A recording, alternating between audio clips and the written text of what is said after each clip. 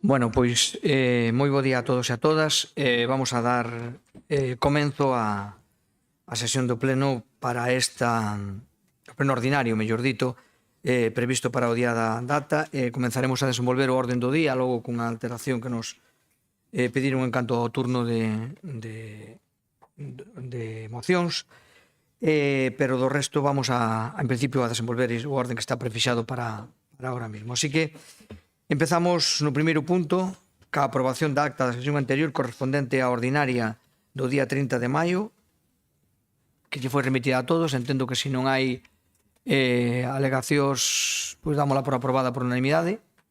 Quedaría, bueno, pois queda aprobada por unanimidade. No punto 2, trata do cambio de data da sesión ordinaria do Pleno da Corporación Provincial correspondente ao vindeiro mes de xullo do 2025.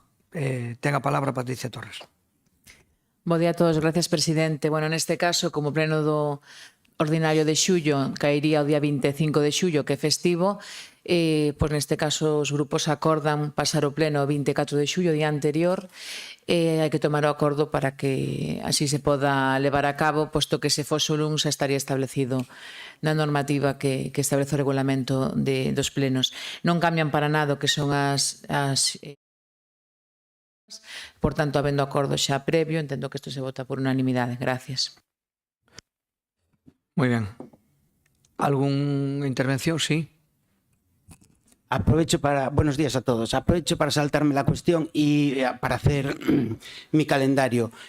Con respecto a lo que ha salido la noticia de Agudiña, sigue vigente lo de hacer una protesta, ir a Madrid y todas esas cosas. Lo digo porque así ya sé cuándo me tengo que ir a Madrid y cuándo no. Si contestáis, muchas gracias. Bueno, sí, pero ahora mismo non sei a data. Hasta ahora mismo estábamos co cambio de tal, sí, xa poñemos a data, será... Sí, José María, sí.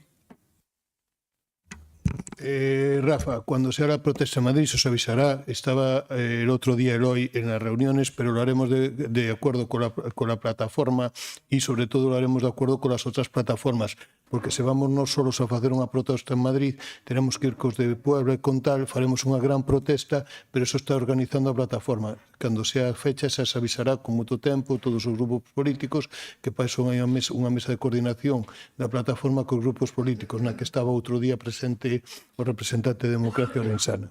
Xa se vos avisará con tempo. Bueno, seguimos co orden do día, que é o cambio do pleno, vale? Algúnha alegación máis? Non. Bueno, pois entonces votamos para cambiarlo para o 24 de xullo. Ben,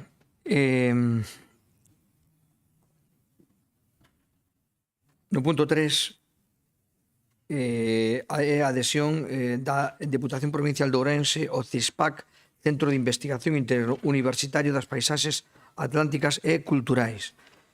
Ten a palabra para a súa exposición José María Lago. Bos días a todos. A Universidade, o Consello Reitor do CISPAC, que é un organismo creado polas tres universidades que é para a vigilancia e a observación e estudo das paisaxes atlánticas e culturais, solicitounos a inclusión dentro do seu órgano consultivo do Consello Reitor. Vale, solicítanos un órgano consultivo que non ten custe para a Diputación e nos entendemos que provén da provincia é moi interesante. Bos días, gracias. Moi ben. Democracia Orensana. Non ten nada. BNG. Sí. Moi bo día a todas e a todos. Sí, bueno, nos anunciamos na comisión que estamos a favor e votaremos a favor deste punto, porque todo o que sexa investigación e transferencia benvido sexa, non ten contido económico, por lo menos de momento.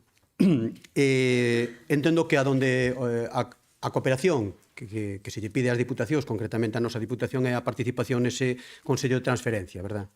Bueno, a verdade é que isto de ser deputado provincial axuda a ter que informarte de moitas cousas que descoñecías absolutamente. Entre elas, pois este asunto, non? Entonces, o pedir certa información no ámbito universitario ao respecto de todas estas, investigacións que se fan, pois tamén acabas chegando á conclusión de que hai cousas que son por cumplir, é a conclusión miña, que son por cumplir, e outras que realmente teñen efectos prácticos. Bueno, hai incluso esa definición das TRLs, que en terminoloxía inglesa, na que o que nos gustaría é que esos primeiras 3 fases nas que veñen a ser que todas esas investigacións se quedan única e exclusivamente no ámbito da investigación e que sirven básica e fundamentalmente para encher currículos de investigadores, que non digo que non, eso pode ser unha parte, pero que si nos pensamos é que coa participación da Diputación, e xa que vostede vai a ser a persona que nos represente, é importante que nesos proxectos que se leven adiante nos saltemos ás seguintes fases, a 4, a 5 e a 6, que iso ven a ser a posta en práctica de todas esas conclusións investigatorias ás que se chega. Non sei se me explico. É dicir, a noso que nos vai interesar, por iso vamos a estar no Consello de Transferencia, eso significa que desa investigación chegue ao tecido social e económico da provincia que boa falta nos fai. E que todas esas investigacións que se leven a cabo que teñan un interés realmente económico e social para aquelas, para a cidadanía e a economía de Ourense, nada máis.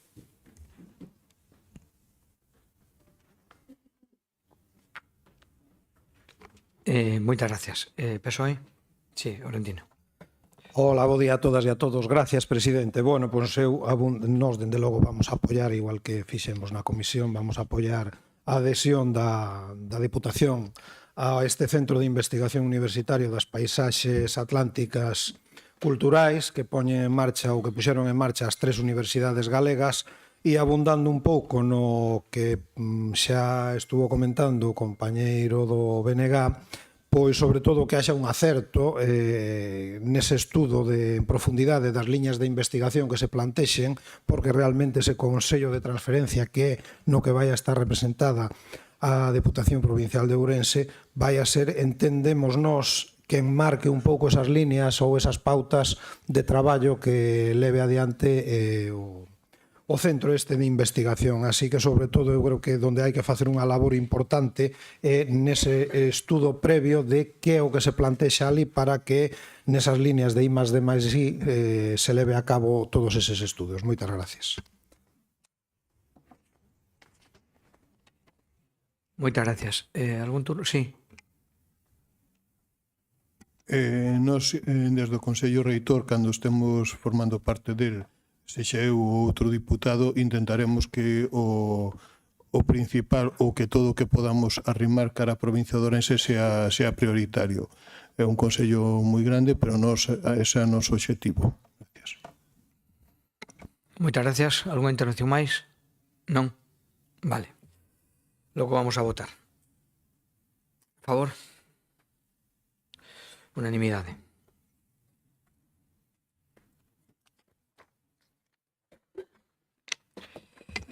Bueno, vamos a pasar ao punto 4 do orden do día, que é a aprobación da ordenanza reguladora do Obradoiro de Gaitas e instrumentos tradicionais da Diputación Provincial de Ourense. Ten a palabra Marta Novoa.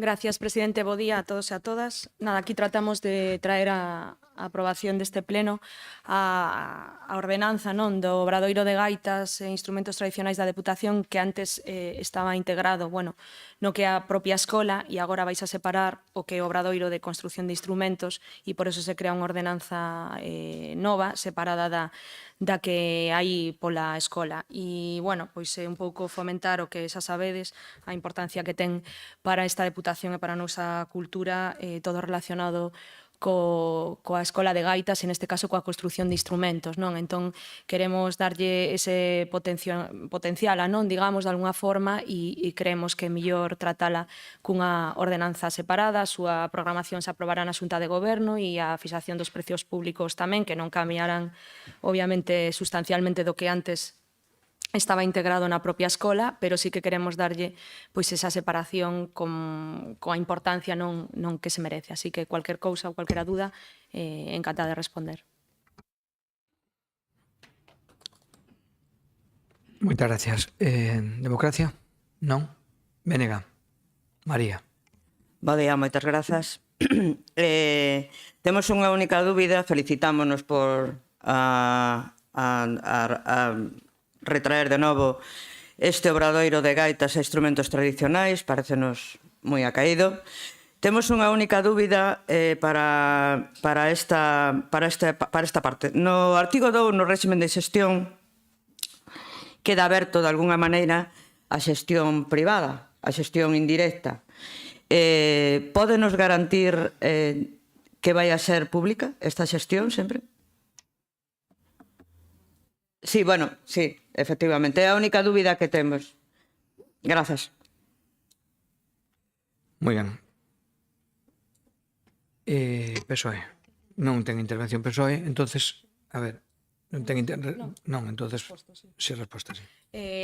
Agora mesmo hai persoal propio e na RPT está o persoal propio xa, o sea que non hai ningunha intención absoluta de externalizar este obradoiro, por suposto que non. A RPT estáse modificando e non nese sentido, contrario. Si queremos potencialo para que sexa dende logo impartido dende aquí. Temos profesorado propio e estámoslo potenciando, así que non hai ningunha intención. Polo momento, non sei noutro momento, no futuro ou en cuantos anos, pero dende logo, dende este grupo de goberno, non. Moitas gracias. Moitas grazas. Simplemente, segunda intervención, é para aclarar que o noso voto é positivo e que nos congratulamos desta decisión. Moitas gracias. Se non hai ninguna intervención máis, votamos, vale? Venga, por favor. PSOE, abstense. Bueno, con abstención do PSOE.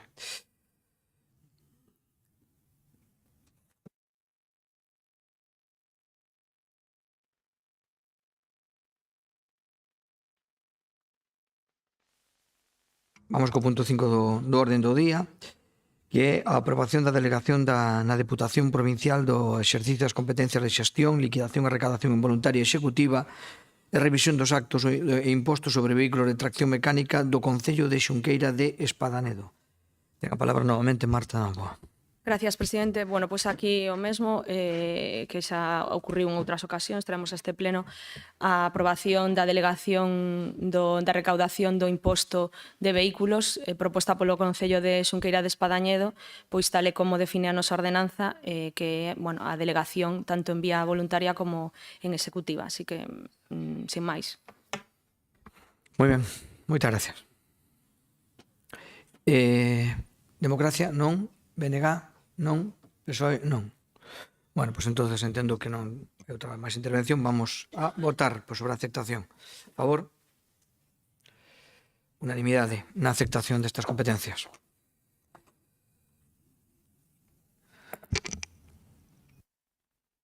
Vamos logo co expediente co punto do orden do día número 6, que é o expediente número 6/25 de modificación de anexo das bases de execución do orzamento vixente da Deputación Provincial de Ourense.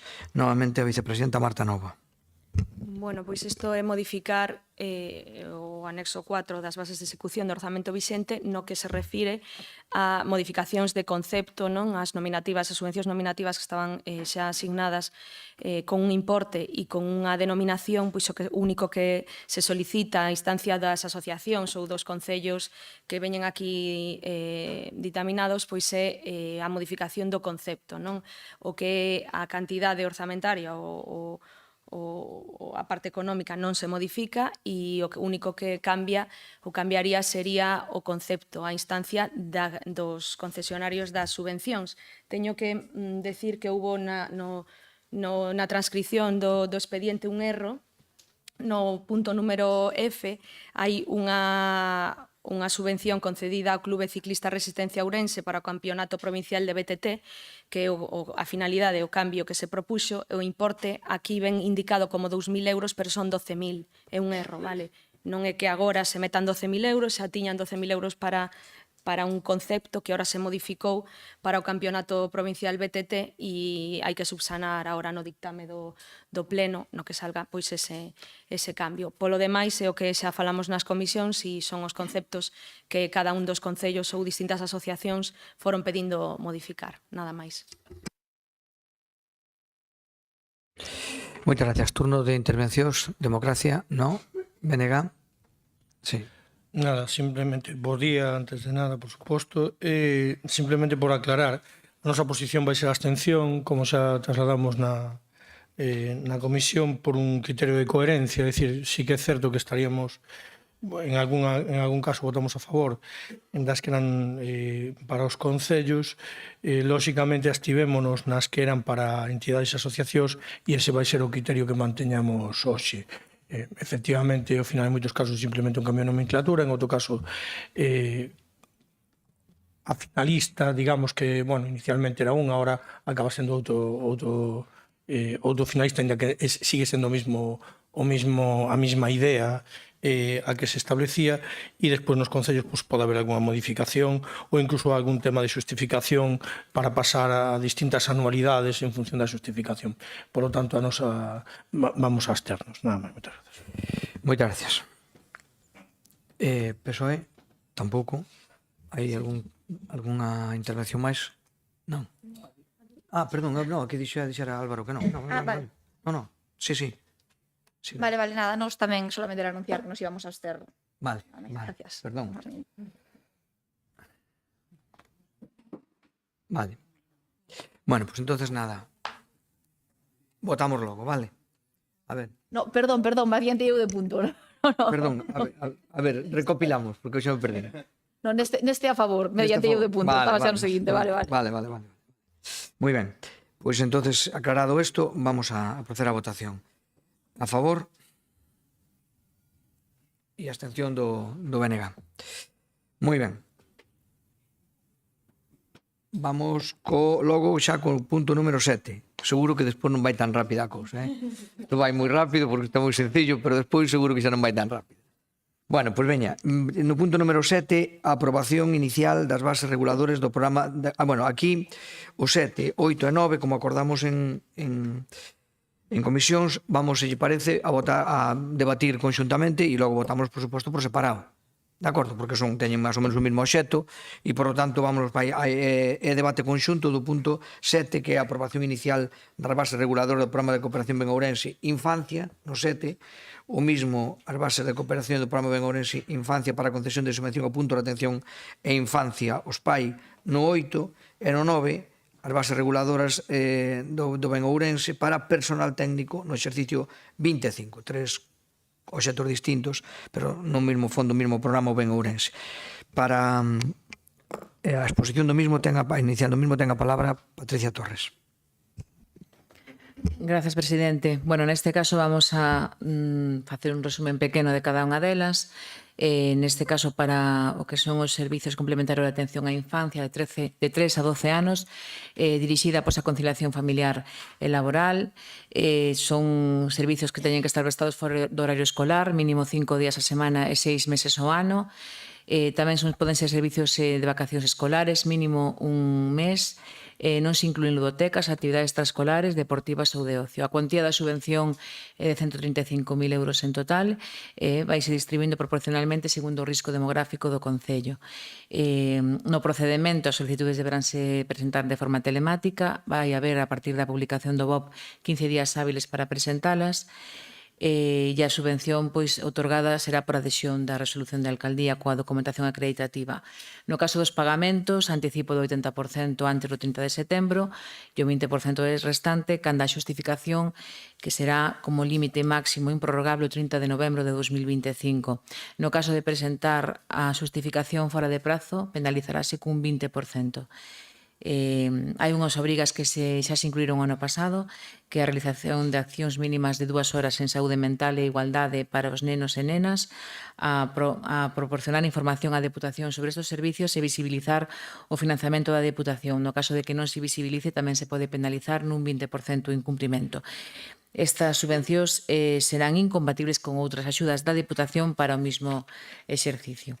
No caso dos pais, pois que son servicios tamén de como a modo guardería, non, dentro dos concellos que así o teñen, o orzamento disponible de 115.000 euros para cubrir gastos de persoal, mantemento ou outros gastos derivados do servizo. Son concellos de menos de 5.000 habitantes que non teñan o pai xestionado polo consorcio, no noso caso hai 12, na provincia de Ourense. Xeralmente piden 10 a subvención. Os criterios de reparto serán cun coeficiente de ponderación tendo en conta a prioridade demográfica de cada un dos concellos e faise a división tendo en conta este grado de prioridade e o número de solicitudes. A adhesión tamén será telemática, 15 días hábiles tamén a partir da publicación do BOP, e tamén se vai a requerir a declaración de outras axudas porque este programa tamén o subvenciona a Xunta de Galicia.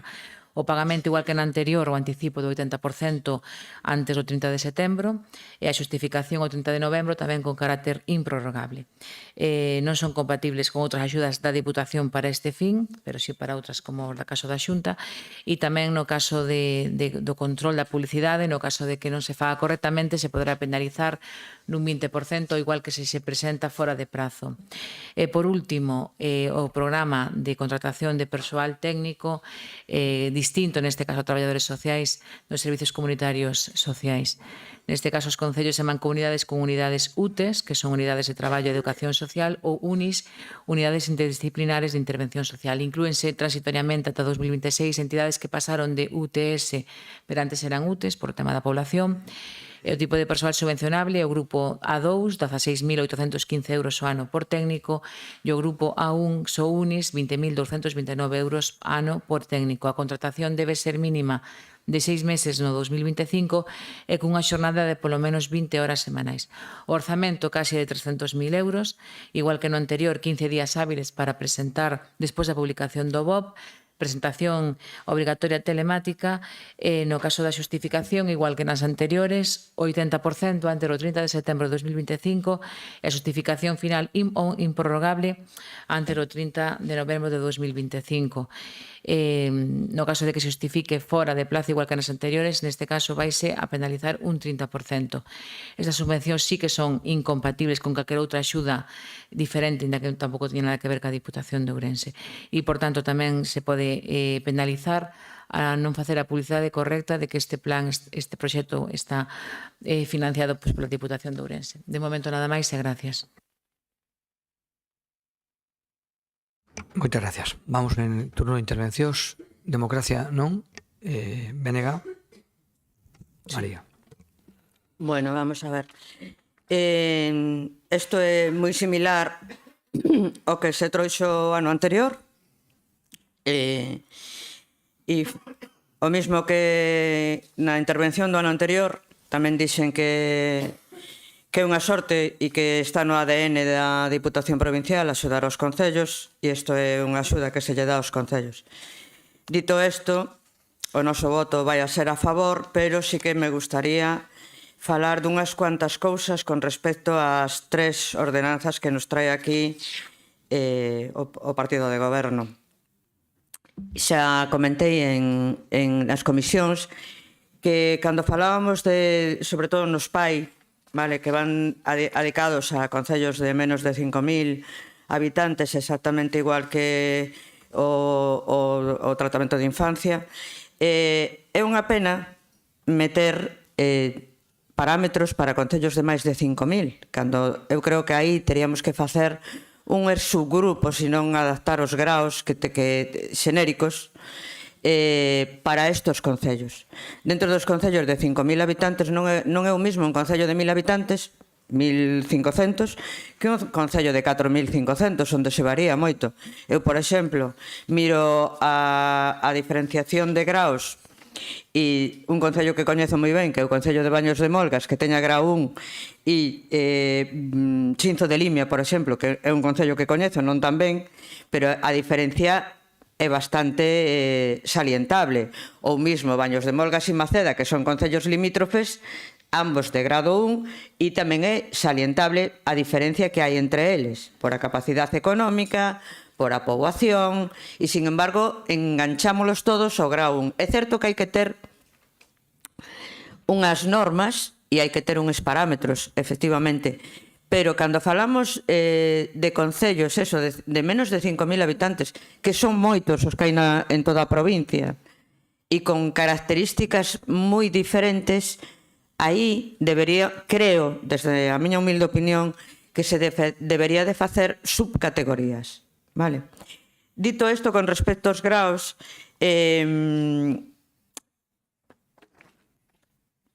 considero esa formación da que se fala, tanto de saúde mental como de igualdade, 2 horas. Vostedes como a min, e eu que estuve moitos anos en formación e defendo a formación por encima de todo, creo que é moi importante. Esa formación de 2 horas saben perfectamente que vai a ser un mero trámite. E quen se encargue desto cubrirá unha ficha, fará unha foto, presentará unha memoria onde, bueno, pues un profesional ou unha profesional vai a decir que impartiu unha formación de 2 horas tanto de saúde mental como de igualdade de oportunidades. Esta formación debería ser transversal e non acotala en número de horas. Debería ser transversal durante toda a actividade. Non hai ningunha necesidade de encadrar 2 horas, sobre todo en igualdade de oportunidades, igualdade entre homes e mulleres, que é algo moi preocupante que nos ven detrás en críos que ben saben, supoño que a maior parte de nós temos contacto con personas de edades hasta 12 anos e son moi influenciables, e venos aí un grupo de nenos preocupante no tema de igualdade. Entonces, hai que actuar desde a base. Fagamos unha formación transversal, obliguemos a que teñan coñecemento de igualdade e de saúde mental, por suposto. E con respecto ao personal técnico non me quero estender moito, é para concellos de máis de 5.000 habitantes. Bueno, os concellos pequenos, ben saben vostedes que teñen un orzamento pequeno. Concello pequeno, orzamento pequeno. Pero eso non quere decir que non precisen persoal e que non teñan unha poboación. É certo que non teñen moitos cativos, pero o personal técnico non só vai dedicado aos cativos neste caso. Entonces, nos concellos pequenos, repito, concello pequeno, orzamento pequeno, e, por tanto, deberíase valorar tamén a posibilidade de incorporar ou de axudar a incorporar personal técnico. Nada máis, moitas grazas. Moitas gracias. PSOE? Sí. Bos días a todas e a todos. Nos a verdade que consideramos que este é un dos programas de cooperación máis importantes da área de benestar desta Deputación, por eso non deixa de decepcionarnos que ano tras ano siga a ser un programa infrafinanciado. Consideramos que os servizos sociales son fundamentais para manter o benestar dos nosos veciños, sobre todo dos que máis o necesitan, e ainda máis nunha provincia como a nosa, unha provincia moi envellecida, na que resultan fundamentais os programas tamén que facilitan a conciliación, como son os destinados á infancia. O que decía antes, o orzamento nos parece insuficiente, é certo que se aumentou algo, pero non cubre nin o aumento dos custos dos servicios. Por eso consideramos que a Xunta de Galicia tamén debe aumentar a partida orzamentaria dedicada a estes servicios sociais. Por outra banda, tamén queríamos preguntar a que se debe o retraso na convocatoria este ano, non tendo en conta que outros anos, como por exemplo no 2022, saliu en xaneiro esta convocatoria. Nada máis, gracias.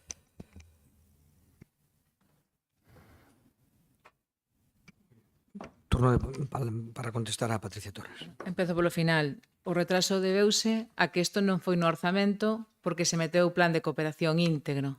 Entón, ao meterse o plan de cooperación íntegro, programas como estes tiveron que pasar a modificación para poder dotalos e por eso se presenta agora, pero subvenciona o ano completo, é dicir, de feito tuvemos unha reunión non hai moito que estiveron dúas compañeiras túas no Pazo de Guizamonde, no que se explicou aos traballadores sociais que se iban a sacar as ordes agora e por que se sacaban agora, pero que se explicaron perfectamente, incluso novas ordes e axudas, e que iban ter neste caso, pois, vaise a cubrir igualmente o 2025.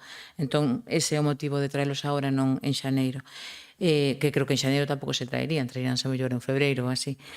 O tema da financiación, lóxicamente, encantaríanos poder dotar de moitísimas máis financiación estes programas.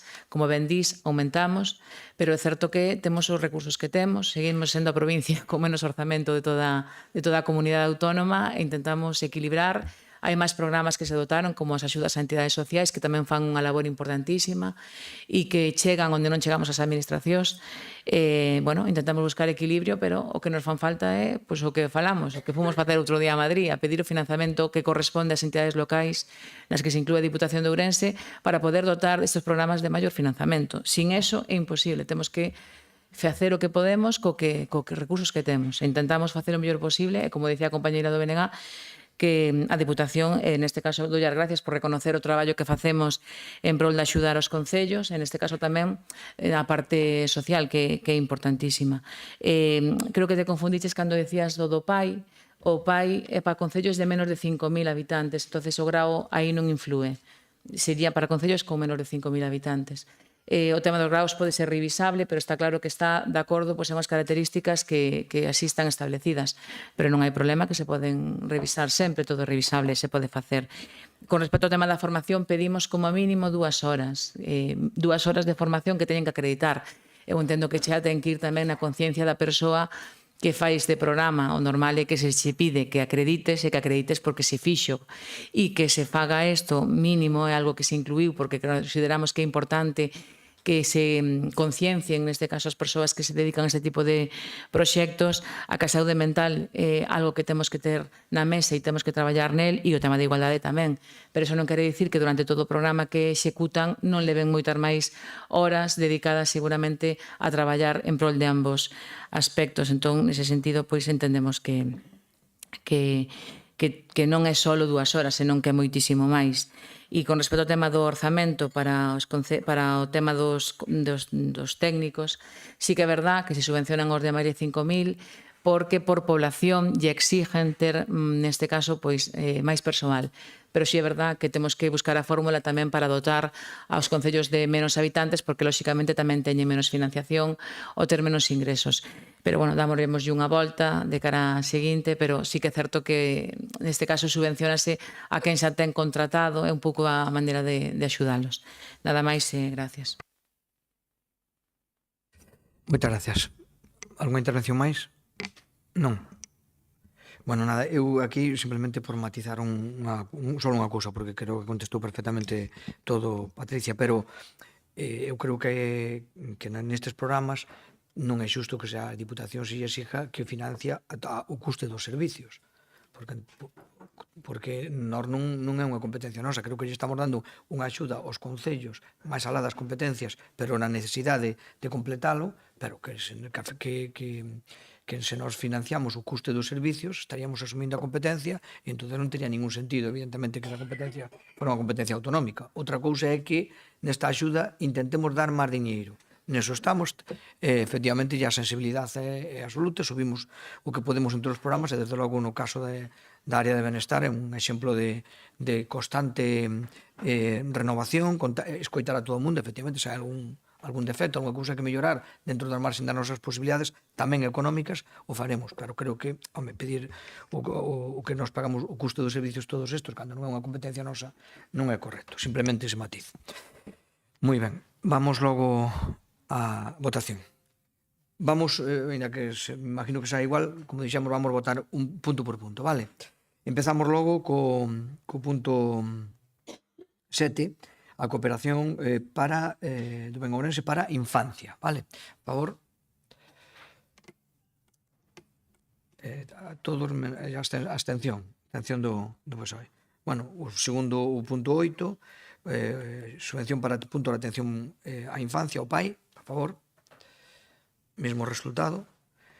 E no último, para persoal técnico, a favor. Por lo tanto, mesmo resultado en todos eles. Quedan aprobados os 7, 8 e 9.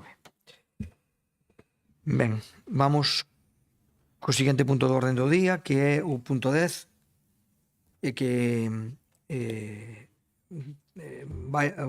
trata ou afecta a aprobación do convenio, ou trata do convenio, a aprobación do convenio entre a Diputación Provincial de Ourense e as comunidades regantes Nova Limia para subvencionar a viabilidade financiera das actuacións inherentes ao proxecto de mellora para o aproveitamento do regadío de 42 captacións de auga subterránea na Limia.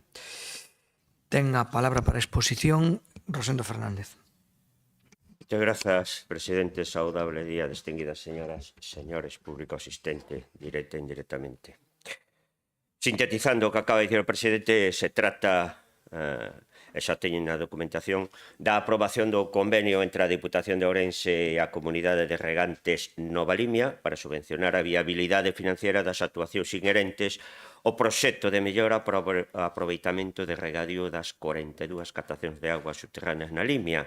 Para tal fin, tamén o teñen na documentación, na data 19 de marzo de 2025 asinouse un protocolo de colaboración entre a Diputación Provincial de Ourense, a Consellería de Medio Rural e a Xunta de Galicia e a Comunidade de Regantes Nova Limia cun obxectivo. O obxectivo foi definir o marco xeral de colaboración entre as tres entidades co obxecto principal de facilitar a realización das actuacións para a modernización e mellora do sistema de regadío.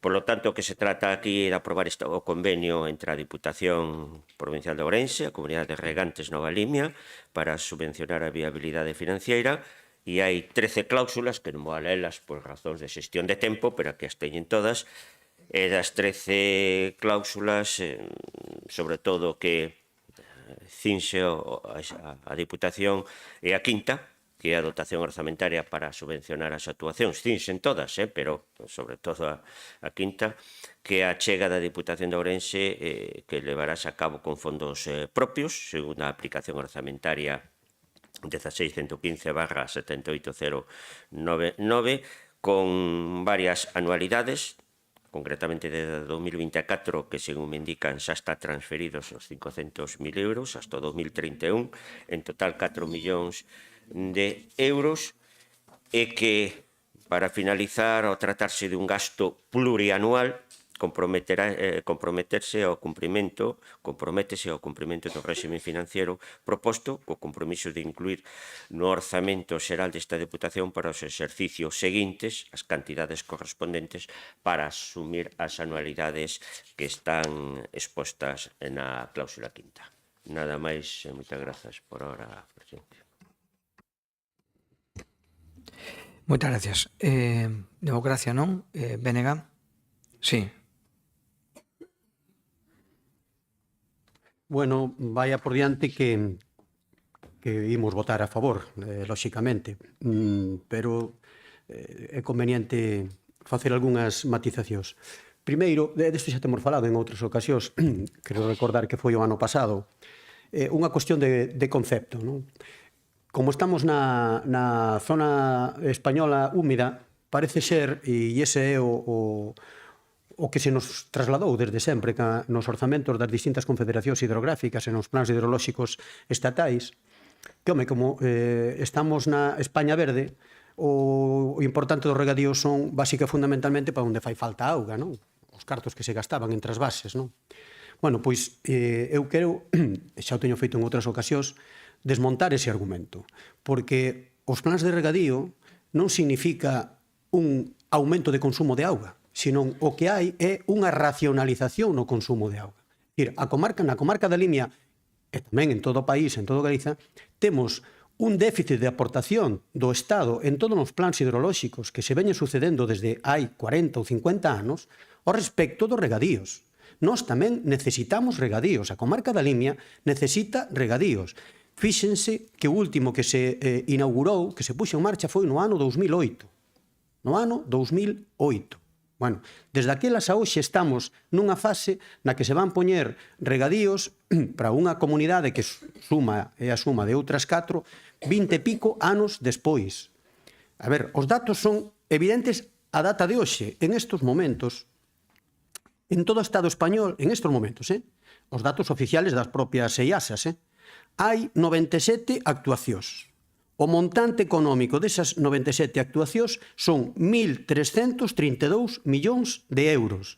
E para Galiza, en estos momentos só hai destinado para a comarca da Limia 35 millóns de euros, que é o total do proxecto, que se financia o 80%, por tanto non chegan a ser nin os 35 millóns de euros, de un total de 1.332 millóns de euros. Por tanto, hai unha escasa consideración do Estado español no Plan Nacional de Regadíos, tanto de modernización como de novos regadíos sociais, con respecto ao noso país. Eso é o que primeiro que temos que deixar claro. E insisto, na comarca da Limia, a posta en marcha de regadíos ou modernización de regadíos non é para consumir máis auga, é para racionalizar o consumo de auga. E iso é bo. Entre outras cousas, porque os agricultores e agricultoras que se benefician de esos regadíos van ter que pagar.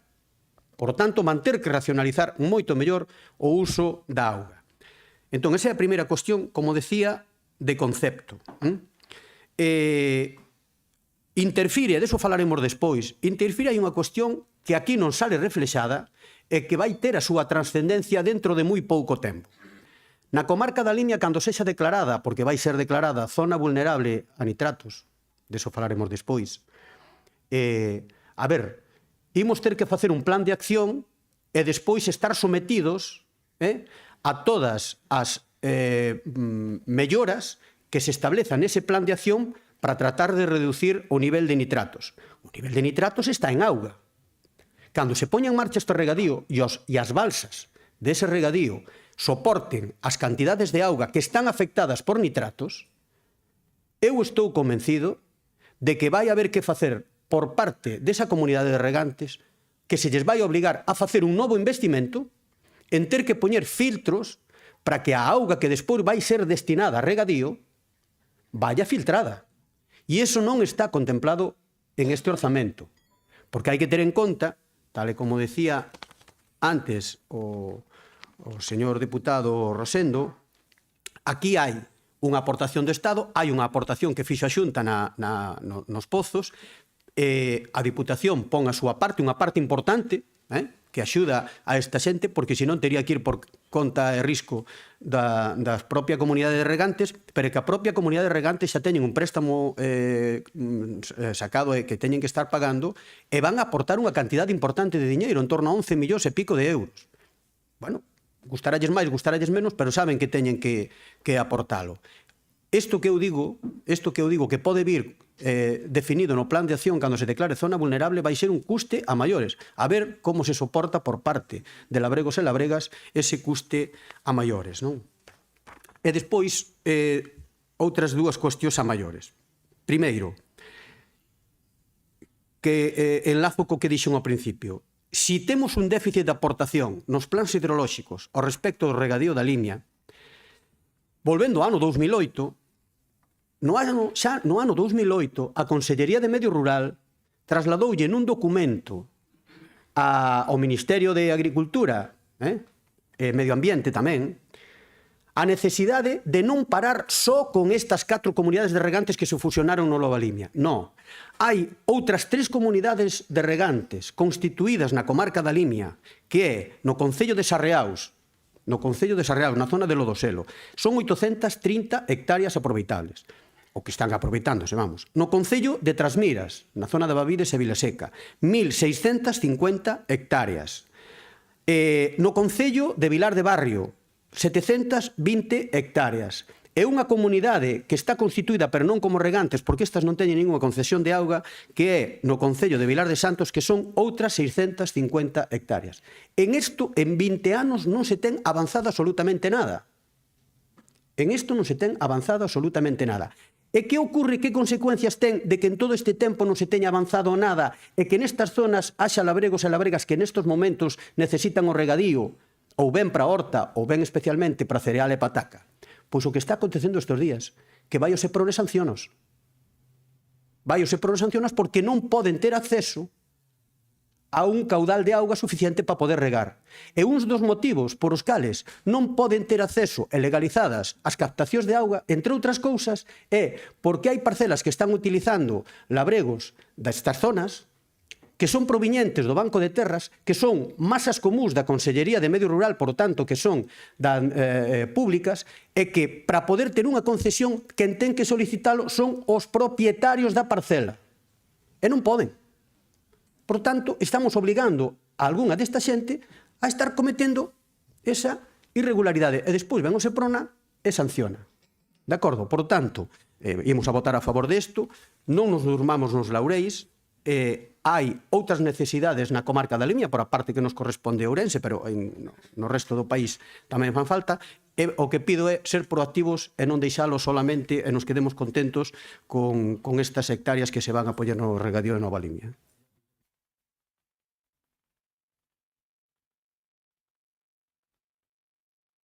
Sí, moitas gracias, presidente. Bo día a todos e a todas. Un convenio de colaboración entre entidades del sector público. Consta na memoria os antecedentes do convenio e así mismo consta tamén o protocolo asinado no mes de marzo deste ano 25 entre a Consellería, a Diputación Provincial e a Comunidade de Regantes Nova Limia.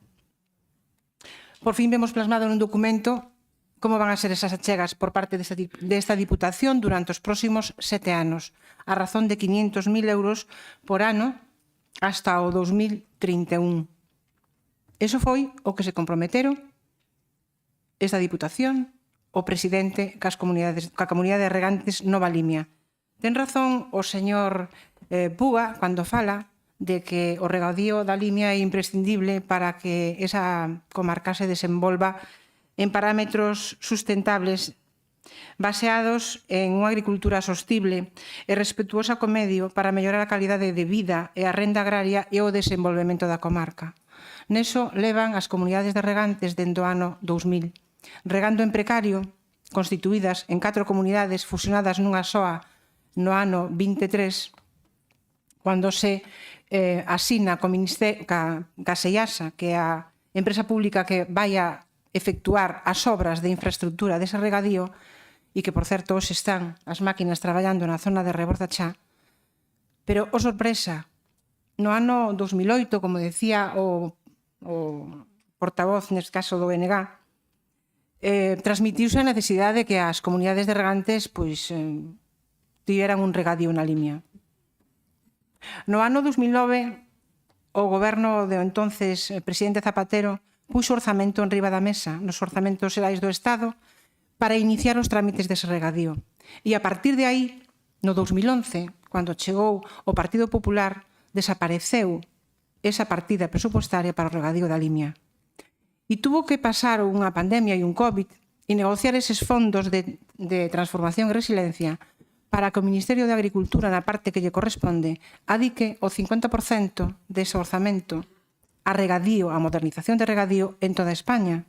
E si efectivamente están colgadas nas páxinas oficiais de SEIASA e do Ministerio as actuacións que se están levando a cabo en cada unha das comunidades, incluída o regadío da Limia. Alegrámonos de que ese orzamento, ese investimento, de 35 millóns de euros máis o IBE que teñen que pagar, por certo, xa caeron da burra de que teñen que pagar o 21% do IBE. Unha comunidade de regantes non é nin máis nin menos como unha comunidade de propietarios. Cando fai unhas obras, lóxicamente terá que lle pagar o IVA a quen lle fai as obras. Me parece que eso xa teño explicado porque se fixe unha consulta vinculante por parte da SEIASA ao Ministerio de Facenda e así é. O gaña non fora, pero así é.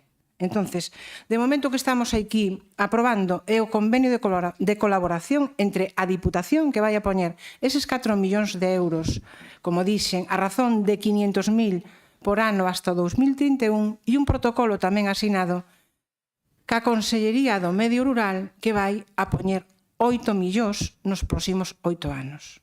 Eso é o financiamento das administracións que se comprometeron cos regantes a facelo deste xeito para asumir en parte o 20% da actuación total que teñen que desembolsar os regantes da Limia.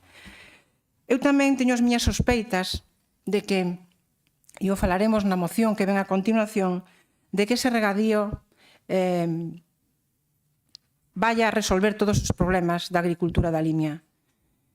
E teño as miñas sospeitas de que, inda que vai a ser eficiente, inda que vai a ser sostible, inda que vai a ser medioambientalmente mellorable nas explotacións, temos un problema de contaminación de augas. Está por ver como se soluciona ese problema para que esta comarca siga sendo esa comarca agrícola e gandeira excelente da provincia de Ourense. De momento, nada máis e, lóxicamente, nos vamos a votar a favor. Moitas gracias. Segundo turno de intervencións. Gracias, presidente. Aí vai.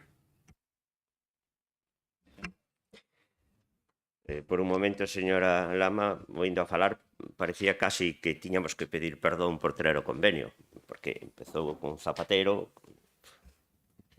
chegamos hasta aquí.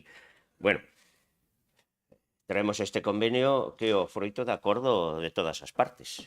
Por lo tanto, pódese dicir o que sexa, pero o froito de todas as partes é que foi, ademais, que sei que ven xa de lonxe, se falou, se refalou, se chegou a este acordo.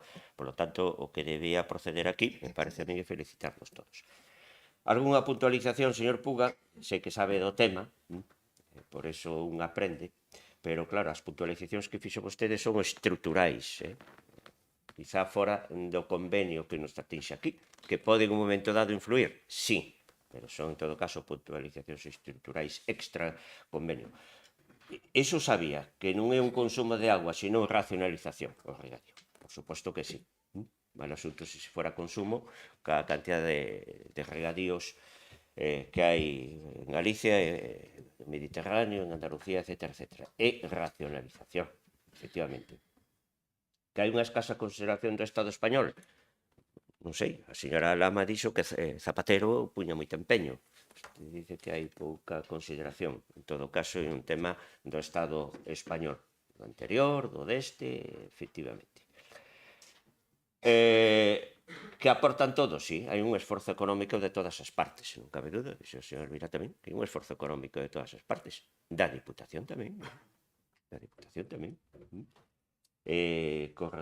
corresponde, está plasmado en este convenio, pois aquí paz e despois gloria, e repito, felicitémonos. Que hai 4 comunidades máis de regantes, xa yo en das comisións respectivas, o presidente contestou ya que parece que aquí non consta ou non reza, pero bueno, cando aparece se estudiará en un sentido ou en outro. Eu creo que o que se trata é de aprobar este convenio que para unha comarca tan importante como a Limia, importante para Ourense e para Galicia, sobre todo, pois, eso, por terceira vez, porque non hai dúas en tres. Felicitémonos porque todas as partes do convenio fixeron, están facendo un esforzo, en este caso económico.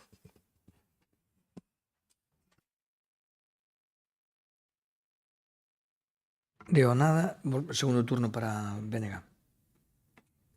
Unha pequena puntualización. Efectivamente, nos referimos a cuestións estruturais porque a cuestión concreta do convenio xa está feito, é dicir, o convenio xa está, hai que ratificalo e punto. E aí, que imos decir nós e as propias persoas que son as que van ser beneficiarias de isto firman o convenio. Seguramente lles gustarían outras condicións, pero son as que foron posible, por lo tanto, aí están asinados. Nós imos votarlle a favor e por iso non me meto en puntualizar nin matizar ninguna das cousas porque é o que foi posible. Esa está, non? Agora, insisto en que máis alá repártanse vostedes as culpas entre o PP e o PSOE, aí non me meto. O que sí é certo é que hai un déficit de aportación económica cara ao noso país por parte do Estado español histórico. En estos momentos, de 1.332 millóns e 97 actuacións que hai no Estado español, Galiza ten unha única actuación, que é na comarca da Limia, por un valor de 35 millóns de euros. Eso é o único dato que podo constatar. Nada máis.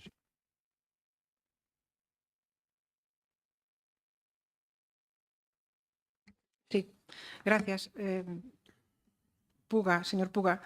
Déficit histórico, bueno, Isto non vai así por tantos por cento, me parece a min, isto vai por proxectos e por comunidades de regantes legalmente constituídas e con concesión de caudal. A partir de aí, cada comunidade pois pídelle ao Ministerio e o Ministerio encárgalle á empresa pública Seiasa que faga as actuacións pertinentes en función da disponibilidade orzamentaria. Recórdolles que no ano 20, cando se anunciaron esos fondos de recuperación para a modernización de regadíos, para este regadío da Limia viñan 15.900.000 euros. E foi a resultas de que outras comunidades de regantes de outras partes do territorio español reduciron o importe das súas actuacións, ben porque non podían chegar ou ben por outras cuestións, e as resultas do excedente que había de partida orzamentaria implementouse hasta os 35 millóns a actuación no regadío da Limia. Creo que para Galicia está en estudio unha zona de regadío na zona de Chantada a día de hoxe, pero como as cosas de Palacio van despacio, pois, como digo, os regantes da Limia están hoxe de noraboa porque van a ter que pagar do seu peto menos do que estaba previsto, inda que a comunidade de regantes Nova Limia, co seu presidente ao frente, cando asinou con Seiasa esa obra de infraestructura, tiña que saber que o financiamento era 80-20. 80-20. Nos xa temos reclamado nesta institución que o Gallá non tuveran que pagar nada e fose un regadío de interés social como foron as dúas comunidades regantes da Lagoa da Antela no seu día, no ano 2005, cando se puxeron en funcionamento as balsas de Xunqueira e de Trandeira, o Gallá. Pero este regadío non é un regadío de transformación secano regadío, é un regadío de modernización. E ese lixeiro cambio no concepto é o que dá lugar a que teñan que pagar 80-20%, por certo, como se paga noutras comunidades de regantes do resto de España. E en momentos onde non hai fondos de recuperación, que simplemente son fondos europeos de desenvolvemento rural, pagan os regantes o 33% e o 35%. Dito isto, señor Rosendo, nós tamén nos alegramos de que saia adiante este convenio e que quede reflectido negro sobre branco as aportacións de cada unha das institucións. Nada máis e moitas gracias. Moitas gracias. Unha cousa, Rosendo? Non. Bueno, pois entonces, Rosendo, eu simplemente, como fun parte activa na negociación e na concreción deste convenio, quería decir algunhas cousas. Bueno, efectivamente, señora Elvira, eu non dubido que efectivamente houbera moito interés no ano 2009, que despois desaparecer. Eu creo que tamén as circunstancias económicas que ocurriron despois pois tamén teñen moito que ver, ao mellor, en que se seguira ou non se pudera acometer ou non esta acción. Tamén recordar que, en boa medida, estes 32 millóns de euros, non recordo mal, que pon o Goberno Central son fundamentalmente fondos europeos. Non como que fai, non, escoite, non como que fai bueno, porque é unha aportación extra, se ao mellor non houbera esa aportación extra, ao mellor non tiña esa capacidade de facelo. Vale. Entonces, pero eu o que quero deixar moi claro é o seguinte. Para mí, nós podemos facernos as trampas que queiramos e podemos fazer as alegacións que se queiran, pero, primeiro, señor Puga, non a Xunta de Galicia, además dos 8 millóns que pon agora, fixo a obra previa dos 34 pozos, que é unha obra moi importante que posibilita precisamente os regantes. Hai unha aportación previa, non recordo agora se son 4 ou son 6 millóns de euros o que lle costou facer toda esa infraestructura previa. 6, 7, bueno, pois eso, parecíame que eran 6 ou 7, pero bueno. Entonces, son 7 millóns, os que se suman agora 8 millóns que pon máis. Estamos falando de que a Xunta de Galicia previa e posteriormente pon 15 millóns de euros e a Diputación pon outros 4, co cual nos poñemos en 22, estamos a 10 do que aporta o Estado para todo o regadío. É moi importante, porque parece que só é unha obra do Estado que aporta 32, e 32, estou dicindo, é moi importante, de fondo propio, que é moito máis duro, é moito máis duro, porque cando son fondos europeos que veñen de outra maneira, pois, cando veñen cantidades importantes. O certo é que isto era un tema tan importante, era tan trascendental como o seguinte: cando por fin se establece que son a obra son 32 millóns e hai que firmar o contrato e hai que arrancar e tal, hai que comprometerse a pagar por todos os gastos que se derivan do cumprimento dese contrato, entre o que está efectivamente o 21% de IVA, lóxicamente, bueno, había sí, claro, pero un 21% de 32 millóns, vale, 21% de 32 millóns que se podían, había maneiras, porque a Xunta lle propuxo compensación, lle puxo, porque non se pode deducir, e, por lo tanto, puxolle a posibilidade de, efectivamente, de acordos. Non se aceptou nada, simplemente era ou tomas ou deixas. Encontrámonos con que ou alguén lle axudaba a pagar. Eso digo yo porque estuve en unhas negociacións. E cando decidimos poñer 4 millóns e 8 é porque eran as necesidades. Non me diga que non, porque é así. Estaba en primeira línea de ese tema. E les, evidentemente, tiñan os 32 millóns, pero se non poñemos esta axuda dos 12 millóns, era inviable o asunto. Entre estos, gastos financeiros, etc. Eran totalmente inviable. Os avales que tiñan que poñer, que tamén era bastante discutible, que a mellor non tuvera que poñerse uns avales cando estaban outras administracións por detrás, que avalábamos e tal. Bueno, non se admitiu nada e se tratou exactamente. Ustedes teñen que un coste de moito máis, porque eles ainda siguen poñendo, pero, en definitiva, que o poñemos estes 12 millóns entre a Xunta 8 e a Diputación 4, ou isto non iba para diante. E os 32 non se ejecutaban, porque non había capacidade. Entón, eu creo que iso hai no que valorar moito, que son 4 millóns de fondo propio. Eu síntome moi contento, creo que a Diputación como entidade, non ningún partido, é unha Diputación moi contenta, o sea, se debe sentir moi orgullosa de que actuemos nunha actuación, o sea, levamos a cabo unha actuación estratégica para unha comarca como é unha comarca agrícola e gandeira como a Limia, facendo unha aportación que é decisiva para que este proxecto salga adiante. Isto é decisivo. E xa digo, nunha competencia que non é exclusivamente nosa, que non son vías provinciais. É o desenvolvemento económico, neste caso, efectivamente,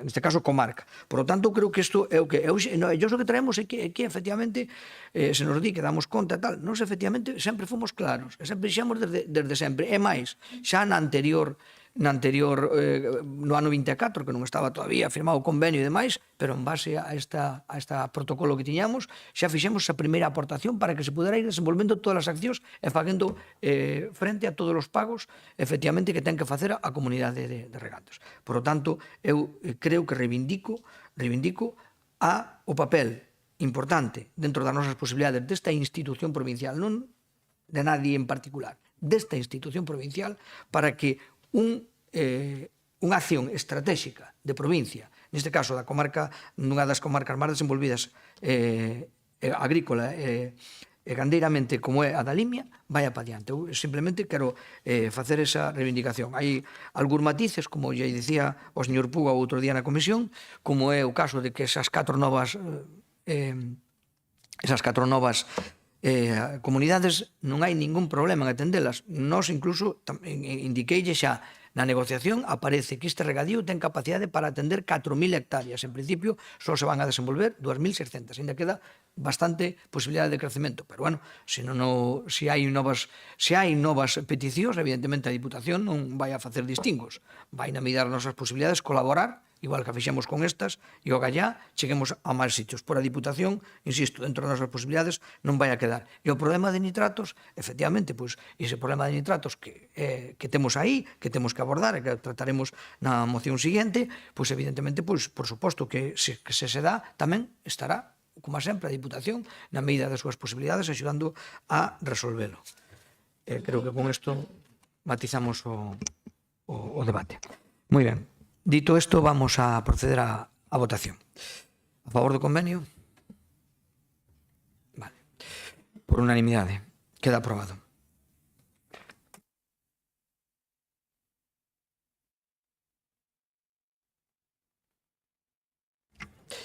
Vamos a iniciar a ronda de mocións. Aquí, na petición do grupo do PSOE, a moción 14, un punto de orden do día 14, que era a moción do Grupo Socialista para exixir solucións urxentes fronte á contaminación orgánica do Encoro das Conchas, por motivos que les alegan, piden que que se trate en primeiro lugar das mocións, e por terse que ausentar logo a persoa que o vai a defender, neste caso creo que doña Elvira. Non sei se procede votación para alterar o orden do día ou simplemente o acordo. Estamos todos de acordo, non? Vale, bueno, pues entonces vamos a debatir logo, vamos a pasar ao punto 14 que pasa a ser o 11, vale? E iniciamos logo o debate do mismo. Por lo tanto, como propoñente da moción, ten a palabra o Grupo Socialista para a súa exposición. Moitas gracias, presidente. Moitas gracias, compañeros, pola comprensión, porque teño que ausentarme sobre as 12:30. Moción para exixir solucións urxentes fronte á contaminación crónica no encoro das Conchas e garantir os dereitos fundamentais da veciñanza. Vou a dar lectura á moción porque me parece que está bastante ben na súa exposición de motivos e a ver se entre todos somos capaces de sacar algo en claro adiante. O encoro das Conchas na comarca da Baixa Limia que baña os concellos de Lobios, Bande, Lobeira, Muiños e Entrimo atópase nun estado de contaminación extrema que levou as autoridades sanitarias a activar o nivel máximo, a día de hoxe está en nivel máximo, de risco por presencia de cianobacterias, prohibindo o baño en cualquera actividade recreativa nas praias de fluviais de Ocorgo e a Rola e Muiños, Plácido, outra vez, e Porto Quintela en Bande. Esta situación constituye unha crisis medioambiental e sanitaria crónica que se arrastra dende o ano 2011, cando se produciu a primeira explosión masiva de cianobacterias que cubriu a superficie do encoro cunha película verde tóxica. Hai xa 3 lustros que a veciñanza convive con esta contaminación sen que as administracións responsables teñan adoptado medidas efectivas para atallar o problema. A contaminación alcanzou niveis que fai das Conchas un dos encoros máis contaminados de España, imposibilitando a vida normal na zona durante os meses de verán, cando as altas temperaturas agravan a proliferación de microorganismos tóxicos que converten o aire nunha ameaza para a saúde e que fan que os residentes permanezan pechados nos seus fogares mesmo nos días máis calurosos. Segundo o informe do Consello Superior de Investigacións Científicas, o encoro presenta ata 97 millóns de bacterias moi perigosas por litro de auga, unha concentración de cianotoxinas que triplica o valor admitido por a Organización Mundial da Saúde para as augas de baño. Os estudos tamén revelan a presencia de bacterias resistentes aos antibióticos, coñecidas por provocar enfermedades complexas ou imposibles de tratar. O nivel de nitrato registrado é extremadamente elevado, o que supón un acentuado factor de risco para os distintos tipos de cancro, como tiroide, mama, ovarios, estómago, páncreas e vexiga, a máis da hemoglobinemia, señor Rosendo, andazo que se orixina no sangue e que pode ser mortal.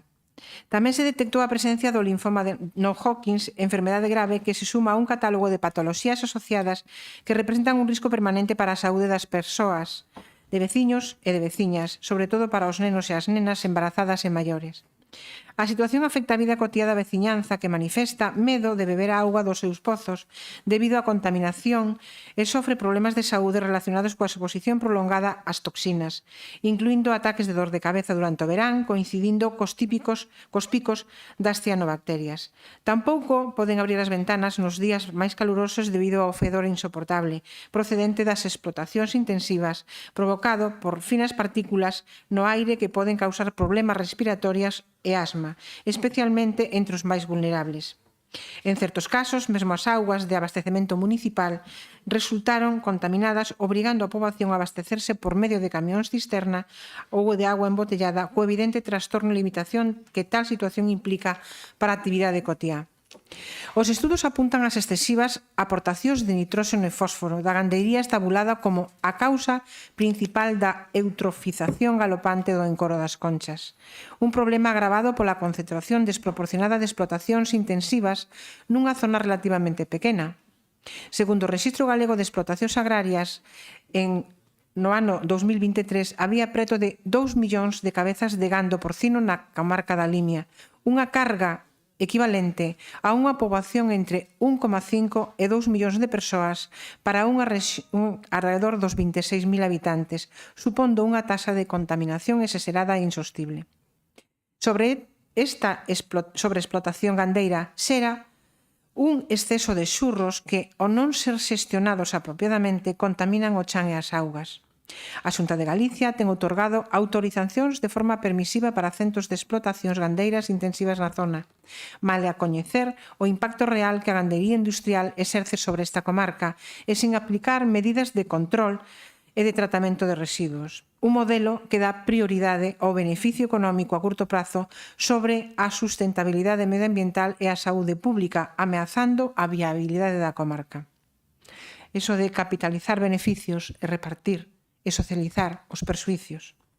Diante desta situación, a Asociación de Veciños do Pobo das Conchas e a Federación de Consumidores e Usuarios CECU, xunto con 9 cidadáns particulares, presentaron unha demanda ante o Tribunal Superior de Xustiza de Galicia por violación dos dereitos humanos.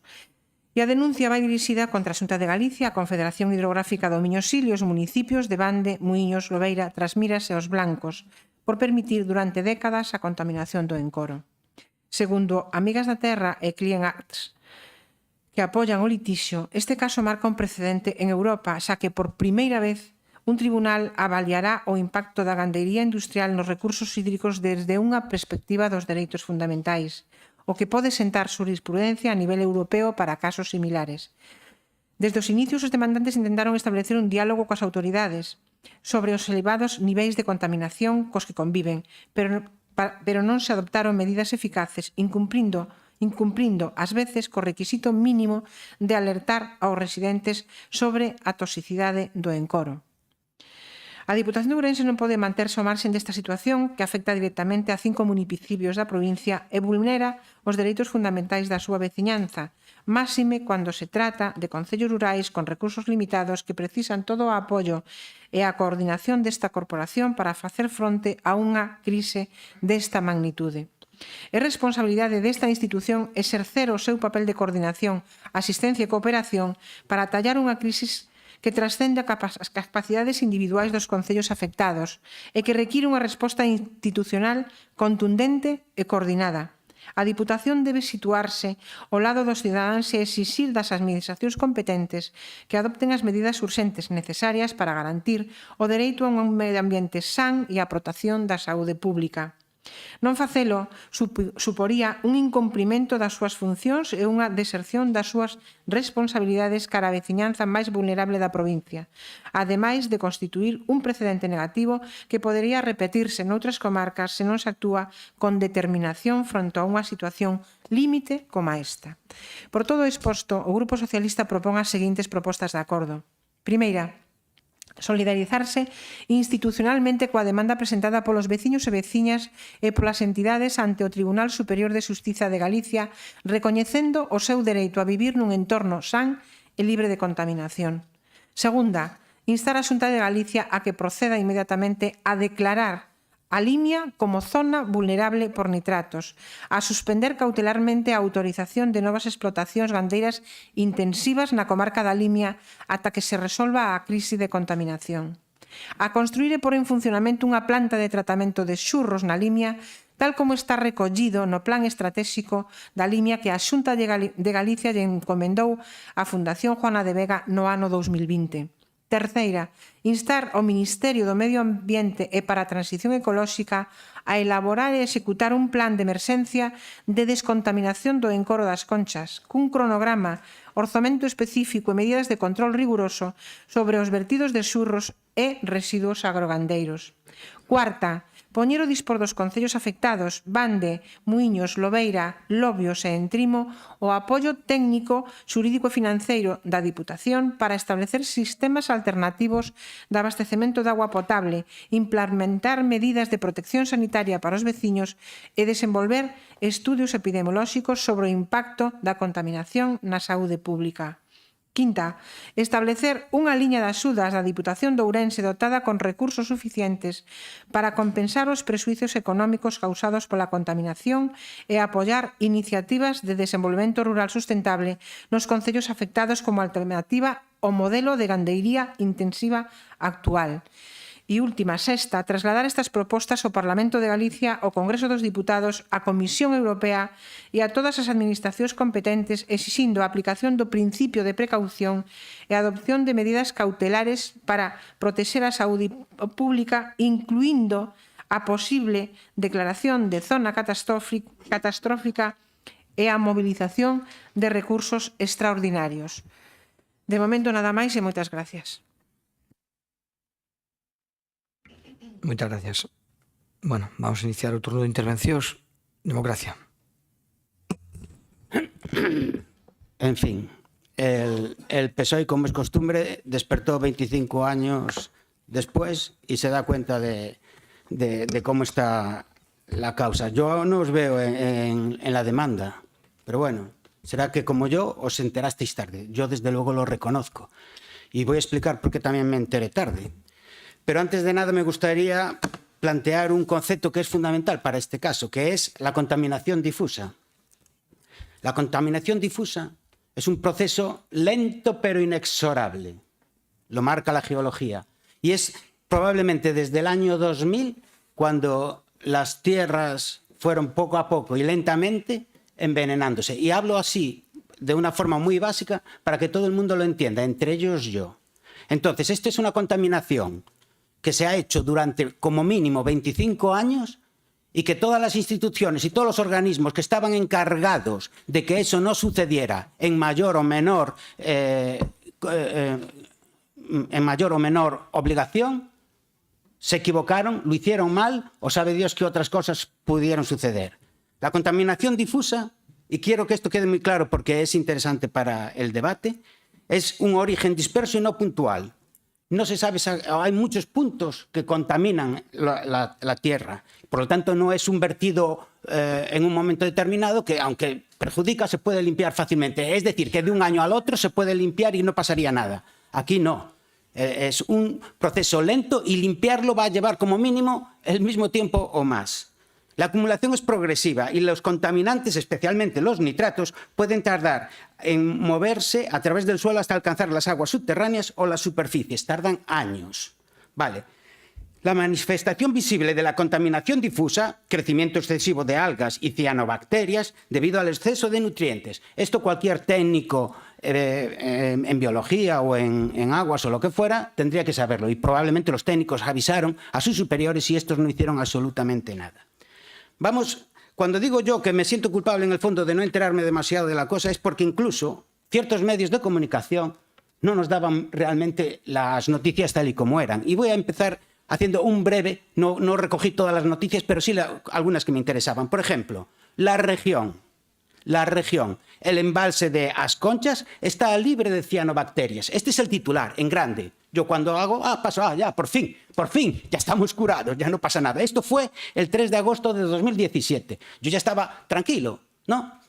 Se ha limpiado el embalse, ya, y dice, gas natural Fenosa, en aquella época era gas natural Fenosa, ahora es Naturgy, si queréis hablamos de Naturgy, la famosa empresa eléctrica que gestiona también las basuras, y espero que por esta crítica luego no diga que no me quiere meter en el Consejo de Administración, que es el sueño de mi vida, como cualquier otro político, acabar en una eléctrica es lo mejor que nos puede pasar.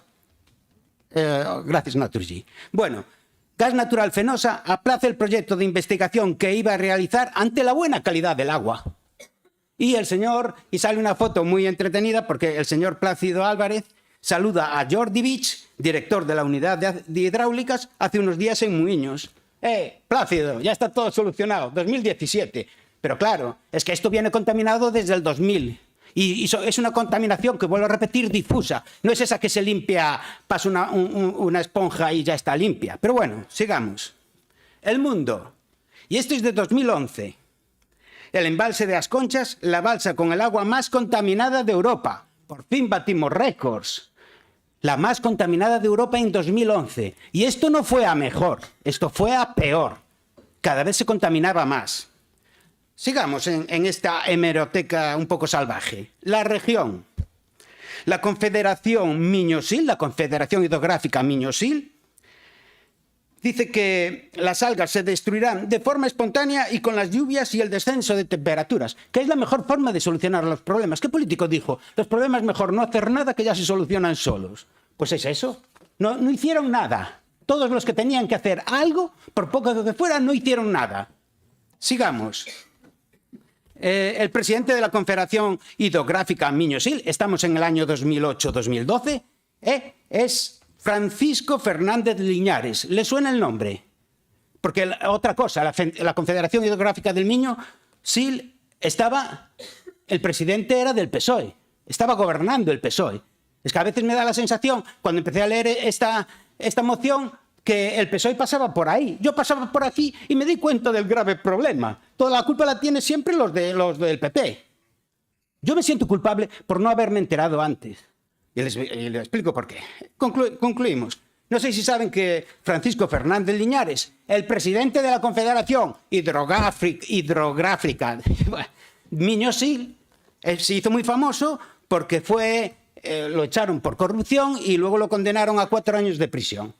Bueno, esto no les llama mucho la atención porque ya están más o menos acostumbrados. Sigamos con la hemeroteca salvaje. Un bloom es un crecimiento exagerado de la floración. Y un bloom, pero es un titular grande. De cianobacterias tiñe las aguas de Asconchas. ¿En qué año estamos? En el 2018. Y dice, la Confederación Hidrográfica confirma la contaminación, si bien matiza que todavía no es tóxica. Es que hay que empezar a arreglar los problemas cuando es tóxica y haya muertos, porque si no, ¿a quién le interesa? ¿Para qué vamos a arreglar los problemas cuando todavía no son un gran problema? Ese es el mayor problema que tienen los políticos, porque tienen que solucionar los problemas para que los vecinos digan, ¡ay, qué bueno es! Soluciona los problemas cuando ya son irresolubles. Bueno, sigamos. En fin, ahora tenemos al presidente de la Confederación Hidrográfica de Miño-Sil, es Francisco Marín Muñoz, y tiene una frase que para mí pasará a la historia, que es, contra la naturaleza es muy difícil luchar. Contra la naturaleza es muy difícil luchar. No, contra la naturaleza no hay que luchar, señores. Contra la naturaleza hay que dejarla que actúe. Contra quien hay que luchar es contra los incompetentes, contra los corruptos y con todos los que han dejado esta salvajada fuera adelante. 25 años. Yo considero que son 25 años, aunque el máximo grado de floración fue en el 2011. Sigo. Y ahora ya que han ido a juicio, los vecinos, los perjudicados han tenido que luchar contra todas las administraciones que no le hicieron caso, dice El País. Los peritos certifican ante el juez la contaminación extrema del embalse de Asconchas. Los investigadores se ratifican en el Superior de Galicia sobre los riesgos existentes para la salud y el medio ambiente y defienden que el origen de las cianobacterias está en los vertidos incontrolados de las macrogranjas. Y esto lo sabía todo el mundo. Lo que pasa es que no le interesaba. Me recuerda un poco a la película de Tiburón. No digas tiburón, que perdemos turistas. Plácido, es la mejor forma para ganar turistas. En fin. También deja claro que la contaminación no puede proceder del alcantarillado urbano, porque, aunque estuviera mal depurado, sería necesaria una población de 2 millones de habitantes. En fin, y ahora viene lo fuerte y lo que a mí más me indigna de todo esto. La contaminación del agua afecta a la salud de la gente que vive en la zona. La incidencia de cánceres supera la tasa de otras comarcas, sobre todo en las mujeres. Ustedes están jugando con la salud de la gente y no han hecho nada. Hablaré en mi segundo turno, que no me di cuenta de que pasa el tiempo rápido. Muy bien. Venega. Bueno, pois vai antes de nada por diante toda a nosa solidaridade e apoio a xente, especialmente a da Baixa Limia, da Limia tamén, non? Que levan, tal e como describiu gráficamente Rafa, padecendo este problema desde fai moitos anos. Un problema de saúde pública de primeira magnitud que está perfectamente descrito na parte expositiva da moción que presenta o Partido Socialista, non? O Bloque Nacionalista Galego, sendo conscientes desto desde fai xa moitos anos, xa creo que máis de 10 anos, levamos denunciando esa situación en todos os foros e todos os ámbitos institucións nas que estamos, empezando por Europa. Nosa deputada Ana Miranda, desde fai moitos anos que leva visitado a zona en varias ocasións, presentada distintas iniciativas a nivel europeo, no Parlamento Europeo, porque isto é un problema que non se circunscribe exclusivamente ao ámbito local, nin na Limia e Baixa Limia, sino que acaba sendo un problema internacional. E acaba sendo un problema internacional porque as augas van ao Encoro do Lindoso, do Encoro do Lindoso xa sabemos que ten unha parte que é titularidade e propiedade portuguesa, ainda que a cola está na parte galega, e iso supón problemas tamén de contaminación na zona portuguesa. Tamén temos presentado infinidade de iniciativas no Parlamento galego, incluso estes días que se produxo o xulgado, vimos de presentar novas iniciativas pedindo que a Xunta de Galiza active realmente medidas para corrixir o que ali está acontecendo. No Congreso e no Senado tamén temos pedido, por a parte que lle corresponde ao Goberno estatal, especialmente á Confederación Hidrográfica, que ten competencias nesa conca, pois que actúe dunha vez por todas. Non? Como é posible que non se teña feito nada durante todos estes anos? Non? Hai que ser conscientes de que a realidade que viven no día a día, as persoas que ali vivides no día a día, é terrible. Aquí mesmo se describe nunha parte desta moción que xa non é un problema solamente das conchas, do Encoro das Conchas, é que as augas dos pozos están afectadas tamén. Por tanto, en algúns casos teñen que se abastecer ou comprando auga ou con cisternas. Bueno, pois, despois de moitos anos, no ano 2000, a Xunta de Galiza por fin se deu conta, ou quixo, poñerlle coto e intentar poñer medidas. Empezouse un debate, unha discusión, que todos lembramos, aquí ten habido en máis ocasións, un debate con todos os sectores económicos e sociais da comarca para tratar de sacar adiante o plan estratégico da Limia. Todo iso comezou no ano 2000. Facíamos as reunións por videoconferencia con mascarillas. Eu recordo aquelas primeiras xuntanzas, e supoño que Elvira, no 2020, sí, 2020. Supoño que Elvira tamén recorda perfectamente. Bueno, fruto daquele debate, daquelas discusións e daquele análise, no ano 2021 foi entregado ese plan estratégico que nunca foi presentado, un plan estratégico que constaba de 6 eixos de actuación e de 26 medidas. Eso todo foi no ano 2021. Que pasou? Por que non se fixo nada? Xa non digo a presentación pública, por si se acordan en esas mesas de debate esas 26 medidas, por que non se poñen en marcha?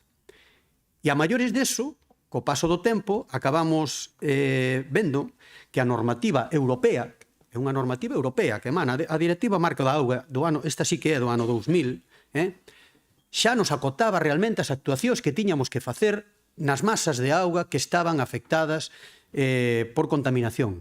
E froito do desenvolvemento desa Directiva Marco da Auga, no ano 2022 aparece o Decreto 47/2022 que regula as declaracións de zonas vulnerables por nitratos.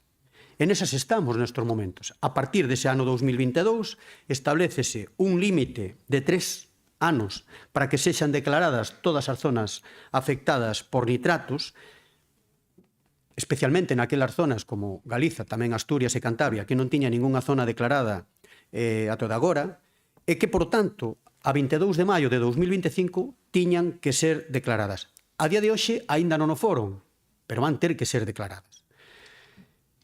Ese decreto 47/2022 establece un prazo de 2 anos para que se poñan en marcha ou que se elabore un plan de acción. Fixaivos, aínda non foi declarada, pero que a maiores deso a Consellería de Medio Rural xa nos ten dito, xa nos ten anunciado que vai consumir esos outros 2 anos máis para facer o plan de acción sin facer nada máis. Xa nos están dicindo, a ver cando declaramos a zona vulnerable. A partir de aí temos 24 meses, que é o que pon a normativa. E despois dos 24 meses, é dicir, 2 anos máis, entón xa se empezará a executar ese plan de acción que hai que supervisar e revisar cada 4 anos. A propia Xunta de Galicia nestes momentos sigue procrastinando, é dicir, sigue dicindo que iso ainda vai ir para máis longe. Por qué? Home, pois porque xa o dixo o ex-conselleiro de Medio Rural, que era un ourensán, fai un par de anos no Parlamento de Galicia. Xa dixo, eu este problema non mo vou a comer, que veña outro e que se arregle.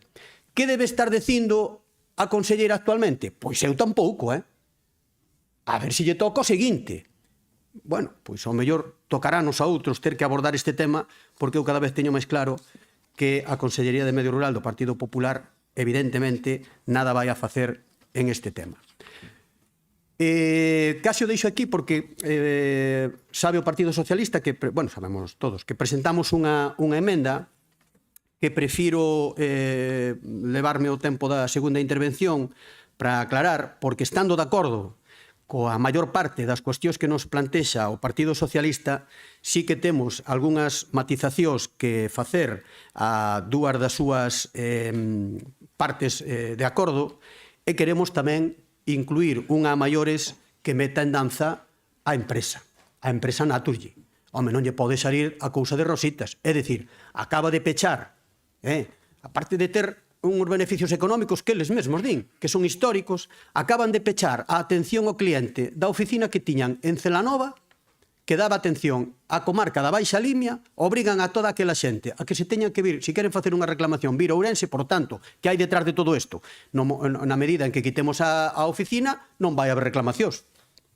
Eso é o que está detrás desa intención. Bueno, pois, se por parte da empresa se fixera unha xestión como están obrigados, e como están obrigados, se eles non o fan, deberían estar obrigados pola Confederación Hidrográfica a facer un manteñimento dese encoro durante os 60 anos que levan explotando e que lle deu moitos beneficios, tamén axudaría a evitar o problema que sufren as veciñas e os veciños da zona das Conchas e daquele entorno en xeral e da Baixa Limia. Entón explicarei mellor na segundo quenda o contido da nosa emenda. Moitas gracias por, na medida do posible, saben que somos flexibles, pero ir adaptándose aos tempos, porque son moitas mocións. Moi gracias. Quero dicir que nos adaptamos todos perfectamente aos tempos, non? Inda que aquí non andamos cortando a nadie, vale? Don Plácido Álvarez. Bo día, señoras deputadas, deputados, medios de comunicación e demais persoas que nos están a seguir neste pleno. Adiántolles, como non podía ser de outro xeito, que eu son especialmente consciente como alcalde e tamén como veciño de Muiños da contaminación que en determinadas épocas do ano aflora no encoro das Conchas. Pero non son tremendista, eu procuro ser pragmático e realista.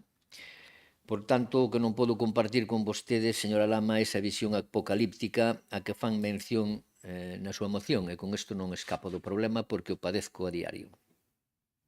Casi nos invitan a marcharnos da Baixa Limia e o señor Puga insistiu tamén no tema e buscar asentamento noutro territorio. Hombre, por Dios, non nos asusten tanto. Somos conscientes do problema, aunque sin barullo, pero preocupámonos del. Coa mellor brevedade posible, permítame que me refira en primeiro lugar ás afirmacións que fan na súa exposición de motivos e acto seguido as súas propostas de acordo, aínda a costa de repetir a lectura de parte da súa moción, porque así é a única maneira de informar e non alarmar innecesariamente. Leo literalmente para non meterme en erros que non debería facelo. Din na súa exposición de motivos, e vou ir rápido, porque o señor presidente xa me advertiu do tempo antes de empezar, o encoro das Conchas na comarca da Baixa Limia que baña os concellos de Lobeira, Bande, Lobios, Muiños e Entrimo. Hombre, doña Elvira, Lobios e Entrimo non están no embalse de Conchas, están no de Lindoso, que por augas abaixo tamén lle afecta e non escapamos do problema. Polo tanto, primeira matización. Durante os meses de verán, cando as altas temperaturas agravan a proliferación de microorganismos tóxicos que converten o aire nunha amenaza para a saúde e fan que os residentes permanezcan pechados nos seus fogares, mesmo nos días calurosos. Por Dios, non vexo eu que iso pasara nunca, pero, bueno, non sei, salvo algún momento puntual na zona da presa, e usted conoce aquilo que estuve estes días ali, e cosa que lle agradezco, que vayan por ali e que non só le toquen de orella, como dicen alá no meu povo, pois salvo en momentos puntuales que este ano non se deron, todo se ha dito, e non é ningún consuelo que non se deran, aínda se poden dar. Siguen dicindo, o nivel de nitrato registrado é extremadamente elevado, o que supón un acentuado factor de risco para distintos tipos de cancro. E non os vou a ler porque me asusto a lelos, non? Eu non teño esa incidencia, non me consta. E preguntei, non me consta. En todo caso, procurarei ter datos simplemente por curiosidade, e ojalá non sea certo que din aquí vostedes. Falan tamén de ataques de dolor de cabeza durante o verán, fedor insoportable, é verdad, en algúns momentos eso sí foi verdad, e eu padecín tamén, e lamentablemente tuvemos que lamentar moitas baixas en campamentos, etc. E siguen dicindo, en certos casos mesmo as augas de abastecemento municipal resultaron contaminadas, obrigando a poboación e tal. Non me consta en ningún lado. Muiños, Lobeira, Bande, non temos ningún abastecemento de bombeo, ningún. Preguntei a Trasmiras e a Blancos e tamén me dicen que non teñen ningún problema. Non sei de onde sale ese dato. En todo caso, eu creo que hai problemas, pero en algúns concellos, que logo falarei, dos que non aparecen por aquí. A sobreexplotación gandeira xera un exceso de xurros ao non ser xestionados apropiadamente. A Xunta ten outorgado... Que responsabilidade, non leo todo porque é mal largo, que responsabilidade temos entón os concellos que aparecemos aí nunha demanda e tanto nesta moción como poden ser Bande, Lobeira, Muiños, que somos os afectados. Eu poño un exemplo, é como se nos dan unhas tortas, imos a xuicio, e en vez de penar a que non las deu, resultamos penados nós. Curioso. Siguen dicindo, diante desta situación, veciños das Conchas, que sabedes que é un pobo de Lobeira, pequeno, e outros colectivos que xa citaron vostedes, presentaron unha demanda ante o TSJ no que reivindican determinadas cousas ou suplican determinadas cousas ás que me referín ou ás que me vou a referir un pouco máis tarde e non vou a repetirme. Sorprendentemente, parece que os malos da película somos os sufridores dos vertidos, que son Bande, Lobeira e especialmente Muiños. Sorprendentemente.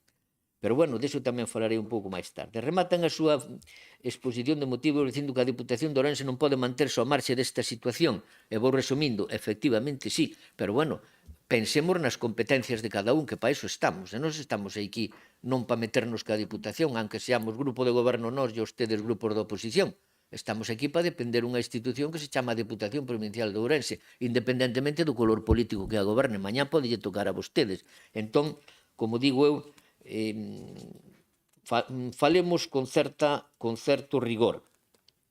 Eu estou totalmente de acordo e coincidirán comigo que a responsabilidade é de todos, pero a desta Diputación é a que é. Polo tanto, en consecuencia, e indo aos seus propostas de acordo, o seu punto primeiro, que nos solidaricemos cas demandas, evidentemente, faltaría máis, aí estamos. En canto á Xunta de Galicia, debo dicir o seguinte, que xa avanzou o señor Puga. O prazo para facer a declaración de zona vulnerable rematou en maio deste ano, verdad? Polo que estamos dentro de prazo legal previsto 3 anos dende a publicación dos mapas de masas de augas afectadas. Este é o informe que me pasa a Xunta, non é de cosecha propia. É o informe que me pasa a Xunta. Ou non se entenden as críticas a este respecto, por exemplo, as súas. O mesmo pode dicirse do prazo para un plan de acción, ao que vostede tamén se referiu, no que a normativa establece un prazo de 2 anos a partir da declaración de zonas vulnerables. Isto, resumindo, é así. Hai máis datos nun informe extenso que, se quere, paso yo, pero é así. En todo caso, os gandeiros e agricultores deben introducir, é a súa obriga tamén, novas prácticas medioambientais e sostibles en xeral que melloren a situación da contaminación por nitratos en particular. Desto somos todos corresponsables, pero eles un pouco máis. E no seu apartado 3, que logo tamén se refiren vostedes nas súas emendas de adición e de sustitución, estamos a favor de instar ao Ministerio de Medio Ambiente e Transición Ecolóxica a elaborar e executar ese plan de emerxencias con orzamento, cronograma, etc. Por Dios, como non.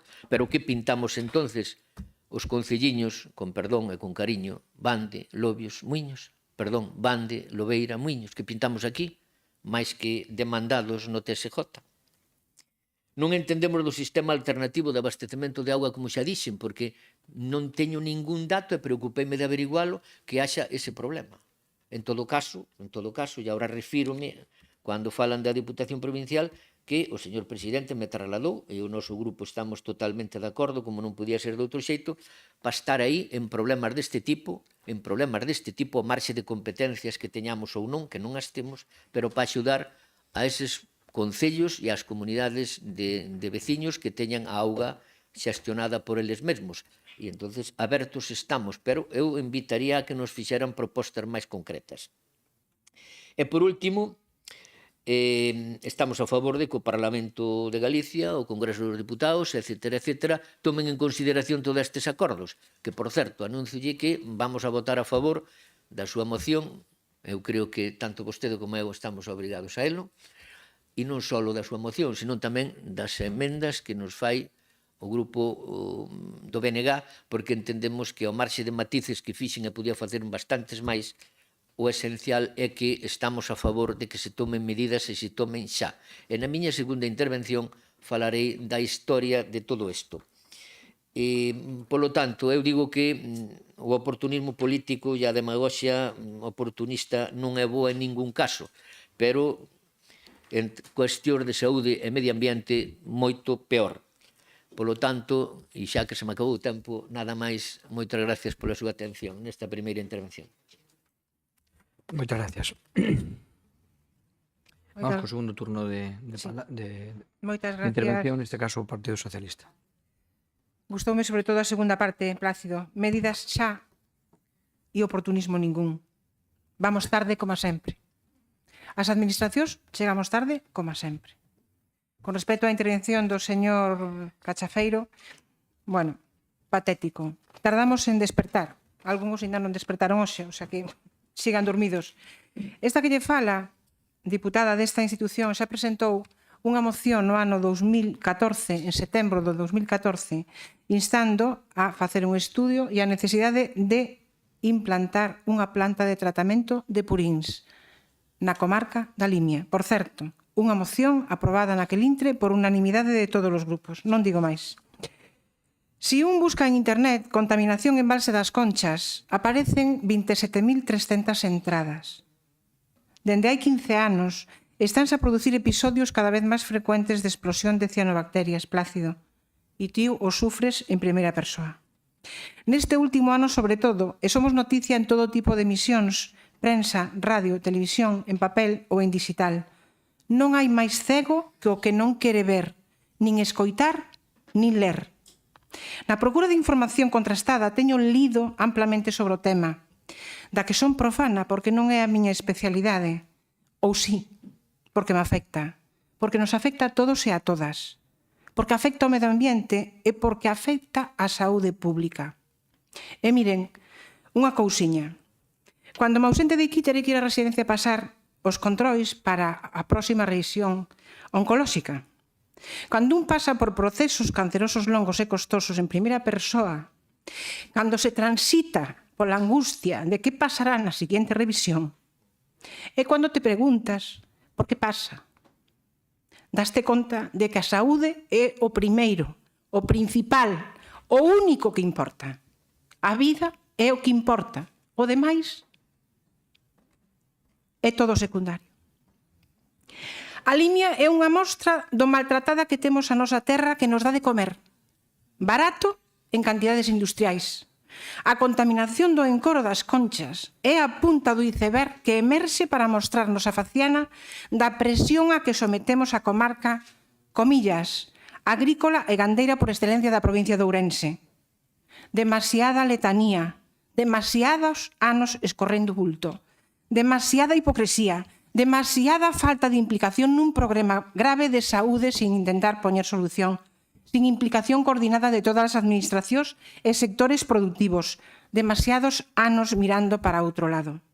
Agora resulta que, Plácido, na Xunta siguen á espera de que o Miteco elabore un novo informe que diga que estamos peor. Ou que a explosión deste ano do mes de abril non é suficiente, porque cada ano empeza antes, Plácido, cada ano empeza antes. Agora resulta que hai 3 anos a Xunta de Galicia que non fixo nada para declarar a Limia como zona vulnerable, necesita máis informes, os do período 2023, e despois necesitará os do 23-27. porque igual pensan, dende a Xunta de Galicia, que a contaminación das augas superficiais e soterradas desaparecerá por arte de maxia. E non é así. Os datos matan relatos, e os datos están aí. Nos estudios dos científicos, no recoñecido prestixio do Consello Superior de Investigaciones Científicas, nas mostras recollidas e analizadas, nas tecnoloxías máis avanzadas, saben exactamente de onde ven o problema, cual é a orixe da contaminación. E no caso da Limia non é outro que a carga agrícola e gandeira das nosas explotacións, que hai que empezar a xestionar doutro xeito. Os xurros e a gallinácea, cando non son esterco para a terra, pasan a ser residuo. E como tal, hai que tratalo. Non hai que buscar ningunha fórmula máxica, hai que facelo de forma axeitada. Humildemente, creo que xa son horas de poñer remedio extraordinario a unha situación grave e tamén extraordinaria. Cada administración terá que responder das súas responsabilidades na parte que lle toque. Cada sector terá que cumprir escrupulosamente coa legislación. Ás vistas está que os agricultores e os gandeiros deberían de ser os primeiros en exixir unha excelente calidade das súas augas, porque delo depende, dese líquido elemento depende as colleitas e a viabilidade ou non das súas explotacións e das súas granxas. Saberán vostedes que este problema xa está no Lindoso, en Portugal. Vaya rematando, que está fora de tempo. E saberán que un partido, o Bloco de Esquerdas, presentou unha pregunta ante o presidente da Asamblea da República sobre a exportación de contaminantes para o territorio portugués a través do río Limia. Respecto ao que decía Plácido das enmendas do BNG, temos que puntualizar só dúas cousas. O farei na última intervención de peche si é máis conveniente, señor presidente. De momento, nada máis, escoitarei as segundas intervencións dos grupos. Moitas gracias. Bueno, seguimos con turno de intervencións. Democracia. Orensana, que hai algo máis que a democracia, Hai máis democracia noutros partidos, No me lo creo, señor presidente. y se lo puedo demostrar. Que va, que va. Incluso a nivel municipal. Que va, que va. Sigue. Bueno, vamos a deixar, seguimos. Sí, nunca haga preguntas que no sabe lo que le van a contestar. Bueno, si quere temos ese debate tamén, Cuando usted quiera. Vale. Señor Plácido, usted me cae bien, pero no le he creído nada de lo que ha dicho. Y le voy a decir por qué. Porque considero que usted es un buen pepero. Es una buena persona del Partido Popular. Y un buen pepero hubiera actuado de otra manera. Nos hubiera hecho un Fraga, que es venir con una botella del embalse de As Conchas y delante de todos nosotros beberse un buen trago. Pero usted sabe también que eso le podría provocar muchas enfermedades. Y no lo digo yo, lo dicen los técnicos. ¿Cuántos millones de bacterias tiene el embalse de As Conchas? 97 millones de bacterias peligrosas por litro de agua. Una denuncia vecinal pionera. Denuncia vecinal. No hay ningún grupo político que haya ayudado a esas personas que han tenido que estar luchando desde el 2011, aunque el problema era desde el 2000, desde el 2011, ellos solos. ¿Y saben lo que duele? Mire, el otro día dije yo, he leído demasiado de esto, voy a relajarme un poco, y puse una película, me puse a ver Acción Legal, que trata de unas empresas que contaminan el agua. Y lo difícil que era, enfermaban las personas de alrededor, y lo difícil que era demostrar que ese envenenamiento era producido por la filtración del veneno en la tierra. Eso no se limpia de un año para otro, señor Plácido, y usted lo sabe. Porque aunque no lo sepa, habla con técnicos que se lo dicen, porque es de primero de carrera. Pero bueno, y tampoco le creo a usted, señora Elvira Lama, porque aparte de que se lo ha leído todo, es muy mala actriz. No lo siente. Usted viene aquí, como la mayor parte, y lo siento, del PSOE, a ganar votos, a apuntarse un tanto que es una lucha que han hecho los vecinos, ellos. Yo tampoco. Yo estoy al mismo nivel que ustedes con una pequeña diferencia. Yo era un ignorante porque me fié de la prensa. Cada vez me fío menos. Y ahora solamente, para terminar, ahora que ya está en juicio, ahora que el trabajo duro ya lo han hecho los vecinos, qué bonito es venir aquí a marcarme el punto. Hay que tener una cara dura. Dice, el fiscal encargado del caso, Carlos Mariscal de Gante Castillo, dice, considera que las administraciones demandadas, no sé si saben, Xunta de Galicia, Confederación Hidrográfica del Miño Sil, alias PSOE, y los concellos, considera que eran conscientes por los informes y por los vecinos, eran conscientes de la contaminación, pero no emprendieron las necesarias acciones, sino que continuaron autorizando nuevas explotaciones de ganadería intensiva y permitiendo que la ampliación de las ya existentes. Lo que más les duele, lo sé porque he visto la película y me sentí muy reflejado en esos vecinos, lo que más les duele es ir a las administraciones, a los organismos que me tienen que defender y a veces se ríen de ellos. Aquí solamente hay unos héroes, que son los que han puesto la denuncia. Y no venga usted con mociones que no tienen nada que ver con la Diputación. Muchas gracias.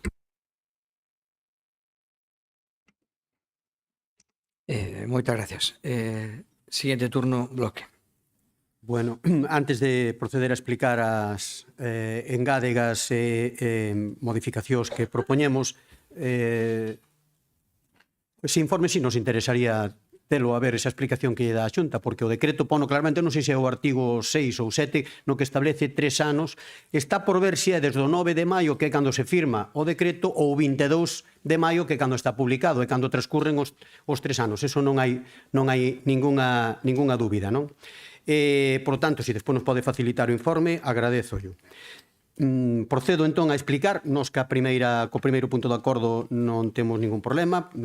Con respecto ao segundo, indo na liña do que se plantexa aquí, o que nos plantexamos é unha modificación de ese punto no que, aparte de incluir o tema da declaración de zona vulnerable, que xa digo, nestos momentos, hasta onde non sabemos, no Ministerio o prazo está vencido, e, por tanto, o Ministerio podería empezar xa a sancionar a comunidade autónoma por non publicar o decreto de zonas vulnerables. Porque, entre outras cousas, a declaración de zona vulnerable na comarca da Limia vai ser sí ou sí. Nestes momentos, a Xunta de Galicia o que está intentando é non declarar outras zonas que non son da provincia de Ourense. Está intentando, concretamente no Salnés, é o que está intentando salvar. Por eso se están dilatando no proceso de declaración de zona vulnerable. Entón, sabemos que nestes momentos están en negociación entre a Comunidade Autónoma de Cantabria, Asturias e a Galega, pero sí ou sí teñen que declarar zona vulnerable, que é o que nos matizamos aquí. E despois, dúas cuestións que tamén explicitalas neste acordo de resolución pareceme un pouco escasas. Primeiro, o tema da suspensión cautelar de novas explotacións de gandeirías intensivas. A ver, como decía eu antes, hai un plan estratégico da Limia que contempla 6 eixos e 26 medidas. Unha delas, no punto 3.2, xa se establece a moratoria de novas explotacións intensivas. Por tanto, eso está incluído dentro dese plan estratégico da Limia. Agora ben, non solamente se incluye eso, hai, como decía, 26 medidas, entre as cales están poñer en marcha zonas de compostaxe de gallinaza e compostadores comunitarios, un plan anual de auditorías, a legalización de captacións que están irregulares, entre outras cousas, por o que eu expliquei na turno do anterior punto, non?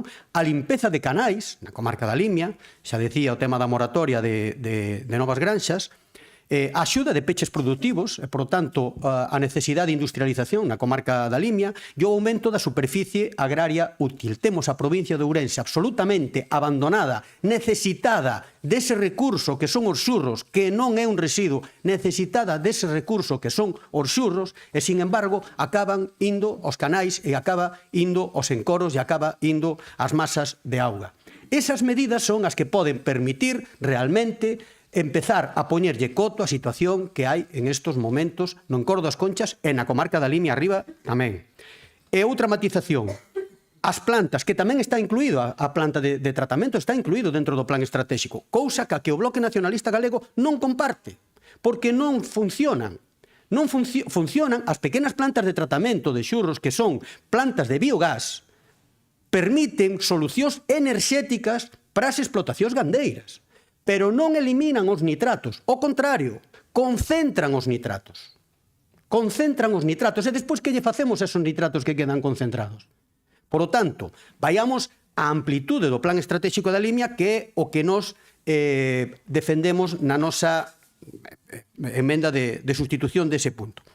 A seguinte fai referencia ao punto quinto de acordo que presenta o Partido Socialista, no que se pide establecer unha liña de axudas específica da Diputación. A ver, antes o Partido Socialista facía referencia a que era necesario incrementar as axudas en gasto social, por exemplo, co Ben Ourense, o punto que debatíamos antes, e claro, tuvo que ir a unha modificación de crédito no mes de marzo porque nos orzamentos non foi para meterlle máis cartos. É dicir, os cartos non son infinitos.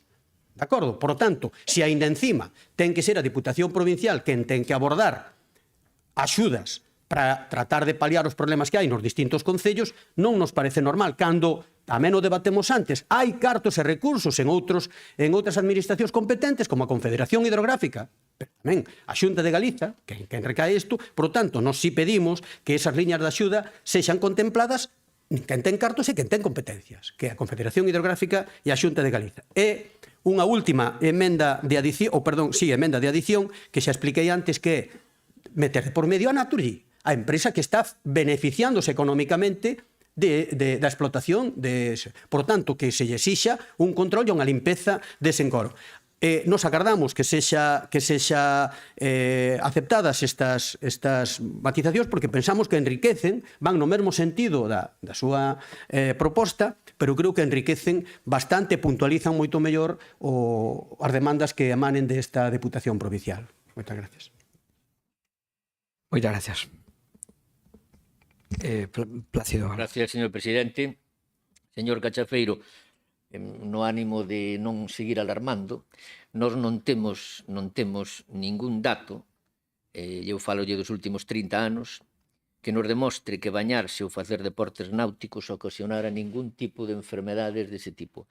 Hombre, o beber a auga, non sei, o señor Fraga tan solo se bañou, eu tamén, pero bueno, non quitei a foto como el porque non son Fraga nin pretendo selo. E iso cando facemos, simplemente, eu falei antes de determinadas épocas do ano, e determinadas épocas do ano non é todo ano. E nós, pois, pomos cartéis cando Sanidade ou a Confederación Hidrográfica nos dicen que é recomendable non bañarse ou non facer deportes náuticos ou incluso é recomendable non facelo. E os poñemos en todos os edificios, en todas as instalacións do complexo turístico que non sei se vostede coñece, pero está invitado a vir por ali. E se quere facemos os dous de Fraga. A dúo. Ben, totalmente de acordo co señor Puga cando dice que aquí quen ten que darlle solución a este problema non somos os pobres, senón os que teñen medios. E a Confederación, a Xunta de Galicia e Naturgy, non vou entrar na Confederación coesas millonadas que reparte por a provincia en determinados sitios solo, que pudera prestarlle atención a este problema que, repitolle, non quero entrar en polémicas, como por exemplo, que vai a pasar, que se apuntou aquí, que vai a pasar cando o actual plan de regadío ou o futuro plan de regadío, cas escorrentías e con todo eso, vostede que coñece moi ben, a doña Elvira tamén, os canales da concentración parcelaria de toda a Limia, como vai ser eso e onde vai acabar todas esas escorrentías noutro sitio que non sexa o encoro das Conchas. Por certo, recórdolles que este encoro foi inaugurado no ano 49. Polo tanto, durante 76 anos levamos sufrindo, e digo levamos sufrindo, no mesmo vertidos de todo tipo sin ningún control. Ou senón, por quen ten que evitalos. Culpa de quen é? Precisamente quen bota os vertidos, evidentemente. Non vamos a votar ya quen non nos fai. En todo caso, quero dicir aquí, e sin ánimo de acusar a nadie, os 3 concellos ribeireños do embalse de Conchas, xa o dixen aquí varias veces, van de Lobeira a Muiños, pero logo hai 7 concellos augas arriba, e só se citan a 2, sorprendentemente. Non sei por qué. Con isto non quero acusar a nadie, Pero non se olviden que somos os 3 sufridores do problema, os 3. E os que menos contaminamos con total claridade. Muiños ten 2 depuradoras e sabemos os veciños de Muiños o que nos costa mantelas. Outros a mellor teñenas apagadas e como ben apuntou aquí, creo que se foi o señor Puga, por aí non vai o problema da contaminación do encoro, vai por outro tipo de cousas. E aí o mellor é que hai medo de dicilo, digo, a nivel de determinados grupos políticos incluso. E bueno, xa se apuntou aquí que estes días pasados realizouse a vista no Tribunal Superior de Xusticia de Galicia dun grupo de veciños das Conchas, 7, e de 2 asociacións, ou 2 entidades, unha asociación dos veciños, dos propios veciños de ali de Conchas, e outra entidade que é a Federación que citou aquí, a CEO, o CECO, non, CECU. Ben, eu teño que felicitalos por a súa loita continua. Outros levámosla faendo moitos anos, eu máis de 30. Antes de ser alcalde xa o facía, xuntamente con outra xente do PP e non do PP e que, como dicen por aí, pasan da política. Vímoslo facendo hai moito tempo, pero ao mellor non femos tanto barullo mediático. E referíndome a esa demanda, e con isto non quero criticar nada, simplemente para que vexan o enfoque erróneo de todo isto. Pídese na demanda, entre outras cousas. Tomen nota. Se declare a vulneración dos dereitos humanos á vida, integración física, interdicción de datos humanos e degradantes, etc., etc., etc. Se recoñeza que dita vulneración está provocada por inactividade da Confederación Hidrográfica da Xunta de Galicia e os concellos, paren aquí, Blancos, Trasmiras, Muiños, Bande e Lobeira. Pero solo estes? Solo estes? Sorprendentemente non sei a que ven isto. Se conceda a Xunta de Galicia e os concellos de Muiños, Bande e Lobeira, volvete outra vez, a adoptar medidas inmediatas para que cesen os olores e a degradación ambiental do encoro. O sea que nós, Bande, Lobeira e Muiños, temos que facer esta actividade, evitar os olores. Por Dios, valoran ustedes. Se conceda a Confederación Hidrográfica Miños e a Xunta de Galicia e os concellos de Blancos, Trasmiras, Muiños e Bande e Lobeira, non podía faltar aquí el dinerito, como dice o meu neto, non podía faltar el dinerito. Tomen nota. A pagar unha indemnización, fíxense vostedes, a pagar unha indemnización aos demandantes, que son 7 máis 2, 9, aos demandantes 1.000 euros mes, reparen nesto, dende a presentación da reclamación administrativa, que non teño aquí a data, pero a tempos atrás, ata a data que se produza o cese definitivo da inxerencia dos dereitos fundamentais. Xa ven, cando rematará isto, moito me temo, apuntaba o señor Cachafeiro, moito me temo que isto levará tempo, levará tempo. Pero bueno, el dinerito ya aflorou. E, por certo, se nos condena en costas. Ben, eu teño que, repito, teño que valorar a loita desta xente. E quede claro que sí, o enfoque da demanda, permítame que non este de acordo porque, volvo a dicir, os perjudicados parece ser que somos que ser os penados. E dito isto, un desexo final, porque se me acabou o tempo, señor presidente, o desexo final é que pronto vexamos, eu digo con todo o corazón, que pronto vexamos que as augas do Limia e do encoro de Conchas, non só o encoro de Conchas, tamén o río Limia, teña unhas augas limpias e poidamos disfrutar delas os veciños da conca do Limia e as persoas que nos visitan, que son moitas, e en Muiños damos fe delo. Mais nada, moitas gracias por a súa atención e creo que é unha boa iniciativa que todos apoyemos isto cos matices que todos fixemos. Pero, bueno, no fundamental, creo que coincidimos todos, ya que as administracións competentes deben fixarse xa no problema e aportar os recursos necesarios e non dilatar máis o problema no tempo. Como digo, moitas gracias e fago votos para que isto suceda máis pronto que tarde. Moitas gracias. Último turno de palabra para... Sí, moitas gracias. Como este tema xa non é a primeira vez que o tratamos aquí, eu sinto-me especialmente atacada, neste caso por o señor Cachafeiro, que me dice que son unha pésima actriz. Mire, eu aquí non lle veño a facer de actriz. Vostede, ao mellor, sí que é un magnífico actor para un vodevil.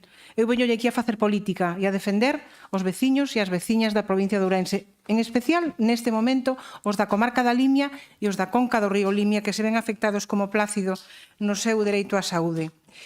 El dinerito, Plácido. Si son 9 os demandantes e hai que indemnizalos, barato me parece este pleito, que pode sentar un precedente importantísimo en Europa, como no seu día, por certo, sentou o precedente o amianto, no seu día. E hoxe esta Diputación ten un plan para os concellos para axudalos a quitar o amianto de edificios públicos. Con respecto ás emendas, íbamos rematando sobre este tema que a mí me parece importante por cuanto afecta, como digo, a saúde pública, decir que a segunda emenda que presenta o BNG, instar a Xunta que de unha vez que o Comiteco emite o informe, eu pregúntome cuántos máis informes necesita a Xunta de Galicia? Non abonda ca evidencia, cos análisis científicos, ainda non abonda. O PEL, sí, eu tamén participei como alcaldesa no seu momento no ano 20 en algunha desas reunións das mesas sectoriais do PEL, que está moi consensuado con todos os actores implicados e coas administracións. Pero de verdade, Puga, crees que hai algunha intención de poñelo en marcha, ese PEL, que leva dende o ano 21 agochado nun caixón? Facer unha planta de tratamento de xurros que prometera o flamante conselleiro do medio rural, ese que dice que xa vendrá outro que arregle o problema, debería ser prioritario e urxente, e van para 6 anos, dende que prometeu no Salón de Plenos do Concello de Xinzo que a primeira planta de tratamento de xurros de Galicia iba a estar instalada na Limia. Con todo, imos aceptar esta segunda emenda. A quinta, que decía exixir liñas de axuda das administracións competentes da Confederación Hidrográfica, tan criticada porque resulta que lle dá a uns máis que a outros, resulta que a Xunta non lle dá a uns máis que a outros. Entraríamos noutro debate paralelo. Para compensar os prexuicios económicos causados, estamos completamente de acordo.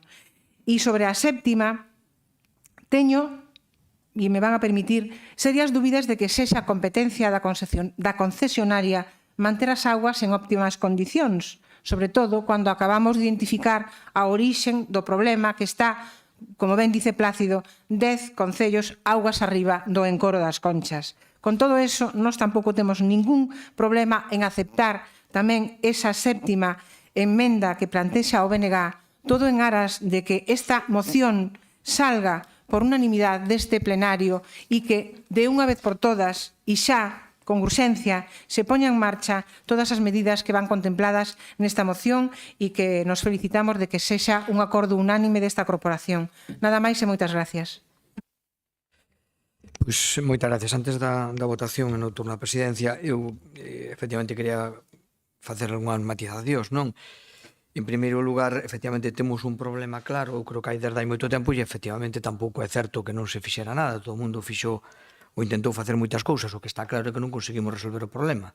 Sí que se levan feito cousas, pero está claro que non conseguimos resolver o problema. E entón, ao mellor é un momento, está un aldabonazo, sin duda ninguna, para que ao mellor intensifiquemos todos, porque usted, señora Elvira, parece que solamente, como sempre, a culpa la teñen os demais, pero vostede pertenece a un partido que ten responsabilidades de administración moi importantes durante moitos anos no Goberno Central en unha materia tan concreta como é a Confederación. Neste caso non é para cuartos, é para a labor de control de vertidos e confiar ela ben. Pero estamos datos aí, estou dicindo que temía que aí tamén podía ser máis insistente a Confederación ou adoptar medidas de corrección e de inversións importantes. Quero dicir que este problema está aquí desde hai moitos anos e resulta que todo o mundo pasamos eu creo que sinceramente seguramente todo o mundo podemos facer máis, pero tampouco é esa situación que vostede plantexa.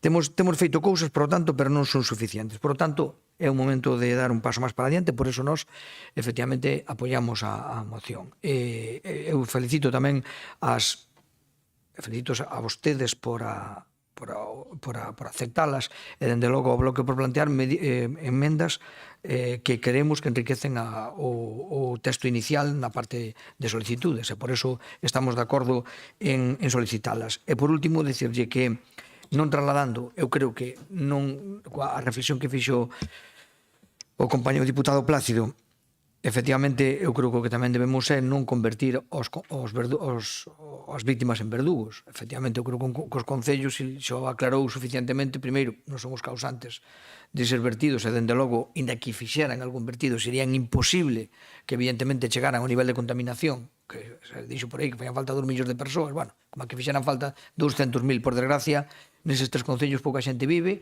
e dende logo non teñen capacidade nin mínimamente de ter o encoro na situación que se encontra agora. Por tanto, eles non son verdugos, non son causantes, non deberían ter ese castigo que se lle propoñen nos mesmos términos que outros que poden serlos.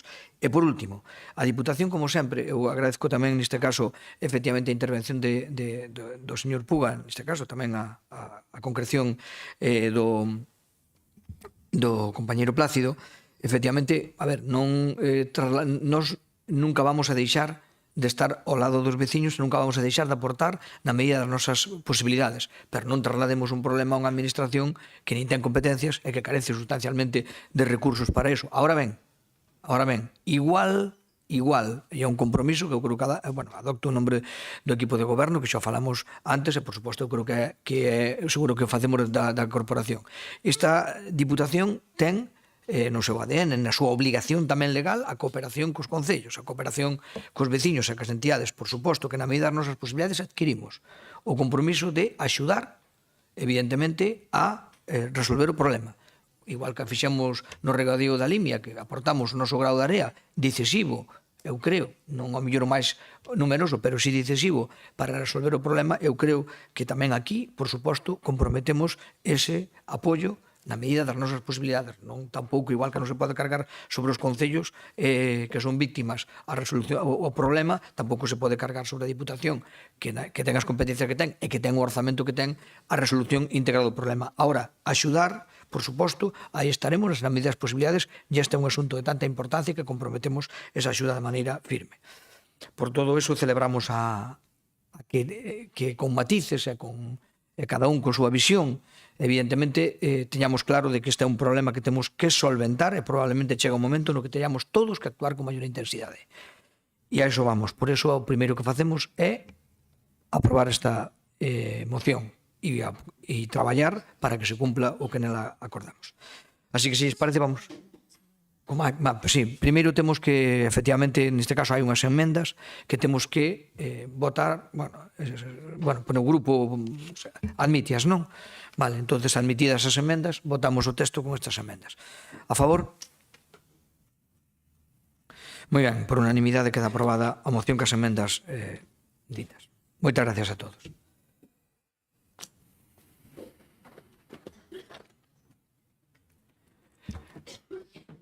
Volvemos ao turno que estaba previsto e neste caso vamos ao que agora sería o punto 12, unha vez que alteramos, que é a moción de Democracia Ourensana para a sustitución da compra de periódicos en papel por suscripcións digitais na Diputación Provincial de Ourense. Ten a palabra quen... Muchas gracias. Venimos aquí a pedir que se sustituyan los periódicos que se compran habitualmente en papel en la Diputación de Ourense por suscripciones. Y la pregunta es, ¿por qué? Bueno, ¿por qué suscribirse? De una forma más o menos sintética les diré. Tenemos acceso instantáneo. Con una suscripción digital tenemos un acceso al contenido del periódico en cualquier momento y en cualquier lugar, ya sea por el ordenador, la tablet o el smartphone. Luego, la reducción del impacto ambiental. En la producción de periódicos impresos consume grandes cantidades de papel y tinta y energía, además de plantear residuos. Aunque no os lo creáis, es un ahorro, pero un ahorro, pongamos por ejemplo, una suscripción a papel viene a salir en término medio, según el periódico, y si se contrata fines de semana y con las revistas puede salir entre 560 euros o 1.500 euros. Una suscripción sería de 120 euros o 180 euros. Pero, aunque os creáis que no, las editoriales de los periódicos salen beneficiadas, porque con los costes de papel, de impresión, de transporte y la venta en tiendas o en kioscos, para la editorial sale beneficiada. Para los editoriales, las editoriales de periódico, les beneficia la suscripción más que seguir vendiendo periódicos de papel. Y además hay un problema, es que hoy en día, ¿dónde se compra un periódico? Porque los kioscos, por desgracia, han cerrado. Yo no sé dónde compráis vosotros los periódicos. El otro día, yendo por Madrid, había un montón de kioscos, pero ninguno vendía los periódicos. No tiene sentido. Más actualizaciones en tiempo real. El problema que tienen hoy en día los periódicos de papel es que ya salen desfasados de fábrica, ya salen atrasados. El otro día me hizo gracia porque era martes. En Ourense se había quemado una casa el domingo a la noche y el martes salía en el titular que se quemaba una casa. Y yo le pregunté a mi compañero, ostras, otra más. Y me dice, no, es la del domingo. Pero claro, así es como funcionan hoy en día los periódicos de papel. En cualquier otro momento, si estás suscrito a un medio informático, ya tienes las noticias. En fin, las ventajas son todas las que se pueda venir. Pero es que además, y esto lo siento por ustedes, yo soy un gran comprador de libros. Compro muchísimos libros, me gusta tener muchos libros, me gusta cómo adornan en la pared, me gusta tener una gran biblioteca, muchos llenos de... Y es más, incluso alguno lo leo, pero me encantan. Pero no sé si saben que hay una diferencia de tinta. La tinta que llevan los libros es una tinta permanente, para que duren años y años y años, y la prueba está a lo largo de la historia. Sin embargo, en el periódico la tinta es de mala calidad, incluso hay algunas que son tóxicas, llevan mercurio, llevan plomo y que son tóxicas. Por lo tanto, señor Bernardo, yo no le recomendaría a la gente mayor en los pueblos cuando hacen así y pasan la cosa. Aparte de pintarse la lengua de negro, se pueden envenenar. Pero hay otro problema enorme que ustedes creo que conocen, pero no lo quieren ver, que son cómo afecta el uso de papel al medio ambiente. De hecho, cada tonelada producida de papel desperdicia más agua que cualquier otra industria. No sé si conocen ustedes la famosa celulosa de Pontevedra, cómo estropeó una ría. Antes estábamos hablando del embalse de las Conchas, pues fuimos testigos de cómo se escaralló toda una ría de Pontevedra. En fin. Destruye los bosques. No sé si a mí no me gusta mucho dar este tipo de encuestas y estos datos, pero hay que darlos. Mire, el 40% de la madera talada con fines industriales se utiliza para fabricar papel. Es decir, 4 de cada 10 árboles se transforman en papel que muchas veces se tira a la basura. Bueno, casi todo se tira a la basura si vienen de los periódicos. El 17% procede de bosques primarios. El 54% de bosques secundarios y el 29% de plantaciones forestales. Aumenta la contaminación en el aire. El papel contamina el aire no solo en la etapa de fabricación. Se calcula que por cada kilo de papel se emiten 3,3 kilos de CO2. Si cada persona consume 55 kilos de papel al año, solo por el uso de papel cada ser humano emite 181 kilos de CO2 a la atmósfera. Estamos hablando de que tenemos que dar ejemplo. Tenemos que empezar a utilizar la tecnología para dar ejemplo, sobre todo para no contaminar, para ser más prácticos, para ser más rápidos. ¿Os imagináis que todo lo que está haciendo, por ejemplo, una administración como la Diputación lo hiciera todo con papel? Todo con papel. Ya es lenta la burocracia para aún encima hacerlo. Miren, vamos a cálculos de estos que yo odio. ¿Cuántos árboles se necesitan para producir los periódicos de España en un solo día? Pues en España se imprimen 1 o 1,5 millones, no se sabe, porque ya saben que ustedes que hoy en día los periódicos engañan con la cantidad de tirada que tienen, porque así pueden vender más cara la publicidad, porque así reciben más subvenciones y por otra serie de datos.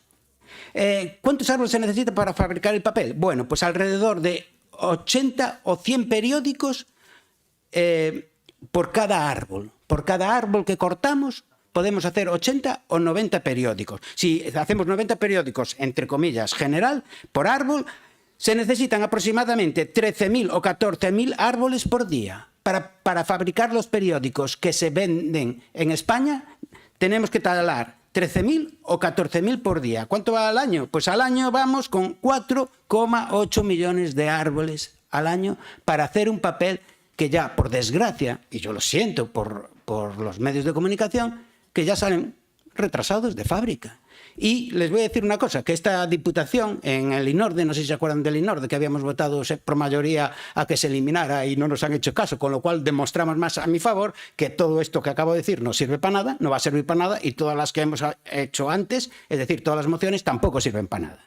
Pues el INORDE tiene encomendadas especiales labores de impulso a los sectores primario y turístico, de acuerdo con las directrices que marca Europa, cara a la digitalización y la sustentabilidad integral de la provincia inteligente e verde que impulsa o presidente de la Diputación de Ourense, Manuel Baltar. Tenéis esto atrasado, tenéis que cambiarlo.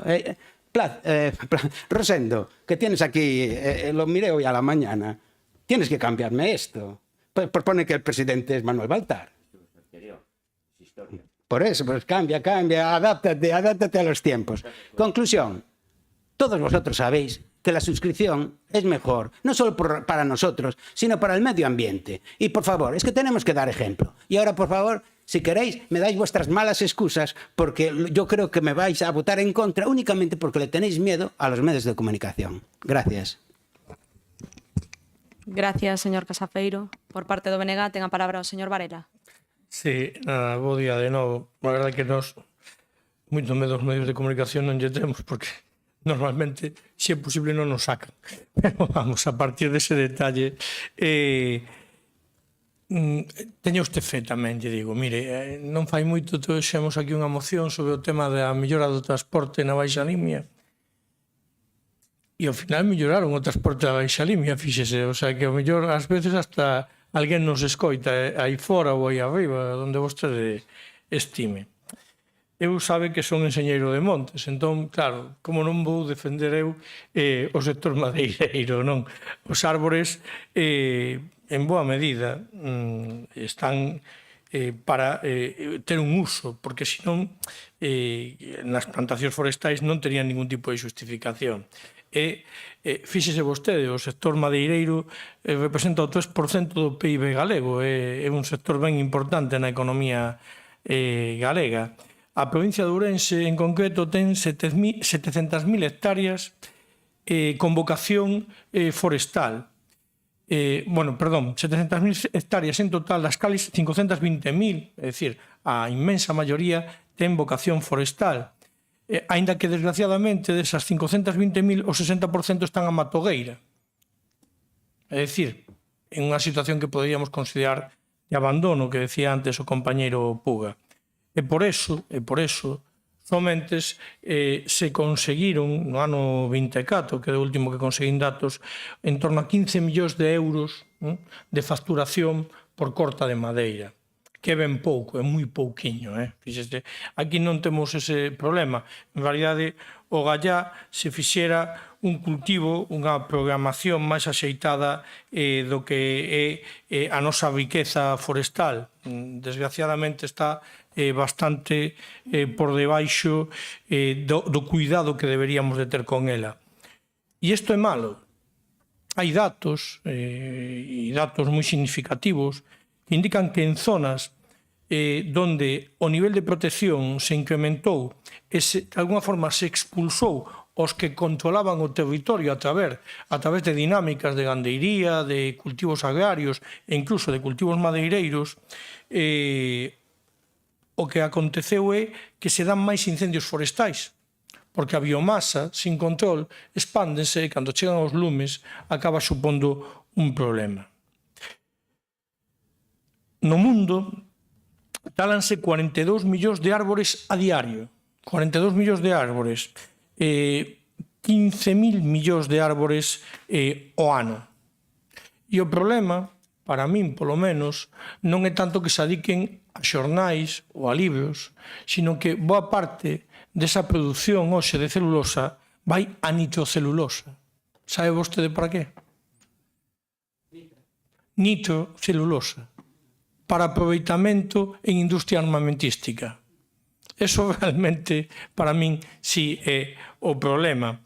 É o uso que se dá a esa celulosa que se produce nas industrias, independentemente de que esas industrias tamén sexan moi contaminantes. Pero, bueno, papel por ahora necesitamos, entón temos que ver como conxugamos os dous aspectos desa mesma moeda. E indo ao fondo do asunto, porque ao final isto foi toda unha introducción, non máis ou menos ben levada. Eu podo estar de acordo, ao mellor, fíxese vostede, en que o que son os xornais que se nos entregan aos grupos políticos, que se empregan nesta propia Diputación, podan ter eso que vostede di. Eu, no meu teléfono, teño, evidentemente, xornais polos que pago unha suscripción, e teños no teléfono.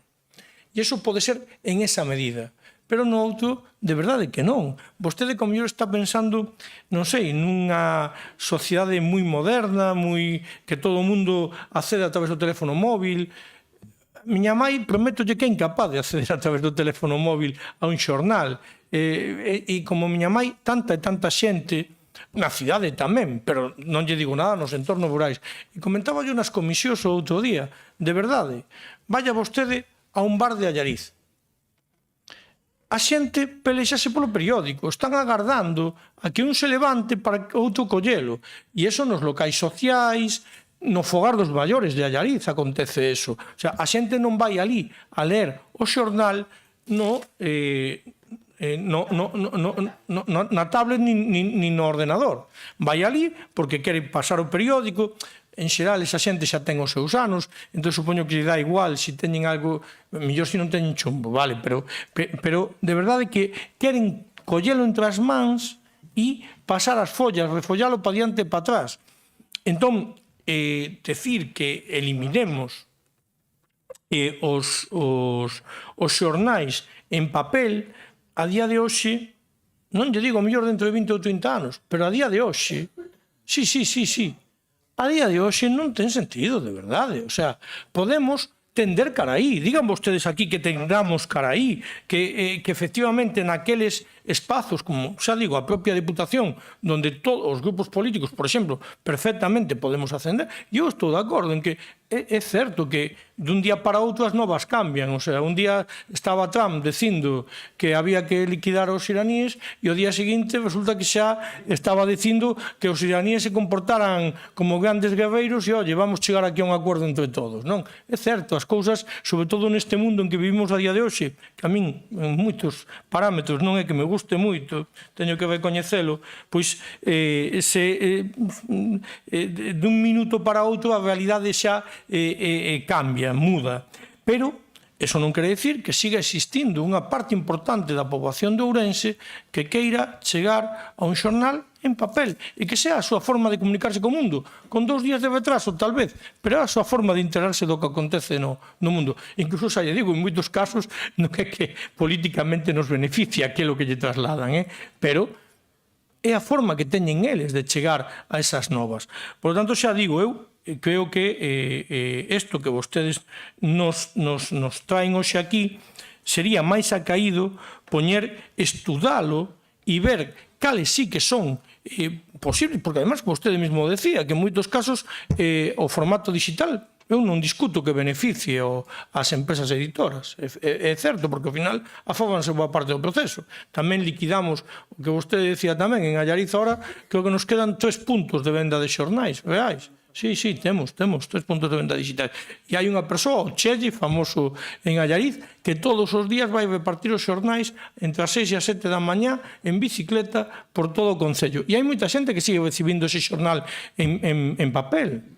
E quere facelo así, porque tería opción de facelo en... Non, ese non paga a Diputación, eso pagan os particulares. Pero, bueno, claro, pero se o fan, será porque hai unha parte da poboación que quere recibilo así. E eu o que digo é que nos locais sociais e nos concellos sí que a xente quere recibilos así. A xente, sobre todo, especialmente entre a xente maior. Non. Non, porque a Diputación paga moitos deses xornais que chegan a locais sociais. E a xente quere recibilos. Ou non, vamos, o sea, estou confundido. Claro, entonces, vostede está pensando nunha parte da sociedade. Eu penso que sí, de verdade. Pero bueno, non vamos a entrar no debate. Rafa, por favor, que con toda cordialidade, deixe poñer despois. Entón, eu que lle proporía é eso, non? Que, e despois, home, o da justificación do papel, xa digo que, das árbores, xa digo que, en fin, eu sendo enxeñeiro de montes, véxolle moitos usos as árbores e un sí é facer papel. E o gallá se fixeran menos roupa, temos 50.000 cousas que podemos, evidentemente, a sociedade na que vivimos, do consumo inmediato, do cambio absoluto, pois ten moitos problemas de cara ao medio ambiente. Pero eu creo que vostedes, neste caso, non acertaron co tiro. Eu creo que deberían de ir por facer ese estudo e ver aqueles xornais en papel que sí son susceptibles de eliminarse e aqueles que non, que debería de haber de manterse, polo menos por agora, esa suscripción a papel porque é necesaria para a ciudadanía a que nos diriximos. Nos vamos a absternos. E ao mellor, se vostedes retoman esta iniciativa indicando un pouco nesa línea que nós estamos indicando, de decir que sí, que se estudie e que se eliminen aqueles que sean susceptibles de eliminarse e se manteñan aqueles que todavía a nosa poboación nos pide que se sean así, non temos ningún inconveniente en apoiala. De acordo? Nada máis, moitas grazas.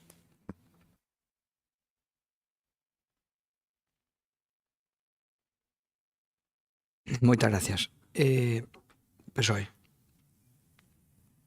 Ben, bo día a todos e a todas. Bueno, antes de nada, para que recupere o sono, Rafa, dicirlle que a maioría dos xornais que se fabrican con papel reciclado.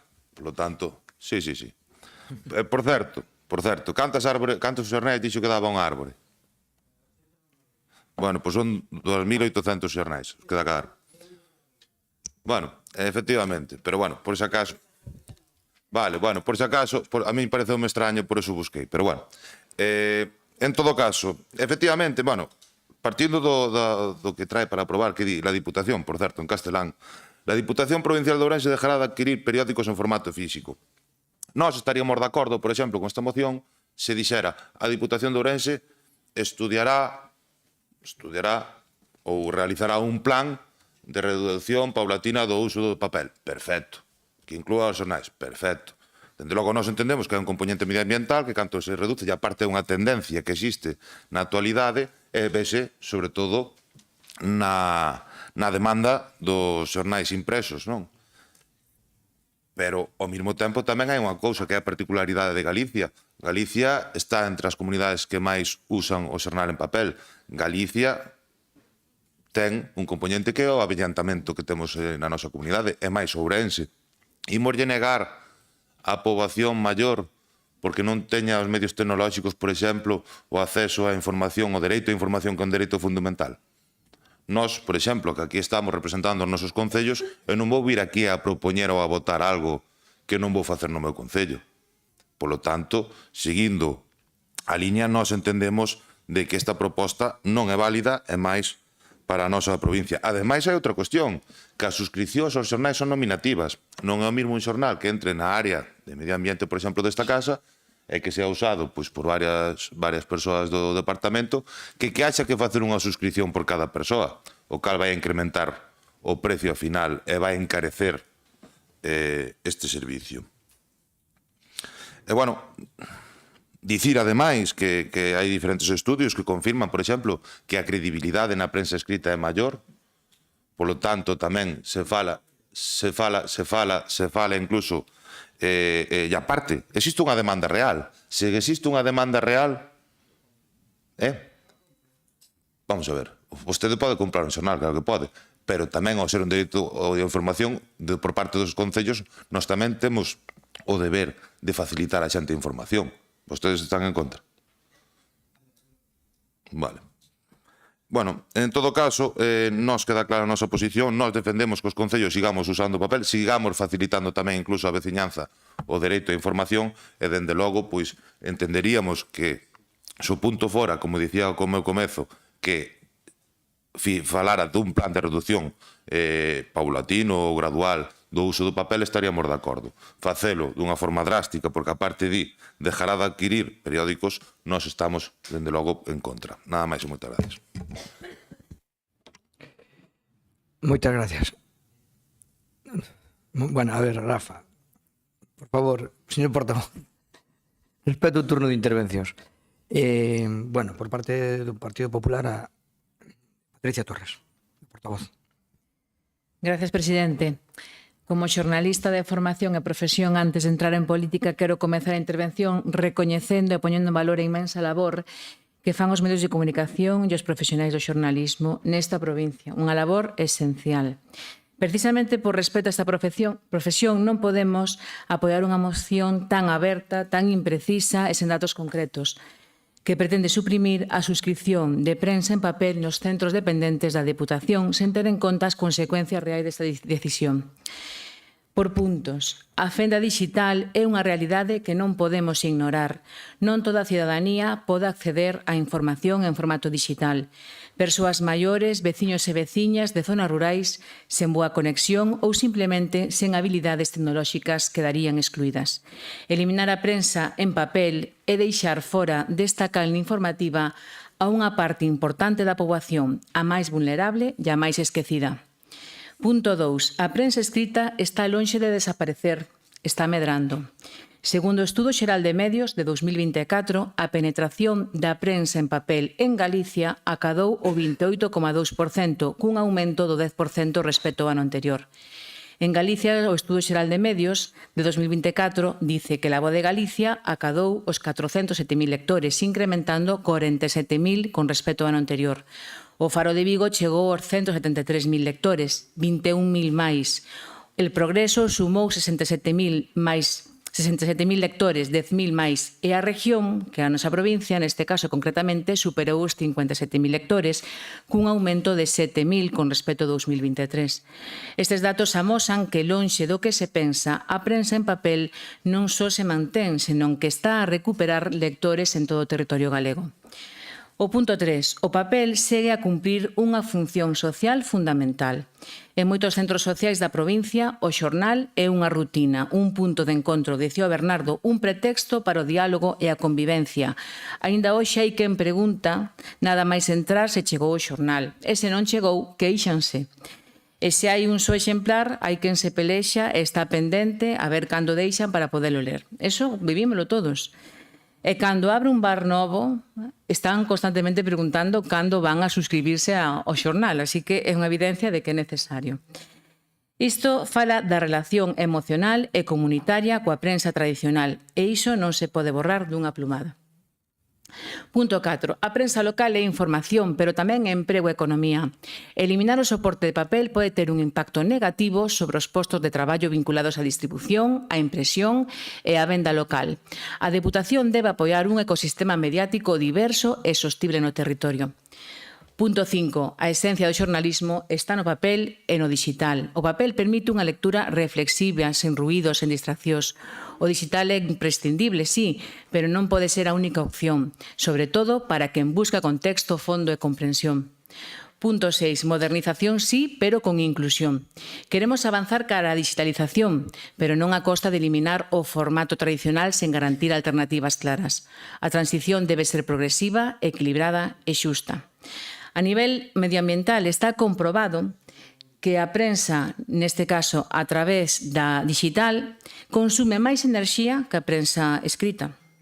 Ese é así porque, de feito, como decía neste caso o PSOE, o xornal faise con papel reciclado. Pero que, ademais, vostedes que teñen unha televisión, se ven que agora o aumento do consumo tamén en plataformas digitais, pois igual tamén terían que plantear deixar a televisión tradicional e pasar a plataformas tipo YouTube, TikTok e demais, non? E deixar a televisión atrás. Creo que hai que intentar buscar o equilibrio. En conclusión, esta moción é demasiado aberta, sen cifras, nin estudo de impacto, ignora os datos actuais que indican un repunte de lectura en papel en Galicia e en Ourense, ignora o valor emocional, social e informativo da prensa escrita e por todo isto e dende o compromiso coa información plural, co respeto profesional e coa inclusión social, o Partido Popular vai votar en contra desta proposta. Nada máis, moitas gracias. Moitas gracias. Iniciamos segundo turno de intervencións. Bueno, muchas gracias. Perdonad que es que no estaba preparado para este tipo de respuestas. Así que intentaré ser breve y rápido. Vamos a ver. Primero, ¿habéis leído la moción? Porque a mí me da la sensación de que no.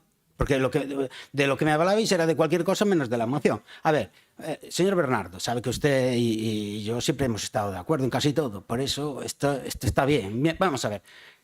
Los árboles no tienen que tener un uso para que sean importantes. ¿Sabe? Los árboles son importantes porque sí, porque son el pulmón de la tierra. Y no hace falta que sirvan para hacer celulosa y luego hacer papel. Además, aunque no se hicieran papel que luego se va a tirar y que, por cierto, es un papel tan degradado que ya no sirve, es como la energía. Es es calor, ¿sabes? Cuando la energía está totalmente degradada, se transforma solamente en calor. Pues el papel del periódico está prácticamente degradado, ya no vale para casi nada. Así que mira bien los datos, no te fíes de la inteligencia artificial, que muchas veces nos mete muchos pufos, y lee más libros que, como yo digo, se compran y la tinta es de mejor calidad y dura años y años y no se tiran al día siguiente. Entonces, los árboles son muy importantes y son nuestros pulmones, pero aún así se podrían hacer muchos libros y se hacen muchos muebles. Nunca va a haber problema para los árboles, siempre van a ser útiles para nosotros. Segundo, el cuidado de los bosques no lo tenemos que hacer porque vamos a utilizar a los árboles. El cuidado de los bosques los tenemos que tener aunque los árboles no sirvieran para otra cosa que para ser árboles. Otra cosa que cometí yo también cometo errores. Yo puse esta moción, pero tampoco sabía cuántos periódicos regala la Diputación. Pero ¿qué pasa? Es que estamos manteniendo a los periódicos, a las editoriales, con tantos periódicos que regalamos. Pues eso es un fallo mío y mea culpa. Vale, pero por eso me hacía gracia, porque me dices tú, es que a los bares va la gente mayor y lee y tal y cual. ¿Le regalamos periódicos a los bares?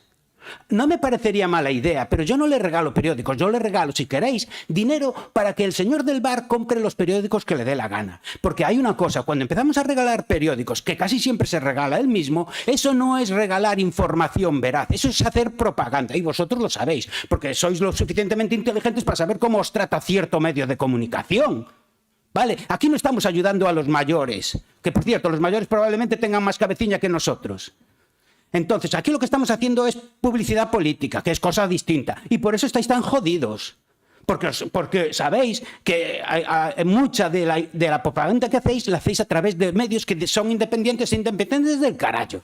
Y te voy a decir una cosa, señora Patricia. Claro que tenemos una televisión. Y el primero que dice que las televisiones están obsoletas soy yo. Sí, eso ya no vale para nada. Si la televisión también ha cambiado. ¿Quién de vosotros compra LPs? Hay gente que compra LP. LP es el formato grande, aquella época de los tocadiscos. Cada uno que compre lo que quiera. Y si la gente quiere comprar en papel, que compre en papel y en lo que les salga de las narices. Yo lo que estoy diciendo es que la Diputación tiene que ser un organismo rápido, práctico y útil. Y estamos haciendo el gilipondio solamente porque vosotros creéis que vamos a ayudar a la gente mayor. La gente mayor es más lista que nosotros. Y ya, ¿qué puse aquí? Tened cuidado con los datos, que me estáis dando muchos datos falsos. ¿Por qué lo apunté? Información veraz. Bueno, ¿qué era? Sí, es decir, la tecnología está ahí y no la vamos a detener. Entonces, para nosotros es práctico, para el ecosistema es práctico, incluso para las editoriales es práctico. Por favor, no tengáis tanto miedo a hacer cualquier cambio. Es que aquí se hace cualquier cambio y parece que os da un ataque al corazón. Y por favor, ahora dadme una explicación y una respuesta coherente y no empecéis a decir cosas que no tienen nada que ver con la moción que he traído. Es decir, la Diputación no tiene por qué estar comprando periódicos en papel cuando los puede comprar, hacer suscripciones y que es mucho más práctico y útil.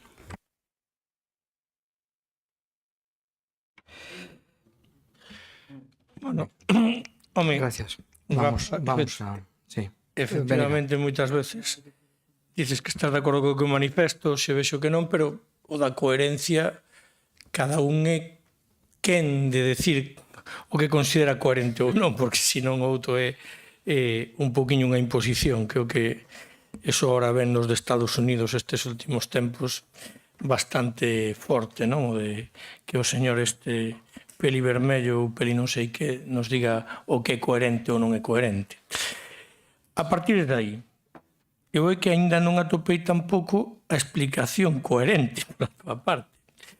Polo que che decía, eu estou che dicindo que pode ser, efectivamente, que naqueles xornais que hoxe a Diputación ten a dispor para xente que temos certas capacidades digitais, é dicir, que podo entrar a ler un xornal, porque o podo facer perfectamente, efectivamente, no noso local, no despacho que temos aquí, no Bloque Nacionalista Galego, o mellor eses xornais efectivamente non teñen por que ser en papel. E digo e defendo. Outra cousa é, insisto, que tamén che digo, agora mesmo a nivel educativo, por exemplo, están botando para atrás moitas destas capacidades digitais, porque están vendo que os rapaces aprenden bastante menos e collen moitas menos capacidades con todas as tablets e a digitalización do mundo, e iso estáse botando atrás, pero en moitos centros escolares, a petición tanto do profesorado como dos pais, porque ven que os rapaces acaban salindo bastante cenútrios, por decirlo de algún xeito. Sí, isto é así, Eu, como leo xornais, ao mellor ti, como se non te os dan en digital, non os lees. Pois, pero isto é así. Isto podes entrar e velo en calquer lugar, en calquera xornal, independentemente da ideoloxía que teña. Vale? Porque sí, os xornais teñen ideoloxía, eso é certo. E ademais intentan vendernos e trasladarnos esa ideoloxía. Como non vai ser? Vamos, eso é así desde o comezo dos tempos. Agora, ao mellor, é moito máis bestia a forma de facer o que teñen. De feito, algúns notas allí tanto que dá un poquinho de repelús lelos. Pero a partir de aí, outra cousa é que a xente maior, e non tan maior, que acude a centros sociais, asociacións, etc., e que sí que esta Diputación lle facilita aí eses xornais, lle facilita, eu tampouco é, xa digo, non é que nos beneficie, normalmente a ideoloxía que trasladan en eses xornais. O Bloque Nacionalista Galego normalmente non é que nos poñan precisamente a ensaltarnos, pero independentemente deso, eu creo que está ben que a xente poda acceder a unha información e despois cada un, como dices ti, que valore e que tome as decisións que considere, pero que sí que teña a capacidade de chegar a ese xornal, que non vai chegar de outro xeito, porque non teñen habilidades para ir a unha fórmula digital. E non a teñen. E esa é a realidade na que vivimos nesta provincia. E se non a queremos ver, pois non a vemos. Pero moita xente non accede a eso. Por lo tanto, eu creo que se esta formulación se fai efectivamente de forma que se poda reducir o número de xornais en formato físico que adquire esta Diputación, porque hai espazos onde non é necesario ese formato físico, pero se manteña esa fórmula de formato físico para aqueles espazos, aquelas asociacións, aqueles locais sociais onde sí que é necesario porque non hai outra fórmula para chegar, eu entendo que esta moción podería ser aprobada neste plenario. De verdade, xo digo. Por tanto, o que vos convido a que replantexedes así. Non porque hai que dejar, como pon aquí, dejar de adquirir periódicos en formato físico. Porque sí. Pois eu non o vexo. E nos vamos a ter. Moitas grazas.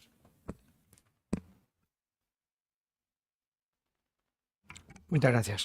Diego, PSOE. Ben, bueno, non coñecía a súa faceta de Greta Thunberg, que ahora parece que o malísimo do medio ambiente é porque os que lemos xornales en papel.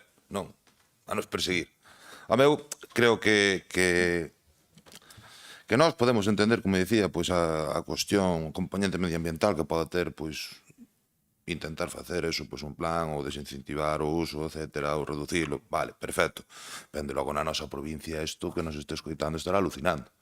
Porque nós como vamos a ser quen de retirar os xornais en formato de papel, cando seguramente moitas veces, ou incluso os usuarios das bibliotecas o que máis usan son os xornais.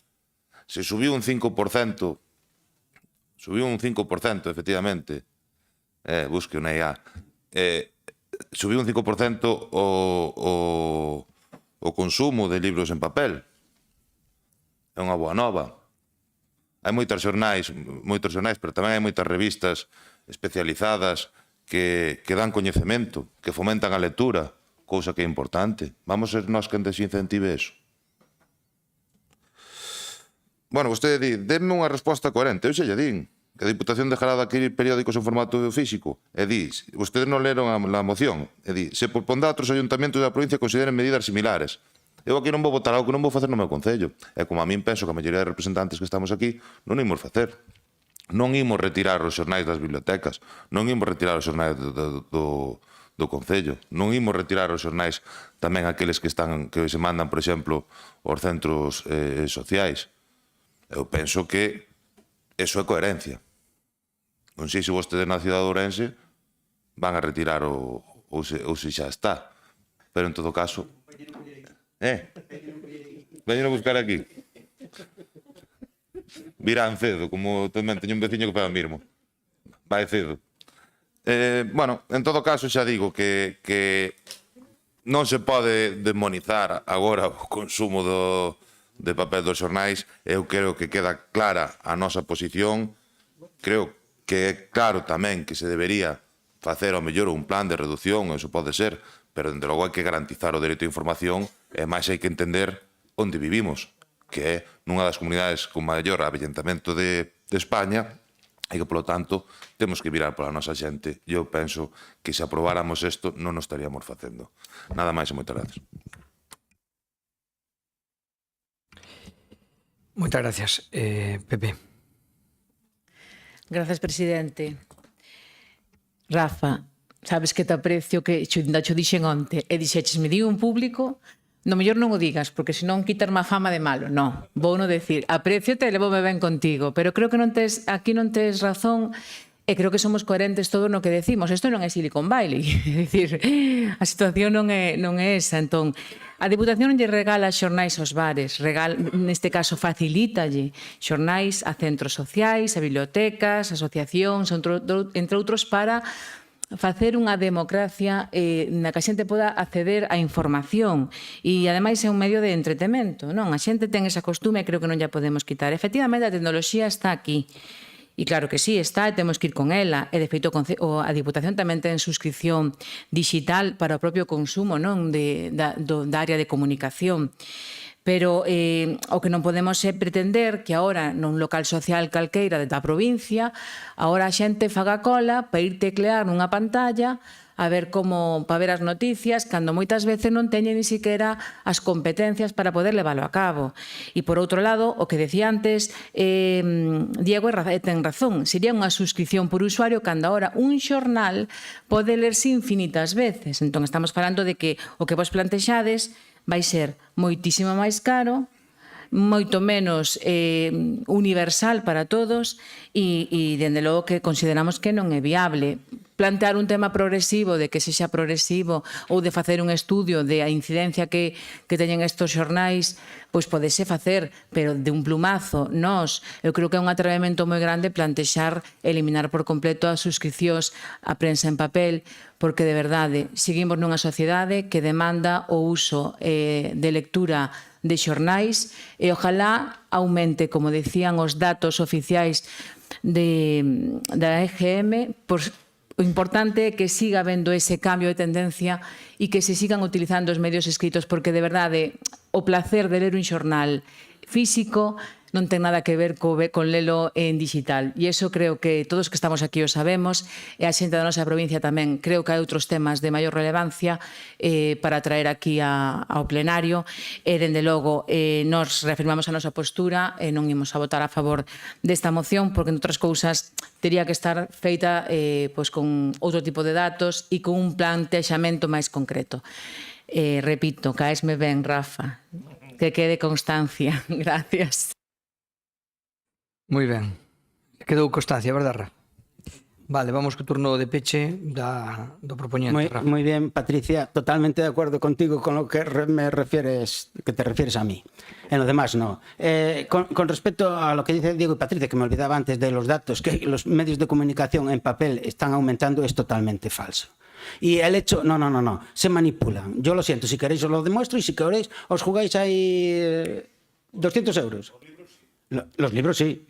Vale. Pero los diarios están cayendo en picado. Tengo aquí todos los datos, no os los voy a soltar, pero está cayendo en papel. Ya hay periódicos de tirada mundial me refiero a de los más importantes que cierran el papel. No tiene sentido. Pero bueno, aparte de eso, señor Bernardo, es usted el que no lee la prensa en digital, porque yo, aunque la leo en periódico de papel, que soy yo el que viene aquí a buscarlo sobre las 7 de la mañana, vengo yo 7:30, tal, cojo los periódicos y los llevo así, porque siempre llevo una camiseta blanca y si los pongo aquí llego todo manchado.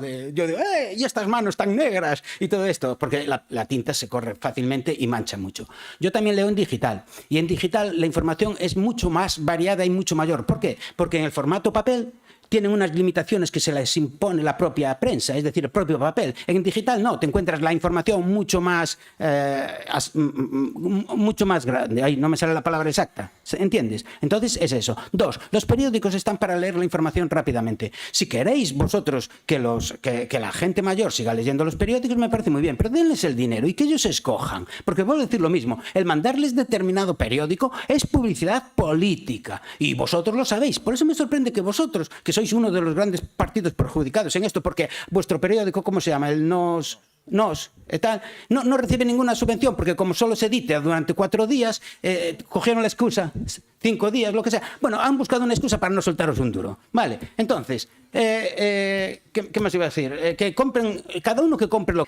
pequeña historia que me encantó, que era cuando se estaba haciendo la presa de las tres gargantas en China, la mayor del mundo, iba muy retrasados, trabajaban 40.000 personas. Entonces, como iban muy retrasados, dijeron, oye, vamos a llamar a un ingeniero de estos de Occidente, que es muy bueno, y que venga para aquí. Y él llegó y rápidamente dijo, pero aquí cuánta gente está trabajando, vamos a necesitar excavadoras, camiones, bulldozer, tal.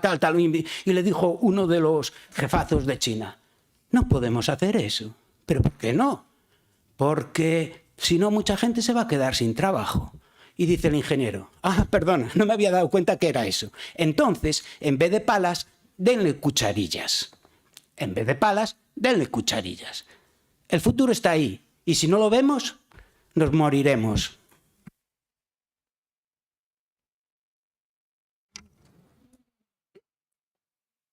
Rematou xa. Sí, vale. Non tiña claro todavía se era nada, para rematar logo co debate, a mí tamén me apetecía algunha cousa, non? Entonces, efectivamente, eu creo que quedou acreditado que a moción, que pode ter unha parte efectivamente que todos podemos compartir, ao mellor, como creo que decían os compañeiros, agora xa non recordo ben se Diego e Bernardo, efectivamente, nos mismos, pois dixemos que se plantexáramos un cambio gradual, evidentemente, adaptándonos ao que é os tempos, pois podíamos estar de acordo, pero non iba por aí, nin iba por os árboles, nin iba por o tal. Ao final, o que iba era por se tratan ben a un ou non os periódicos, verdade? Ese era o fondo do asunto. O fondo do asunto é se nos tratan ben, compramos periódicos. No, agora toca a mí. Se nos tratan ben, entonces deixamos que os periódicos, e se nos tratan mal, imos a saco e intentamos cortar os periódicos. Ese é o fondo do asunto, non? Bueno, eu creo que no fondo é así. Por lo tanto, ademais, usted cito literalmente, cada un que compre o que queira, dixo usted. Bueno, pois xa está. O que quere a xente, mayoritariamente, o que queren os grupos mayoritariamente neste momento, é que se siga con este sistema, sin prexuicio de que non somos inamovibles, evidentemente de que podemos facer, podemos tender, evidentemente, a outras opcións, pero, dende logo, non desta maneira drástica, porque dixo que se deixen de comprar periódicos, e incluso pudo dicir que se deixe comprar algún periódico, que así ao mellor entendíamos mellor todos, non? Pero, bueno, está claro cal é a finalidade, insisto, creo que quedou acreditado que esta maneira de plantear non é a correcta, por lo tanto, pois vamos a votar cada un conforme anunciamos. A favor da... Me lo temía. Non nos convencemos. En contra? E abstención o BNG. Vale. Bueno, como dimos ustedes, é simplemente unha moción, tampouco se acaba o mundo,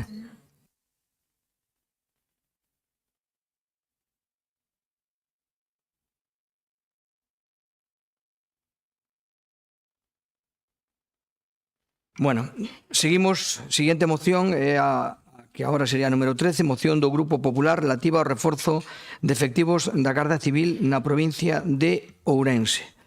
Sí, ten a palabra Patricia Torres como portavoz do Grupo Propoñente. Gracias, presidente. Bueno, neste caso, o Partido Popular vai ceder o seu turno de palabra ao secretario provincial de Jucil, unha asociación de guardias civiles, a Luis Sousa, que, bueno, pues tomará asento no lugar asignado para facer o primeiro turno de intervención. Gracias. Bueno, aproveito antes de nada tamén darlle gracias por a súa presencia e tamén aos alcaldes que tamén están aquí presentes que están sendo afectados precisamente polo desmantelamento deste corpo de seguridade. Moitas gracias. Luís Sousa, sí, por favor, identifíquese a efectos de... Toma asiento, identifiques, non, a efectos de simplemente de constancia en acta e damos a intervención cando...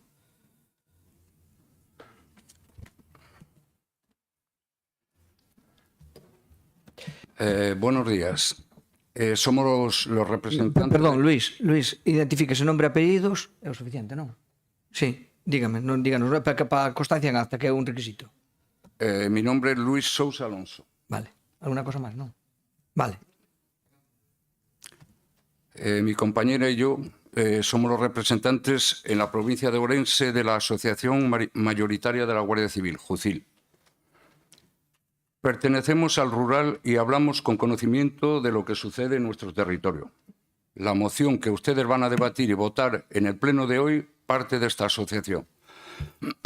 Se hará entrega de la misma en todos los concellos de la provincia, siempre y cuando el tiempo nos lo permita, así como en el resto de ayuntamientos del país por nuestros compañeros destinados en las diferentes comandancias. Todo lo que hacemos o intentamos hacer es fuera de nuestro servicio diario, utilizando para ello nuestro tiempo libre y nuestros medios personales. Solicitamos que se dé traslado de la aprobación o rechazo de la moción a los vecinos de los respectivos concellos, los cuales son los verdaderos afectados por las decisiones tomadas por sus representantes políticos. La necesidad de reforzar efectivos en la provincia es evidente. Cualquier ciudadano o cualquier alcalde preocupado por la seguridad en su concello puede comprobarlo con el simple hecho de desplazarse a su cuartel más cercano. Nos avalan más de 180 años de historia al servicio de la sociedad. Debemos y queremos seguir siendo esa policía de proximidad, donde el ciudadano sabe que estamos para servirle, para protegerlo, para atenderlo y para escucharlo. Que nos vea recorriendo sus localidades, sus calles y sus caminos, ofreciendo la seguridad que nuestros vecinos merecen. Como guardias civiles y servidores públicos nos debemos a ese ciudadano que llama pidiendo auxilio porque su casa se encuentra en llamas, a esa familia que busca un ser querido desaparecido, al que ha sido víctima de un robo en su vivienda o en su negocio, a esa mujer agredida, a esos ancianos a los que algún desalmado ha quitado los ahorros de toda una vida, a esa persona que ha tenido un accidente y necesita auxilio, al que de alguna manera necesita ser reconfortado y un largo etcétera. Esa vocación de servicio se conoce como espíritu benemérito. La criminalidad evoluciona. Es cada vez más sofisticada, más moderna y más violenta. Cuentan con más y mejores medios para evadir la acción policial. Para poder combatir este tipo de delincuencia necesitamos que se nos dote de medios humanos y materiales. Es urgente adaptar las condiciones de la Guardia Civil a la realidad actual. Desde JUCIL instamos a que se apruebe esta moción por el bien de nuestros vecinos, a los que ustedes representan, dejando a un lado colores, ideologías y siglas. Ayúdenos para que podamos ayudarles. Agora gostaríame facer un pequeno engadido ao que acabo de expoñer ante vostedes. Os gardas civís da terra de Rosalía e de Castelaos somos igual de galegos que cualquier representante aquí presente. A parte de números, somos Nogueiras, Lama, do Río, Cabreira, da Fonte, Sousa, etc. Non tivemos fácil a volta a esta nosa terra. Foron anos moi longos e moi duros para poder voltar aos nosos orixes e estar de novo á beira da familia e amigos. No meu caso foron 5 comandancias e 21 anos o que tardei en volver. Estuvemos nos anos duros do terrorismo en Euskadi, en catástrofes naturais, en conflictos de todo tipo, sempre onde fixo falta a nosa presencia e cumprindo o compromiso que adquirimos ca sociedade. Sabemos ben o que é a morriña. Non pedimos nada para nós, pedimos para os que pagan con moita esforza a nosa nómina e a súa mes a mes, que é por quen estamos aquí. O noso non é a política, o noso é patrullar protexer, defender e servir. Pedimos para xa. A necesidade de efectivo nesta provincia son aproximadamente uns 100 agentes. A necesidade material é pa onte, porque moitas veces nós mesmos temos que comprar o material para poder traballar. Mañá podrán vostedes pedir policía autonómica a que non se prepara dun día para outro, cun custo moitísimo máis elevado que a Policía Nacional e que a Garda Civil. E eles sí serán considerados profesión de risco, nós non nos somos. 232 son as agresións que sufriron os meus compañeros no primeiro trimestre deste ano. 232, esos son 3 agresións diarias. Sen efectivos, sen medios e abandonados por a clase política que non é capaz de legislar a favor da súa policía. Mentras tanto, nós seguiremos cumprindo como sempre, con dedicación, sacrificio e profesionalidade. Teñen vostedes unha das mellores policías de Europa, cun compromiso infinito, a veces a costa da nosa propia vida. Formamos e instruímos policías de outros países, por algo será. 7 concellos de Cataluña gobernados por Junts e Esquerra Republicana, asignaron esta moción. Pensaron nos seus veciños, no seu povo. Falen cos que viven nas aldeas da provincia e expóñalles que o desta moción non é necesario. E que non nos queren na nosa terra, que nos van a desterrar a todos ou casi todos e agarden a resposta. Sexan a voz do seu povo e non de partidos. Axúdenos para que podamos axudar. Grazas.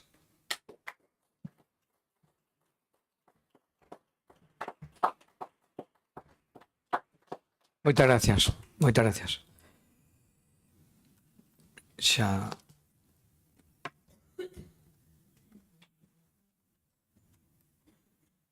Ben, vamos co turno ordinario de intervencións, empezando por Democracia Ourensana. Buenos días, gracias, presidente. Nosotros queremos manifestar nuestro apoyo a esta moción porque compartimos plenamente la preocupación por la falta de efectivos de la Guardia Civil en nuestra provincia. No hablamos solo de cifras, hablamos de la seguridad de nuestros vecinos, especialmente en el medio rural, donde la presencia del cuerpo es muchas veces la única garantía de protección y respuesta rápida ante emergencias. La situación actual, con plantillas envejecidas, vacantes sin cubrir y tiempos de respuesta cada vez más largos, está dejando a muchas zonas de Ourense en una situación de vulnerabilidad que no podemos permitirnos, porque la reducción de la presencia de la Guardia Civil crea un entorno más propicio para la delincuencia. Los tiempos de respuesta ante incidentes se alargan, lo que puede dar margen a los delincuentes para actuar o ir creando una sensación de impunidad al percibir menos riesgo de ser atrapados. Pedimos que Ourense sea tratada con justicia en las próximas ofertas de empleo público, que se refuercen los destacamentos rurales y que se dote a la provincia de los recursos materiales y humanos necesarios para garantizar un servicio eficaz. Los agentes existentes ya están sometidos a una sobrecarga de trabajo y estrés. Deben cubrir áreas más extensas y con menos recursos, lo que lleva a mayor presión y agotamiento, por lo que la escasez de personal conlleva a una carga de trabajo inasumible. Y no se trata de una reivindicación partidista, sino de una demanda territorial justa. Reforzar la seguridad en Ourense es reforzar la igualdad entre los ciudadanos, vivan donde vivan. Recordamos que la Guardia Civil no solo persigue delitos, también ejerce una importante labor de prevención, cercanía y apoyo. Y estas funciones se ven seriamente comprometidas. En resumen, tener pocos agentes en el rural es un problema que impacta directamente en la seguridad ciudadana, la cohesión social y el futuro de estas zonas. Y bueno, con respecto a la enmienda del BNG, pues nosotros no la vamos a aceptar. Gracias. Muchas gracias. BNG. Sí, bueno, pois nós coincidimos en que efectivamente faltan efectivos na provincia. De feito, na última xunta de seguridade local que tivemos en Allariz solicitamos a súa delegación de goberno que incrementaran os efectivos que tiñamos no posto de Allariz porque se viran reducidos en algúns casos por baixas ou simplemente por xubilacións e tamén noutros casos porque se crean novos corpos que tamén podemos entender que en algún caso se sean necesarios porque se adaptan á realidade existente, non? En canto a ciberdelitos, en canto, bueno, o grupo arroba, etc. Incluso unidades de drones, pero claro, eso non pode ser a consta de poñer en tela de xuicio a presencia de de gardas civis, neste caso, no propio territorio, non? Como labor, incluso en moitos casos, xa preventiva. En outras cosas, no mellor, podemos non estar de acordo. Falaba fai un momento, Rafa, da necesidade de adaptarse aos tempos, que todos os cuartéis estén abertos de mañás e de tardes para presentar denuncias, pois o mellor, efectivamente, en Allariz estes días, por exemplo, incluso en plena festa do boi, eso ocorriuse con a oficina móvil para o peregrino, que podía non ser de peregrino, pero tampouco parece o máis óptimo ter unha persoa na porta dun cuartel, sentado nunha mesa, agardando a ver se entra alguén para que lle pasen a denuncia. O mellor é moito máis operativo, efectivamente, que ese persoal este facendo patrullaxe de campo ou noutras labores. Por tanto, hai cousas que o mellor hai que adaptar aos tempos. E despois, na moción, a verdade é que o voceiro de Jocil, que falou agora mesmo, na parte expositiva non tivo absolutamente nada que ver ca moción que nos trasladaron a esta Diputación Provincial, porque aquí, basicamente, centrábase na falta do Seprona, e eu dicía, o Seprona aquí aínda temos. Eu, de feito, podo dicirlles que levo 22 anos de Conselleiro de Medio Ambiente e teño unha relación moito máis fluida co Seprona que a Policía Autonómica, que tamén ten competencias adscritas, e creo que ainda non me chamou nunca, sin embargo, co Seprona sí que falo habitualmente para coordinar distintos temas, pero tamén é certo que temos aí a Guardería de Medio Ambiente, a propia Xunta de Galicia, que son axentes medioambientais que tamén están capacitados para esas funcións. E traer aquí o problema de que o Seprona está desaparecendo en Cataluña, podemos nos preocupar de moitas cosas na Diputación de Ourense, o mellor esa non é a maior. E despois tamén se facía moitísimo fincapé no tema do Servicio Fiscal de Fronteiras e dos 200 km de fronteira co país veciño. E eu entendo que é importante que haxa temas de prevención, pero o espacio Schengen chegou para quedarse, creo. Non vamos agora mesmo a impoñer aquí unha nova fronteira cando eso seica está eliminado e superado por moitos motivos, non? Xa digo que ao final do que nos presentaron estes días e levaron á comisión ao que hoxe se falou é bastante distinto, e entendo que o mellor incluso é significativo porque intentaron melloralo. Incluso falaban aquí de algo que era o tema do corte de electricidade, do apagón. Falábase na proposta de moción que traían. E eu estaba de acordo, fíxense, estaba de acordo en que é necesario dotar eso. É tan necesario, o máis importante, tamén dotar os PAC, porque no punto de atención continua de Allariz foi o Concello de Allariz o que levou elemento para que puderan ter electricidade no punto de atención continua. E máis, sorprendeume, e eu fixe un informe á FEGAM para que lle trasladara, neste caso, a Xunta de Galicia, porque os tanques que teñamos de comunicación non iban. E era alucinante que o sistema de comunicación que temos para emerxencias non funcionou hasta 6 da tarde. Eu escoitaba os bombeiros os de Betanzos era en concreto, porque me chamaba a atención, pero éramos incapaces de comunicarnos con 112 hasta pasadas as 6 da tarde, non? E máis, incluso a ambulancia de Allariz non tiña forma de comunicarse co PAC nin co seu centro de coordinación. Entón, é verdad que todos creo que temos moito que aprender desa situación, pero xa digo, é importante que a Garda Civil teña esas necesidades cubertas e que outros moitos servizos que descubrimos ese día que non funcionaban, que sí que nunha situación así teñan capacidade de funcionar. E agora vou á parte de enmendas de engádega, que entendo que non van a ser aprobadas, e a verdade que sí que me gustaría que me explicaran o porqué. Porque nós estaríamos dispostos, xa yo digo, a votar a favor da moción que nos presentan con estas dous mocións de engádega. Home, evidentemente, decía o representante de Jocil que non é política.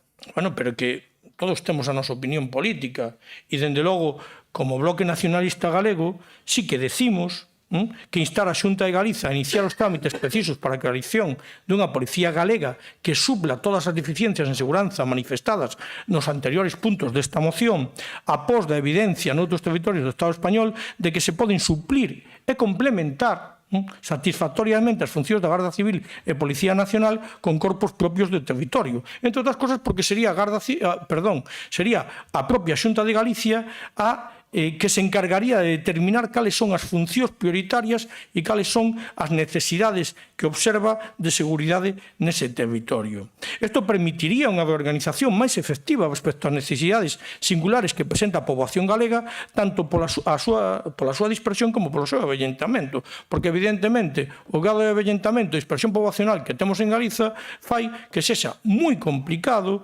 que se adapten corpos que teñen. Bueno, eso pásanos con Confederación Hidrográfica tamén, non? Que é moi difícil explicarlle a Madrid que aquí temos unha realidade totalmente distinta do que poden estar ali organizando para o resto do territorio español.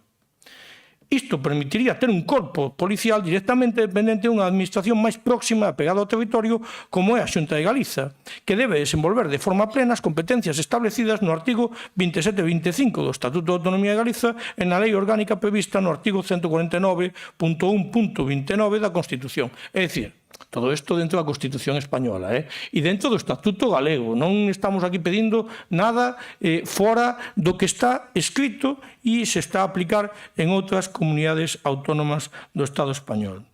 E sétimo, e isto vai un pouco en colación co que decía o representante de Jucil, instar ao Ministerio do Interior do Goberno do Estado español para que de maneira transitoria, mentras non se poña en marcha a Policía Integral Galega, se empreguen os recursos de persoal que quedaron liberados por implantación de policías propias nas outras comunidades autónomas, de xeito que estes sexan redistribuídos no territorio galego, dando prioridade aos gardas civis orixinarios do noso territorio. Creo que eso estaremos de acordo, porque vostede mismo decía que tuvo que pasar creo que por 5 comandancias hasta dar chegado de volta ao territorio galego. Bueno, pues nós aquí que estamos pedindo solicitando que se priorice esa posibilidade de traslado ao territorio galego daqueles que son orixinarios de aquí, que ben poideran posteriormente formar o sermólogo da Policía Integral Galega se así o desexan, porque lóxicamente a Policía Integral Galega non se vai formar con unha academia que se monte ex novo sin ter nin idea ninguén dos que entran ali. Eu considero que temos que aproveitar efectivamente ese coñecemento que ten neste caso o persoal que conforma a Garda Civil e que teñen en sí esa entrega a favor da cidadanía para poder desenvolver esa Policía Integral Galega recoñecida no Estatuto de Autonomía de Galiza. Simplemente para rematar. Saben vostedes quen fixo o cuartel da Garda Civil que agora mesmo hai en Allariz? O Goberno do Bloque Nacionalista Galego. Estamos encantados de ter ali a Garda Civil e de colaborar con eles, sendo sabio perfectamente. Entón, non temos ningún problema, pero sí que creemos e consideramos que é importante que se envolvan as capacidades que nos dá o Estatuto de Autonomía do noso país. E que efectivamente isto sexa o xerme desa Policía Galega Integral. Continuaremos no segundo turno.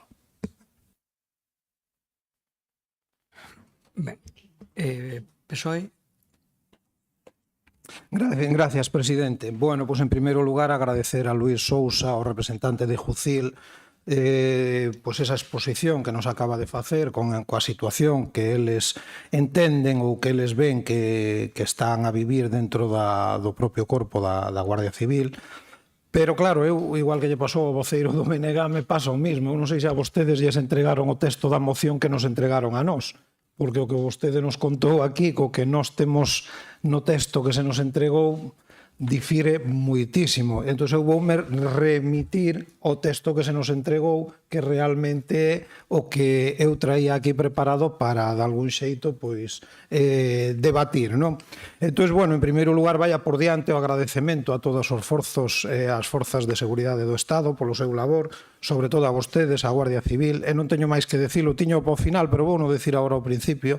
Eu, ali no barco de Valdeorras, nos temos un problema moi gordo últimamente. Hai ali 2 ou 3 chourizos, e permitan unha expresión, que todos os días, pois nos arman algún lío.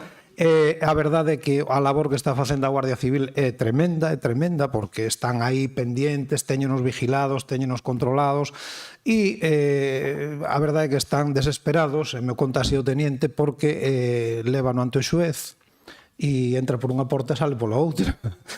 Entón están desesperados porque hai algún que leva 30 detencións e ademais encima se encara con eles e se lles pon chulito e os amenaza e incluso os reta a ir cunha pistola a León do Río os dous e tal. Me decía o teniente que, bueno, que a situación que é así.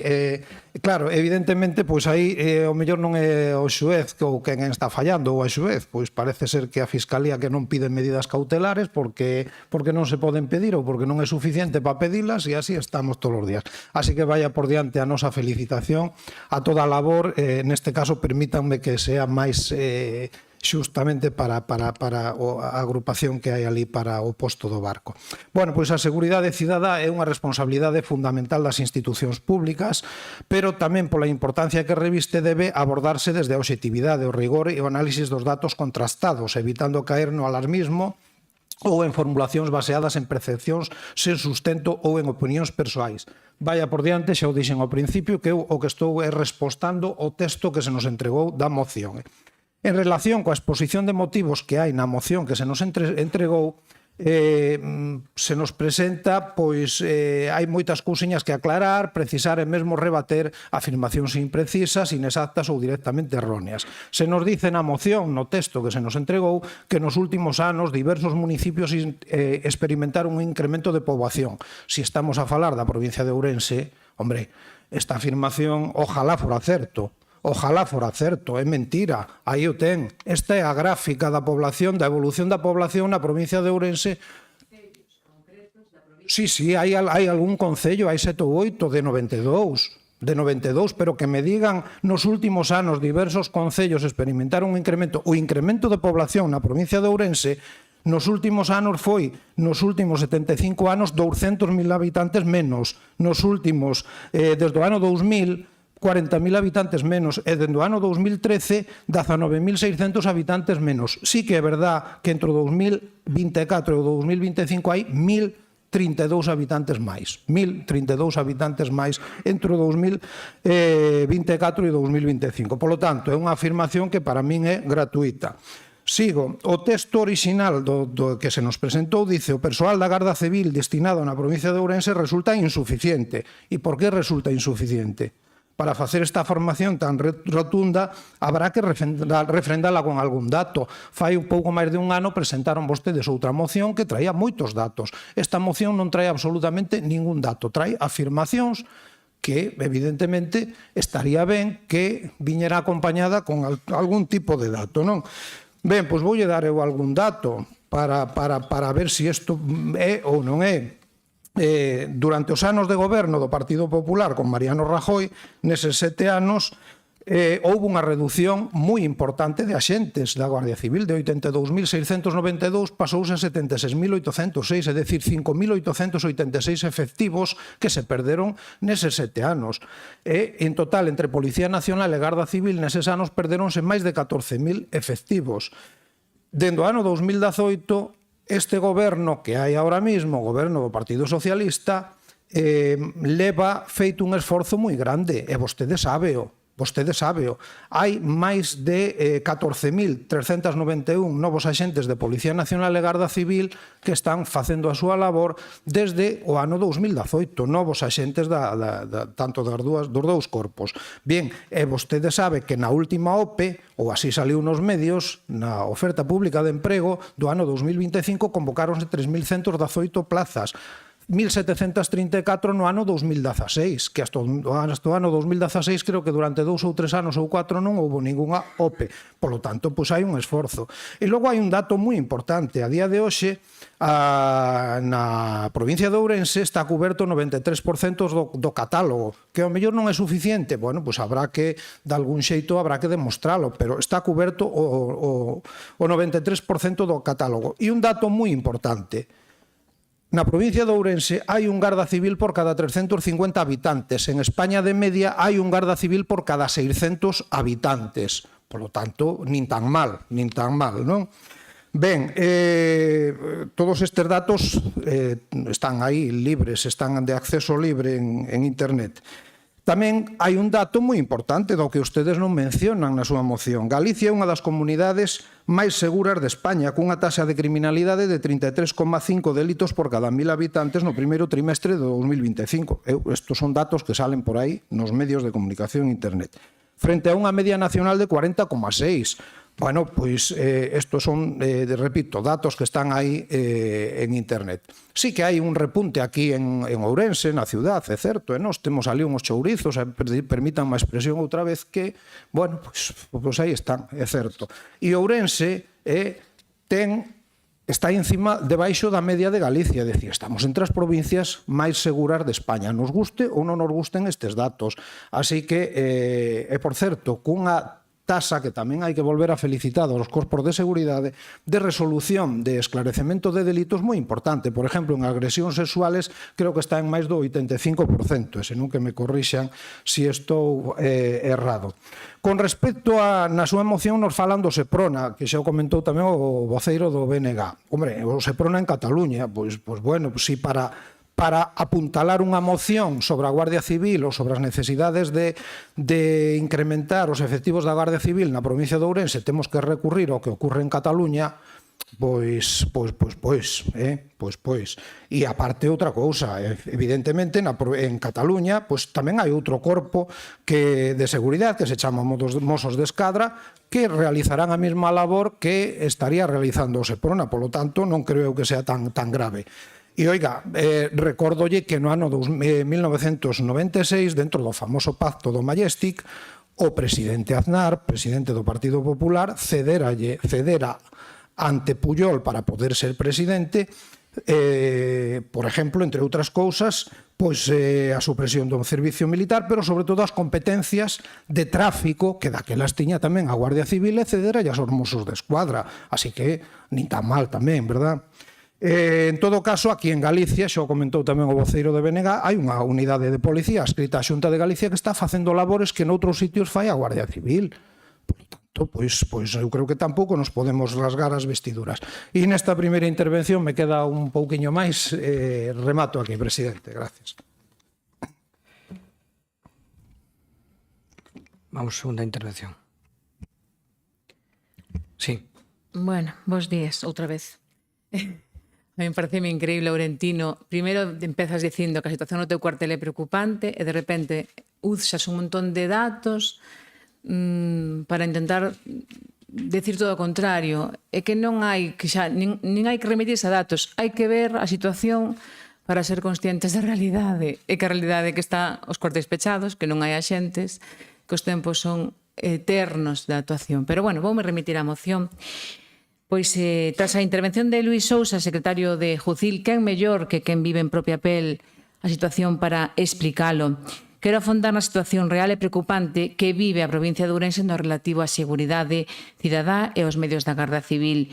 Non estamos a falar dunha percepción subxectiva, senón de feitos contrastados, de datos oficiais e dunha realidade que afecta a milleiros de veciños e veciñas dos nosos concellos, especialmente no rural. Que aquí hai moitos alcaldes preocupados e outros non puderon estar porque non deixa de ser venres e día laboral. Pero aquí hai moitos alcaldes que viñeron e outros que manifestaron a súa preocupación por a situación que hai en estes momentos. E moitos axentes da Garda Civil que efectivamente aplauden que polo menos poñamos este tema sobre a mesa, que xa levamos unha similar, como dicíades vos, o ano pasado, pero como non obtuvemos resposta, hai que volver a ser reiterativos, a ver se conseguimos algo.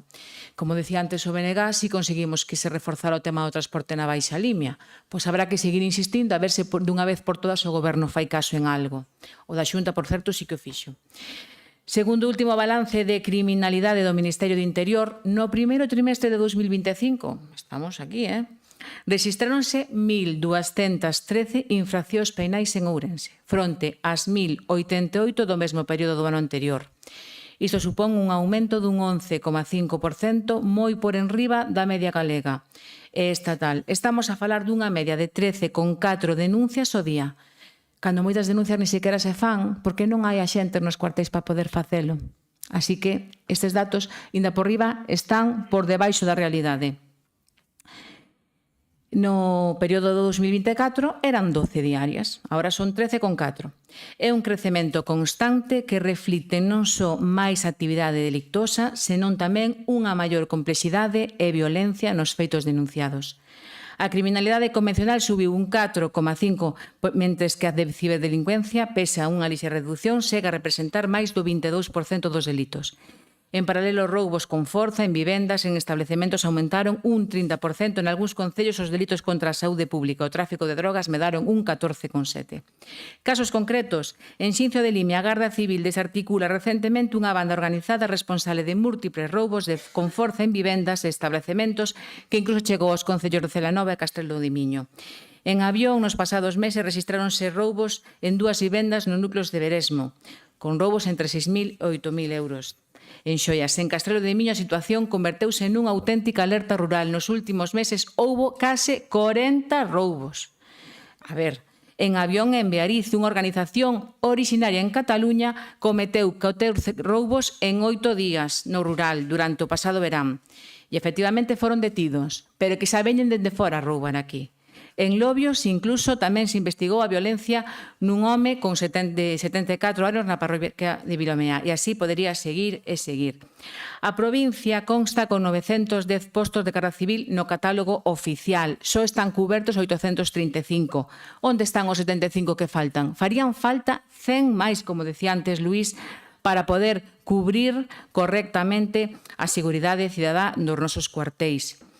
Estas carencias tradúcense en feitos moi graves. Os tempos de resposta ata unha emerxencia superan unha hora en moitos casos. En concellos rurais mal comunicados e sen cuartel operativo, unha persoa pode sufrir un roubo ou unha agresión e pasar máis de 60 minutos esperando por unha axuda eficiente, eficaz, que non chega, e non porque non queran os axentes, senón porque non poden. Incluso, dicía antes el, teñen que mercar os seus propios medios de protección para poder protexerse. E no verán, o 33% da plantilla está de vacacións e nos aumentamos población porque temos maior turismo e tamén persoas retornadas. Dende logo que a situación é preocupante. Non me podo estender máis porque remato ahora o turno, entonces farei no seguinte. Pero sí quero rematar nesta intervención dicindo como podemos permitir isto, como podemos permitir que durante o apagón os cuartéis estuveran incomunicados e non puderan acceder ás demandas e chamadas das persoas. Os hospitais estaban dotados, efectivamente os PACs tamén tiñan que estar, pero os hospitais sí que estaban dotados. Pero como podemos permitir eso? Eu creo que isto non se trata de ideoloxía, isto trátase de protexer os nosos cidadáns, que nos lo van a agradecer. Sigo na seguinte. Gracias, presidente. Moitas gracias. Sente turno, non. Democracia non, entonces, venga. Sí, bueno, eu sei que a Guardia Civil estuvo constante, incluso usaban como emisores, ibanse a zonas altas os vehículos para funcionar o mellor que podían, non era o ideal, pero xa digo que os centros médicos foi bastante peor porque non había nada. Pero non imos a eso, non? Imos a esta moción e efectivamente temos en torno a 900 teóricos, 900 efectivos, 34 postos, cubren o 98% do territorio e o 65% do censo cidadán desta provincia, en torno aos 200.000 habitantes. E o galla tuveramos máis. Nos, xa digo, estamos dispostos a apoiar a moción e solicitar efectivamente incluso que eses gardas civiles xa formados, con experiencia, que están en outros puntos do territorio do Estado, que podan achegarse aquí e facer aquí o seu servizo dentro da Garda Civil ata o momento en que decidan eles, por suposto, que poden seguir de gardas civiles ou pasen a formar parte da Policía Integral Galega. Eu aseguro que hai gardas civiles que están desexando que se cree esa Policía Integral Galega, entre outras cosas porque consideran que mellorarían a súa situación tamén persoal, profesional e incluso tamén, porque non decilo, económica. Entón, o que non me quedou claro é se iban a aceptar ou non esta proposta de engádega que traemos. Bueno, pois ese é o tema, non? A nosa seica ideolóxica, a súa non. Aí venxe algo. Non sei exactamente o que, porque nós o que pedimos está absolutamente dentro do marco legal que agora mesmo temos, pero sí, consideramos efectivamente que sería interesante que a Garda Civil teña eses medios que vostedes nos din agora mesmo e que nós tamén decimos, xa lle digo, incluso eu na propia Xunta de Seguridade Local de Allariz solicitamos ese incremento de forzas e desde logo que considero que teñen que ter todos os medios para poder desenvolver o seu traballo como calquer outro funcionario público, só faltaría. Chamounos a atención o punto 4, tamén teño que decirlo, porque informar a cidadanía da aprobación desta moción e das accións emprendidas, eso casi se supón que vai de serie en todas as mocións que pedimos, porque que traemos aquí, porque senón para que a facemos, senón é para que a cidadanía sepa que levamos esa moción. Pero, bueno, ese punto 4, a verdade é que me chamou a atención, pero a partir de aí, nós sí que lle solicitábamos que respaldaran este punto 6 e o 7, porque consideramos que é algo que a Xunta debe facer, debe de poñer en marcha esa policía integral. Ata onde eu sei, tampouco vamos a... O sea, o gallá houbera máis medios, o gallá se pudera desenvolver as accións dunha forma moito mellor, o gallá non houbera delincuencia, hai ese incremento de ciberdelitos evidente nos últimos anos, pero tamén, por sorte, e gracias, entendo que a cidadanía que temos, a que os medios son escasos, temos unha provincia bastante tranquila a nivel de seguridade, non? Todo é mellorable, é moi mellorable tamén a tranquilidade que nos dá ter unhas forzas e corpos de seguridade próximas, pero tamén eu quero, igual que antes falaba Plácido da tranquilidade respecto de que os veciños da zona da Baixa Limia non van sair mañá con branquias e con aletas, quero tamén decir que, home, a provincia de Ourense, dentro do marxen que temos, unha provincia bastante tranquila desde o punto de vista da seguridade. Se vostedes non aceptan as nosas emendas de engádega, nos o que faremos será absternos, porque estamos de acordo co fondo da cuestión, pero entendemos que isto enriquecía a proposta e, dende logo, ademais, para nada desvirtuaba a proposta. Entendemos máis ben todo o contrario. Nada máis, moitas grazas. Moitas gracias. PSOE, Orentino. Gracias de novo, presidente. Bueno, díceme vostede, me bota en cara que use datos para rebatir os argumentos. Hombre, eu teño por desgracia, uso datos. Normalmente gústame usar datos e vostedes nestes anos teñen visto que uso moitos datos. Vostede tamén usou datos.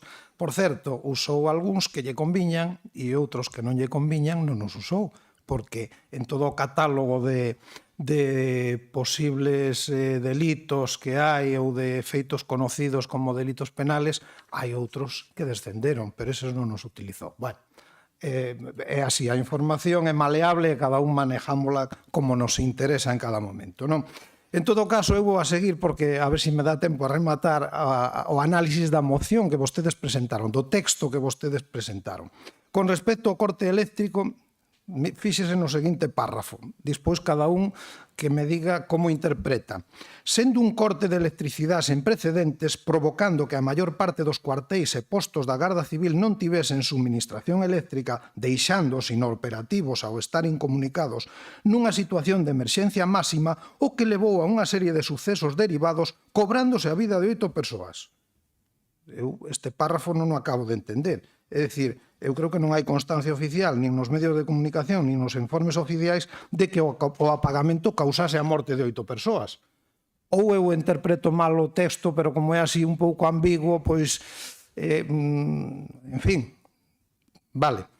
Por certo, durante o apagamento, o labor da Garda Civil foi impresionante. Nós tuvemos ali no Concello do Barco, tuvemos unha reunión de coordinación nada máis pasadas 2 ou 3 horas coa Garda Civil, que se presentaron ali os xefes do posto inmediatamente.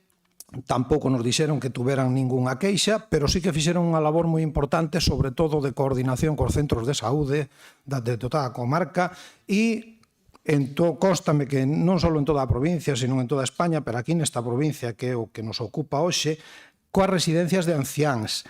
moitas delas da Xunta de Galicia e de algunha fundación que non dispuñan de xeneradores, eléctricos, moi grave, porque nas residencias de anciáns, en moitas delas, por desgracia, hai, entre outras cousas, respiradores que necesitan enerxía eléctrica e non dispuñan de xeneradores.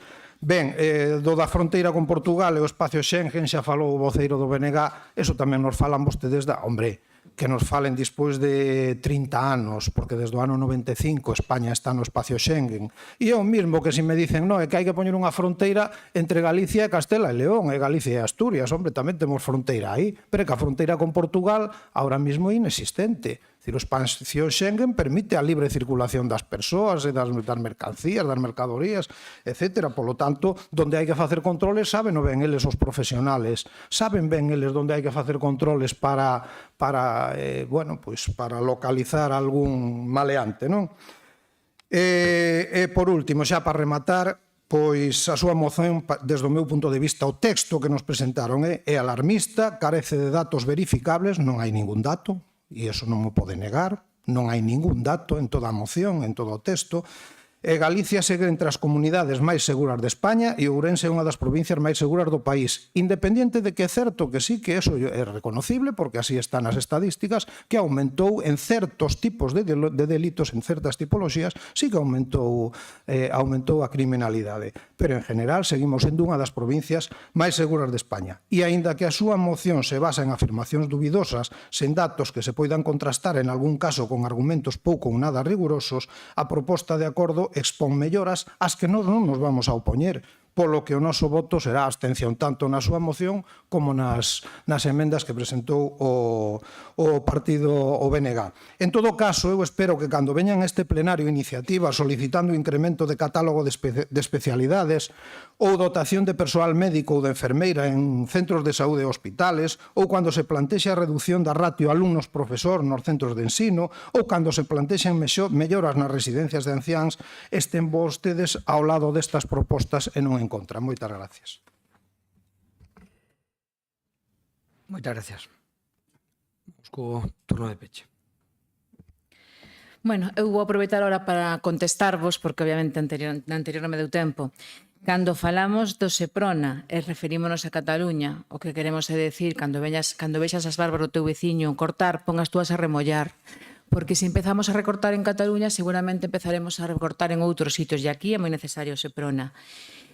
Con respecto á moción do BNG, é que se vostedes queren unha policía autonómica galega, que sempre levan no seu programa, a nivel autonómico, pois terán que traer unha moción concreta con ese tema. Aquí o que estamos pedindo é que se reforce un corpo xa existente, un corpo estatal, que fai unha labor fundamental nesta provincia. Entonces, eu entendo que non vamos a desvirtuala. O que vamos a pedir é o que nos traslada neste caso a Asociación Jucil, o que nos traslada é o reforzo deles, non meter outros corpos. Entendemos que isto está, que isto existe, que hai carencia, que faltan 75, en este caso, axentes do propio catálogo, que iso é unha realidade, e, por tanto, vamos a reforzar e vamos a pedir o que xa temos en marcha, non? E iso é fundamental. Cando dice que o Luís que se desvirtuou un pouco o que decía, el falou da súa experiencia como axente e con todo o que están vivindo, pero esta parte tamén expositiva do partido para defender o que é a moción en sí.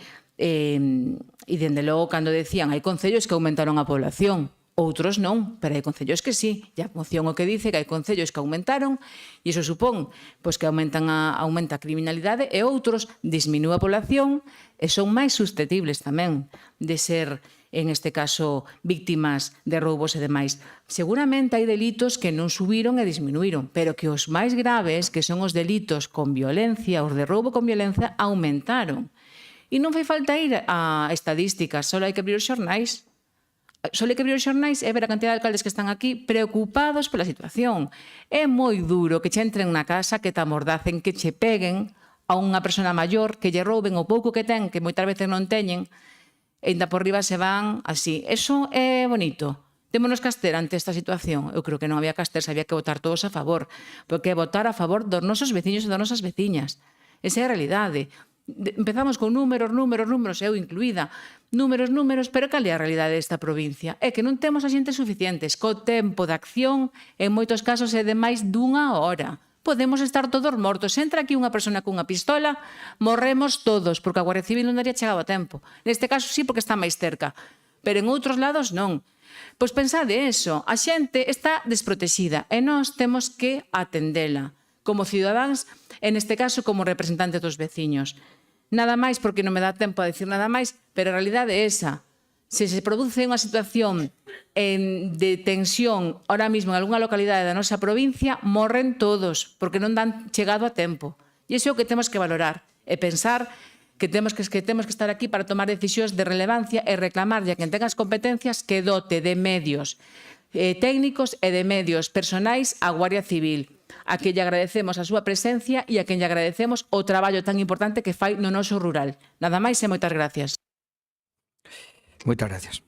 Bueno, no turno da presidencia para pechar, eu, sin datos, porque creo que efectivamente podemos acoller os datos e facer a interpretación que cada un queira diles, pero é algo, propoño unha reflexión moi sencilla. Temos máis axentes no rural, abríronse cuartéis ou pecháronse cuartéis. Eso é unha reflexión así de sencilla. Temos máis axentes no entorno, eu todas as noticias que teño, e algo de seguridade coñezo por a miña profesión e tamén por o meu exercicio, no seu caso, durante 4 anos director de Interior da Xunta, creo que teño bastante coñecemento, un certo coñecemento desta materia. Eu non vin prácticamente que abriran, desde logo en Ourense, casi ningún cuartel, abrilo, e, sin embargo, sí se pecharon moitos cuarteles, e incluso estamos falando de villas ou lugares, cabezas de partido judicial, como Evande, onde foi un caso, pois, efectivamente, dunha cabeceira de partido judicial detrás do peche da Guardia Civil, que irá o peche do xulgado. É o que queda. Ya desaparecerá o concepto de comarca. Por lo tanto, pode facer podemos coller moitos datos, como decía Tino, efectivamente, cada un coller os que lle interesa e chegar á conclusión que busca. Pero non é así, é unha cousa moi sencillo. No entorno urbano, ahora din, vale, no rural, no entorno urbano, efectivamente, onde decía Patricia, sí que se produce no entorno urbano, agora, pois, sí se produce un aumento de poboación. Eu son alcalde dun pobo que depende do concello do posto de Esgos. O meu concello leva subido nos últimos 20 anos 2.000 e pico persoas de población. San Cibrao, bueno, sirve no Ordorense, pero eu falo agora do meu concello, como un exemplo, non hai aumento ningún de poboación, non hai ningún aumento de efectivos no posto de Ergos. Propoñer un exemplo. Por lo tanto, podemos facer os datos que queiramos, pero eu fago un análisis moi sencillo como veciño. Non estamos máis seguros, e ademais a población é envellecida, a población é dispersa, e iso requiere que, ao mellor, pois, efectivamente, haxa incluso unha necesidade desa proximidade, porque nun sitio onde está concentrada, ao mellor, pódese ter unha eficiencia maior, pero non estamos. Non estamos protegidos. Esa é unha observación que é facilmente constatable. E estamos falando dun dereito fundamental, estamos falando do dereito á seguridade, un dereito fundamental, tanto é así que eu creo que é un dos que, xunto ca sanidade, que a educación, cos servicios sociais, definen unha sociedade avanzada da que non é. Todos coñecemos lugares a sitios a donde pode estar o avanzado que queiran, pero desde logo a mí non me gustaría vivir por a inseguridade que hai. E por mellor incluso están máis avanzados económicamente, pero non teñen os servicios públicos, entre eles o esencial de seguridade que queremos todos. E, por tanto, penso que ese é un servicio esencial para as persoas, é esencial para os países que o temos e que nos fan diferentes e mellores. En canto aos datos da Policía Autonómica, bueno, tamén lle podo dar algún dato. Eu creo que aí, amigo Bernardo, non é unha policía integral o que vostede plantea, sí, é unha sustitución. Chamamos as cousas por seu nombre. O que se quere é eliminar a Guardia Civil e a Policía Nacional e poñer Policía Autonómica. Bueno, galega. Vale, no, a ver, non cabe, a ver, en todos os sitios que se fixo que a implantación da policía se fixo así, ou acaso se mantuvo o número de guardias civiles e de policías nacionales en Euskadi e no país, pero se vostede, a ver, Bernardo, se queremos policía autonómica con competencias totales, é sustituir Guardia Civil e Policía Nacional por Policía Autonómica. Porque Policía Autonómica xa hai, a unidade escrita. Claro, escoite. Entonces, que queremos? Pero digámoslo claramente, e digamos ese é o debate que hai que facer, que é o debate. Dicimos, queremos cumplir o estatuto é sustituir. Cumplir o estatuto é unha posibilidade de desenvolvemento do estatuto, non é unha obriga, porque se fora unha obriga, aí estaríamos. Entonces, a clave é, nós queremos eliminar Guardia Civil ou Policía Nacional e poñer Policía Autonómica ou non. Non a falemos de complementar, nin faguemos trampas, porque eso non é así. Se poñemos Policía Autonómica, hai menos Guardia Civil e menos Policía Nacional, eso non, nos sitios onde está desenvolvida, aí o vemos. Eso é así. Despois decíame tamén, permítame tamén, insisto, apelando a miña condición, nese caso, des director de Interior, pois tamén que os funcionarios da Guardia Civil e da Policía Nacional estarían moi a favor de que viñeran, de que se creara a Policía Autonómica. Estou totalmente a favor. O que están é a favor de virse para Galicia. Ese é o que están a favor, de virse para Galicia. Ahora, se vostede lle ofrece virse para Galicia de policía, o que son, de Policía Nacional ou de Guardia Civil, eu dígolle que non se fan grandes cambios. Vale? O sea, que non é, o tema é, por qué? Porque van a desaparecer outro catálogo. O sea, o que está claro é que non podemos facer trampas. Se hai Policía Autonómica, hai menos Guardia Civil e menos Policía Nacional. Non é todo. Bueno, pois entonces non ganemos. Pero entonces, digamos, non fagamos trampas. Non fagamos... Bueno, pero esa sustitución é unha cuestión ideolóxica, pero non é unha cuestión de servicio. É unha cuestión de servicio. Como? Bueno, sí, pero creou a unidade adscrita de policía. No, sí, mire, con Fraga veo a unidade adscrita de policía. Eu fui director da unidade adscrita de policía 4 anos e, por tanto, conozco perfectamente a unidade adscrita de policía. Como? No, pero o acordo, sí, pero o tema é que sendo unha iniciativa, quedouse en iniciativa cando se comprobou que aquí funcionaba como funcionaba. Bueno, a ver, tamén ustedes cambiarán de opinión algunha vez, ou? Non cambiarán de opinión algunha vez. E por último, algúns datos que se deron aquí, non vou a falar xa do aumento de población, porque se especificou, só algún dato que se deu máis. Querido Tino, 14.000 efectivos. E cantas jubilacións? Eu creo que bastantes máis. No término neto, perdemos efectivos. A nivel de España, sí. En toda a administración se perden. Eu son funcionario da administración central. En toda a administración se perde. 14.000 sí, e cantas jubilacións. Se foran 14.000 máis netos, creo que nadie estábamos aquí planteando nada. Eu digo que, máis ben, o resultado é negativo. E a taxa de criminalidade, como dixen antes, efectivamente, nós podemos facernos tamén trampas e estar contentos porque temos unha boa taxa de criminalidade. E témola mellor que a outros sitios. Pero a pregunta non é esa. A pregunta é, témola mellor co que a tiñamos? Que a tiñamos nós? Non. Non vamos a mellor. Pechando cuarteles. Reducindo os efectivos, a taxa de criminalidade non vai a mellor. Que sigue sendo boa comparada con outros sitios. Vale? Admitímola. Pero non vamos a mellor. E como nós queremos ir a mellor, por eso traemos esta moción. E creo que estamos de acordo niso. Logo se pode estar de acordo en modelos de policía, ademais. Eu teño moi claro cal é o noso. Pero, desde logo, eu creo, e remato con isto, que o que se pide non é outra cousa que a que se manteña o que, como mínimo, o que tiñamos. Que non se peche, que se mellore, que se manteña a taxa de criminalidade, efectivamente, é posible reducila. Non nos podemos confirmar con que aumenta pouco ou aumenta menos que en outros lugares. Bueno, vamos a votar sobre a moción. Primeiro, sí. A ver, queren dicir algo? Vale. Veña. Os 2 cuarteles que se pecharon foi en Trimo e o auxiliar da Mezquita no ano 2013. Pero outros están prácticamente pechados, porque un cuartel que tiña un montón de efectivos, un montón de efectivos, é Baltar, non? Claro, entonces, un que tiña un montón de efectivos, agora abre 2 días á semana con 2 guardias, entonces a mí, se non están pechados, é bastante parecido a estar pechados. Bueno, xa está, vale. Alguna cousa máis? Non? Bueno, pois veña, vamos a votar. Primeiro, a emenda non a aceptamos, porque é o obxecto de outro debate. Se queren traer a creación de Policía Autonómica, debatimos sobre a creación de Policía Autonómica. Non ten ningún problema. A emenda non aceptamos. Entón, votamos sobre a moción. A favor? En contra? Abstencións? Perfecto. Queda aprobada.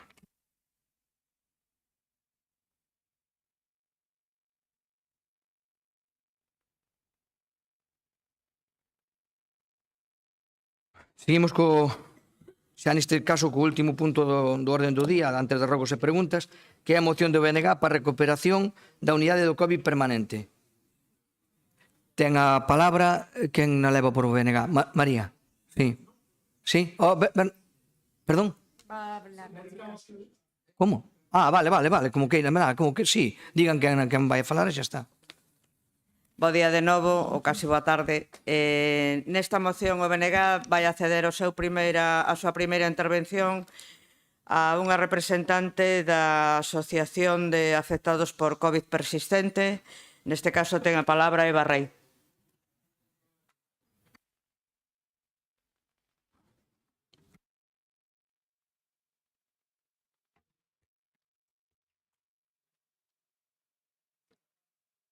Hola, bo día, perdón. Nada, simplemente nombre e apellidos para identificarse como preceptivo. Hola, soy Eva Rey López. Eva? Rey López. No, Eva Rey López. Pode continuar? Sí, cuando queira. Vale. Bos días, señor presidente, señoras e señores. É para mí unha honra tomar a palabra nesta sede institucional da Deputación Provincial de Ourense e representar nestas palabras a todos os enfermos con COVID persistente.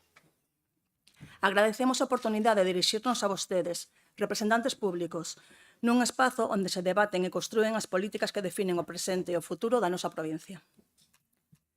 Chámome Eva. Voulle por nome a esta enfermidade. Hoxe estou aquí para dar voz a algo que custa moito explicar e que, por desgracia, moitos seguen sen querer escoitar ou sen comprender, xa que as pílulas de empatía andan escasas. Hoxe estou aquí para falar da COVID persistente.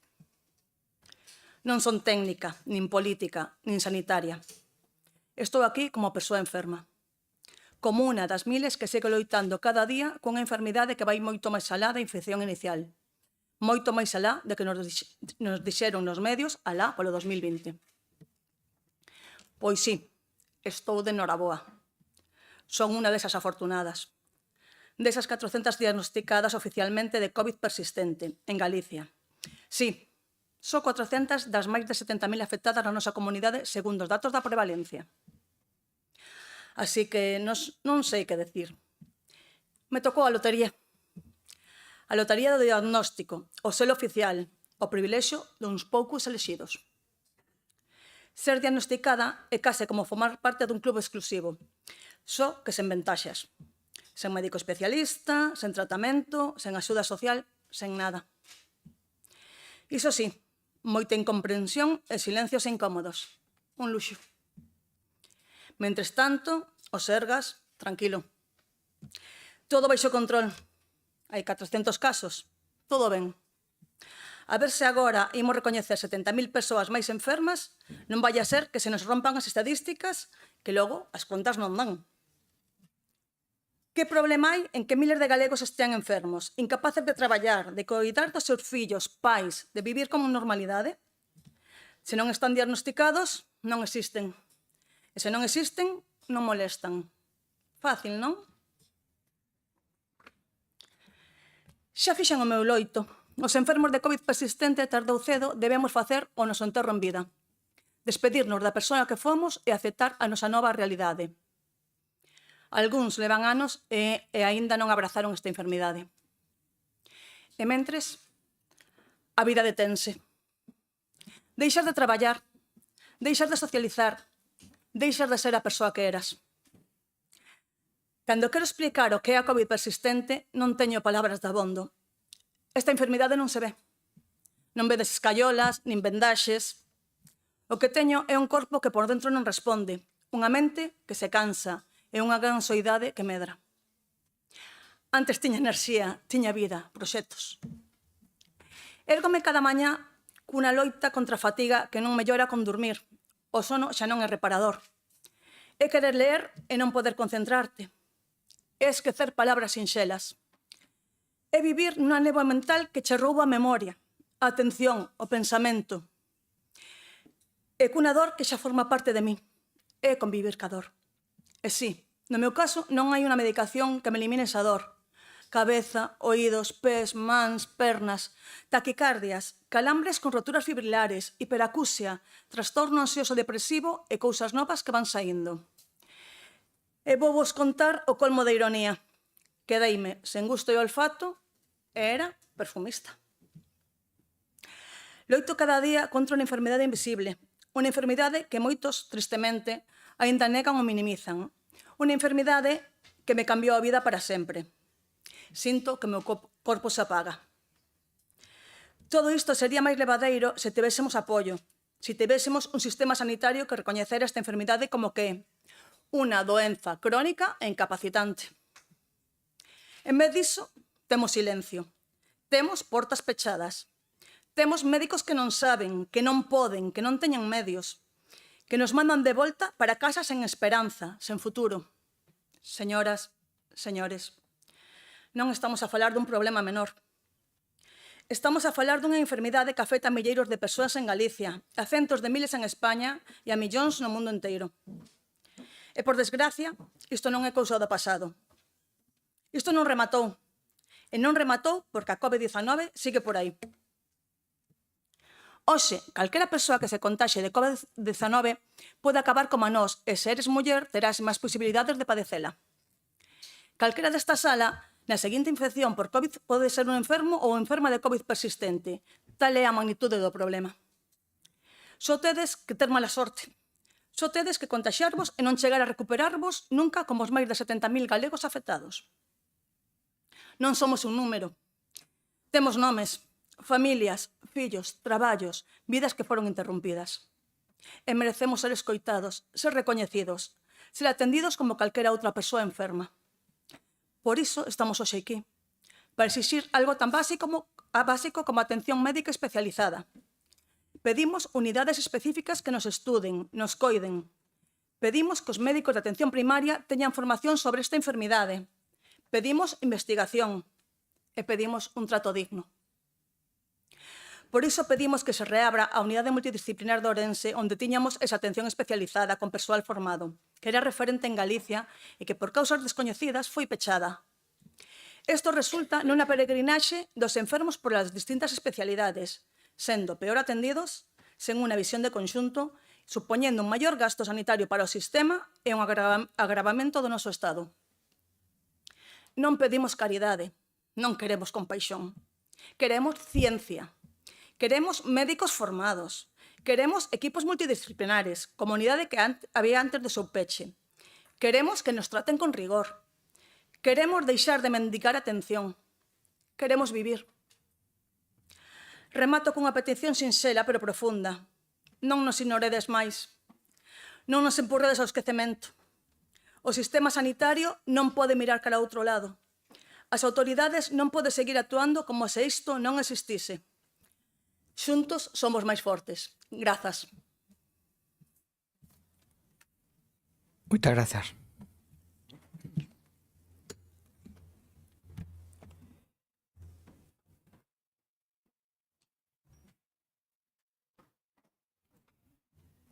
Bueno, pues seguimos co turno, ahora co turno ordinario de intervencións, empezando neste caso por Democracia Sana. Muchas gracias. Esta moción ya mi compañero y diputado de la Xunta de Galicia la llevó a la Xunta de Galicia, también la llevó al Concello de Ourense y siempre hemos defendido este caso. Como él ya habló mucho y yo estoy totalmente de acuerdo con todo lo que dije, he recuperado algunas de sus frases y las voy a leer. Perdonad que lea, que es algo que no me gusta, pero en estos casos prefiero hacerlo.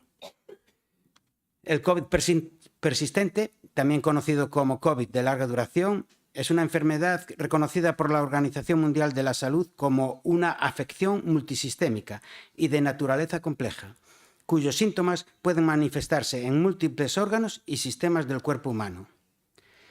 La comunidad médica internacional ha documentado más de 200 síntomas asociados a esta patología, lo que evidencia su gravedad e impacto en la calidad de vida de las personas que la sufren.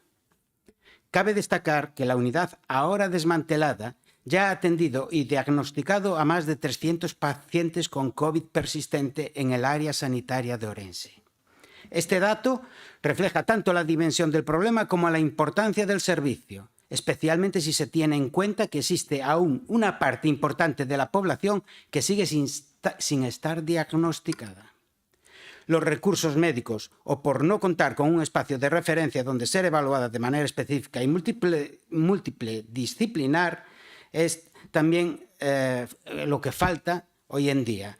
Desde el Grupo Municipal de Democracia Orensana consideramos que el Servicio Gallego de Salud no puede dejar desasistido a un volumen tan elevado de la población. Estamos ante una cuestión de salud pública de primer orden, que debemos ser considerada una prioridad por el Gobierno de Galicia. La atención a estas personas no es opcional, sino una obligación institucional y sanitaria.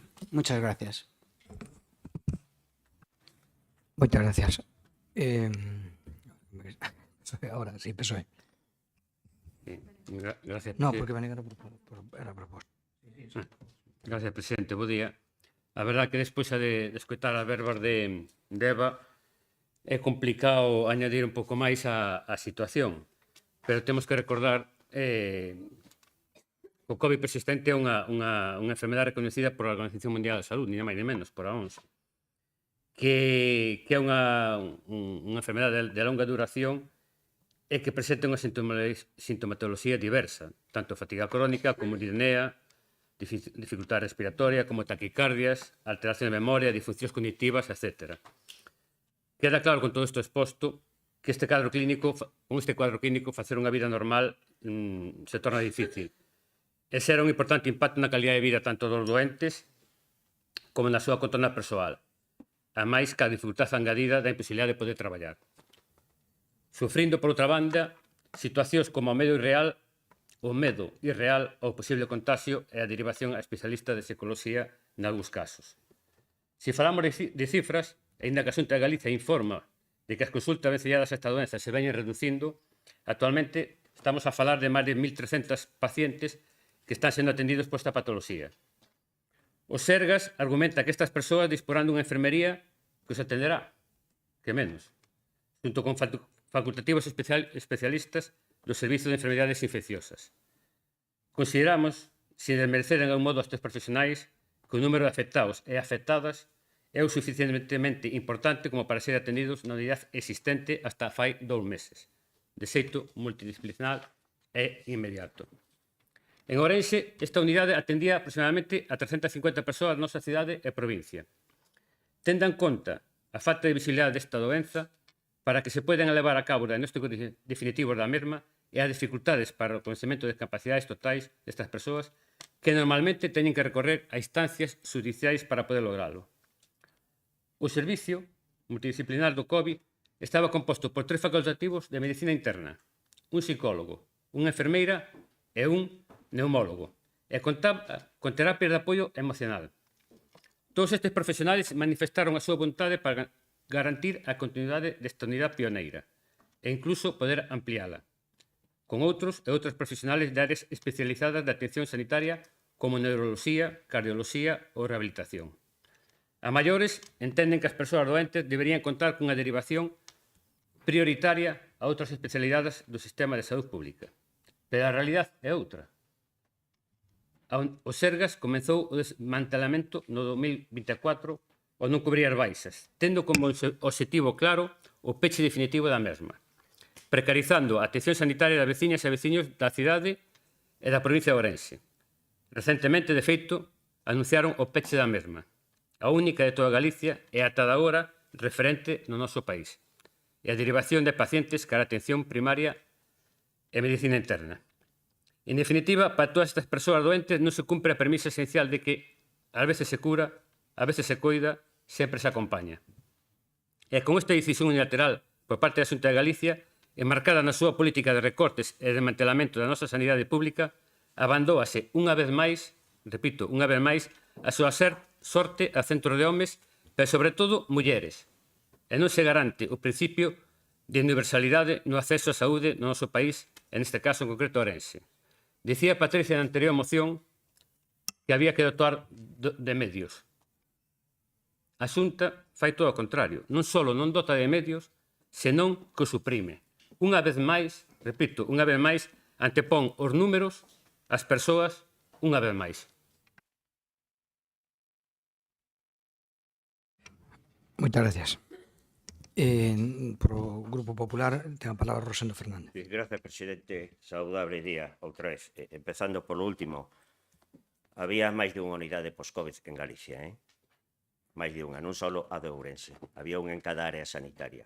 Segundo, Galicia foi unha das comunidades autónomas que creou esa unidade. Non todas as comunidades autónomas a crearon. Por lo tanto, al César lo que é de César e a Dios lo que é de Dios. Efectivamente, non vamos a negar, eu como médico tampouco, que hai o COVID persistente, ou síndrome post-COVID, ou COVID prolongado. Efectivamente, é un cuadro clínico aí, moitos adiutamos en chamarlle o verdadeiro síndrome. E por que é síndrome? Síndrome porque, aparte de síntomas xerais que padece a persoa, efectivamente, incide máis e prevalece máis do sexo femenino, pois ten síntomas que poden ser neurolóxicos, psíquicos, emocionales, do aparato locomotor, respiratorios, etc. Pero quero deixar aquí moi claro, Rafa, primeiro, non hai desasistencia. O Servicio Galego de Saúde non está desasistindo, me nego a esa creencia. E que quede meridianamente claro que o Servicio Galego de Saúde, o Sergas, garante a atención sanitaria a todos os pacientes galegos que a día de hoxe sufren o síndrome post-COVID. Os pacientes que continúan a ter síntomas de COVID-19 son atendidos nos dispositivos asistenciais, tanto de atención primaria como hospitalaria, especializados na atención, que non hai ningún médico especialista de COVID. Habrá profesionales mellor ou menor formados. Hai profesionales formados, pero non especialistas. Cada vez que se manifestan síntomas específicos o paciente, son atendidos co seu tratamento e derivación á especialidade da que padezca os síntomas. E recordar tamén que as campañas de vacinación e a xestión da crise do COVID foron chave para reducir a mortalidade, a gravidade e os contagios. Aquí tuvo moito que ver a vacunación. Efectivamente, teño que recordar que hai 5 anos, cando chegou o COVID a Galicia tamén, con uns niveles de propagación que supuxeron a declaración de pandemia, pois a Xunta de Galicia, o Sergas, actuou tanto que se crearon esas unidades. E Galicia, por que foi unha das comunidades con menos falecidos por COVID? Estas estadísticas son do Ministerio. Primeiro, polo grado de vacunación que se tivo e pola creación do ano 21, en marzo concretamente, recordo o ano 21, destas unidades. Unha campaña de vacunación que foi clave, digo, para reducir a mortalidade e a gravidade dos casos, axudando a un mellor control da situación sanitaria xerada pola pandemia. A día de hoxe seguimos sendo das comunidades que máis se vacina de COVID ano tras ano. E digo que son fontes do Ministerio, que o Ministerio que atende en caso de pandemias. E as unidades post-COVID, repito, do Servicio Galego de Saúde, que foron porque se pecharon xa, unidades multidisciplinares post-COVID, naceron tras unha instrucción da Consellería de Sanidade, como digo, en marzo do 21, para facer fronte a unha patoloxía consecuente ao COVID de forma específica e homoxénea nas áreas sanitarias. Nas áreas sanitarias foron creadas estas unidades. Non era Ourense a referente, era unha unidade que, por certo, traballaba moi ben, pero era unha das 7. Moitas as consultas vinculadas ao COVID persistente que acadaron a súa actividade foron máximas no ano 2022, con 12.104 casos. Isto, polo menos, son as estadísticas que teño eu. Foron disminuindo de forma que foron 12.000 en do 2003 e do 2004 xa 1.302 que van disminuindo. Este descenso da demanda provocou, como todo, que se reorganizasen a maioría destas unidades e hoxe están reorganizadas. Dende o inicio da pandemia, Galicia contabiliza un total de 738.828 casos vinculados ao virus o virus do COVID, cunha taxa de curación que supera o 99%. E isto nos tenemos que congratular debido á vacinación e a esas unidades post-COVID do momento agudo. Por lo tanto, en consecuencia, os pacientes que hoxe en día sufren o síndrome de post-COVID teñen asistencia sanitaria especializada garantida nos distintos servicios asistenciais do que dispón a sanidade pública. E non me veñan a decir que isto sí que non o creo, que desmantelamos nada, porque foi unha das comunidades autónomas, digo, non todas, que se crearon estas unidades. Non todas as comunidades autónomas crearon esas unidades post-COVID. Por lo tanto, algo que foi específico para un momento dado, chega un momento que hai que reorganizar os servicios sanitarios. Por lo tanto, non é necesario reabrir unidades que non están pechadas aos servicios onde se atenden persoas que padecen este COVID.